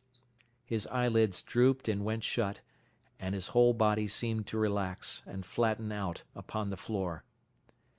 "He's all in, poor devil," muttered the master. "We'll see about that," asserted the judge as he started for the telephone. "Frankly, he has one chance in 1,000, announced the surgeon, after he had worked an hour and a half on White Fang. Dawn was breaking through the windows and dimming the electric lights. With the exception of the children, the whole family was gathered about the surgeon to hear his verdict. "One broken hind leg," he went on, 3 broken ribs, one at least of which has pierced his lungs. He has lost nearly all the blood in his body. There is a large likelihood of internal injuries. He must have been jumped upon, to say nothing of 3 bullet holes clear through him. One chance in 1,000 is really optimistic. He hasn't a chance in 10,000. "But he mustn't lose any chance that might be of help to him," Judge Scott exclaimed. "Never mind expense. Put him under the X-ray. Anything. Weedon, telegraph at once to San Francisco for Dr. Nichols. No reflection on you, Doctor, you understand. But he must have the advantage of every chance." The surgeon smiled indulgently. "Of course I understand. He deserves all that can be done for him. He must be nursed as you would nurse a human being, a sick child. And don't forget what I told you about temperature. I'll be back at 10 o'clock again." White Fang received the nursing. Judge Scott's suggestion of a trained nurse was indignantly clamoured down by the girls, who themselves undertook the task. And White Fang won out on the one chance in 10,000 denied him by the surgeon. The latter was not to be censured for his misjudgment. All his life he had tended and operated on the soft humans of civilization, who lived sheltered lives and had descended out of many sheltered generations. Compared with White Fang, they were frail and flabby, and clutched life without any strength in their grip. White Fang had come straight from the wild, where the weak perish early, and shelter is vouchsafed to none. In neither his father nor his mother was there any weakness, nor in the generations before them. A constitution of iron and the vitality of the wild were White Fang's inheritance, and he clung to life, the whole of him and every part of him, in spirit and in flesh, with the tenacity that of old belonged to all creatures. Bound down a prisoner, denied even movement by the plaster casts and bandages, White Fang lingered out the weeks. He slept long hours, and dreamed much, and through his mind passed an unending pageant of Northland visions. All the ghosts of the past arose and were with him. Once again he lived in the lair with Quiche, crept trembling to the knees of Grey Beaver to tender his allegiance, ran for his life before Lip Lip and all the howling bedlam of the puppy pack. He ran again through the silence, hunting his living food through the months of famine, and again he ran at the head of the team, the gut whips of Mitsah and Grey Beaver snapping behind, their voices crying "Rah! Rah!" when they came to a narrow passage and the team closed together like a fan to go through. He lived again all his days with Beauty Smith, and the fights he had fought. At such times he whimpered and snarled in his sleep, and they that looked on said that his dreams were bad. But there was one particular nightmare from which he suffered, the clanking, clanging monsters of electric cars that were to him colossal screaming lynxes. He would lie in a screen of bushes, watching for a squirrel to venture far enough out on the ground from its tree refuge. Then, when he sprang out upon it, it would transform itself into an electric car, menacing and terrible, towering over him like a mountain, screaming and clanging and spitting fire at him. It was the same when he challenged the hawk down out of the sky. Down out of the blue it would rush, as it dropped upon him, changing itself into the ubiquitous electric car. Or again, he would be in the pen of Beauty Smith. Outside the pen, men would be gathering, and he knew that a fight was on. He watched the door for his antagonist to enter. The door would open, and thrust in upon him would come the awful electric car. 1,000 times this occurred, and each time the terror it inspired was as vivid and great as ever. Then came the day when the last bandage and the last plaster cast were taken off. It was a gala day. All Sierra Vista was gathered around. The master rubbed his ears, and he crooned his love growl. The master's wife called him the Blessed Wolf, which name was taken up with acclaim, and all the women called him the Blessed Wolf. He tried to rise to his feet, and after several attempts fell down from weakness. He had lain so long that his muscles had lost their cunning, and all the strength had gone out of them. He felt a little shame because of his weakness, as though, forsooth, he were failing the gods in the service he owed them. Because of this he made heroic efforts to arise, and at last he stood on his 4 legs, tottering and swaying back and forth. "The Blessed Wolf!" chorused the women. Judge Scott surveyed them triumphantly. "Out of your own mouths be it," he said, "just as I contended right along. No mere dog could have done what he did. He's a wolf." "A blessed wolf," amended the judge's wife. "Yes, Blessed Wolf," agreed the judge, "and henceforth that shall be my name for him." "He'll have to learn to walk again," said the surgeon, "so he might as well start in right now. It won't hurt him. Take him outside." And outside he went, like a king, with all Sierra Vista about him and tending on him. He was very weak, and when he reached the lawn he lay down and rested for a while. Then the procession started on, little spurts of strength coming into White Fang's muscles as he used them, and the blood began to surge through them. The stables were reached, and there in the doorway lay Collie, a half-dozen pudgy puppies playing about her in the sun. White Fang looked on with a wondering eye. Collie snarled warningly at him, and he was careful to keep his distance. The master with his toe helped one sprawling puppy toward him. He bristled suspiciously, but the master warned him that all was well.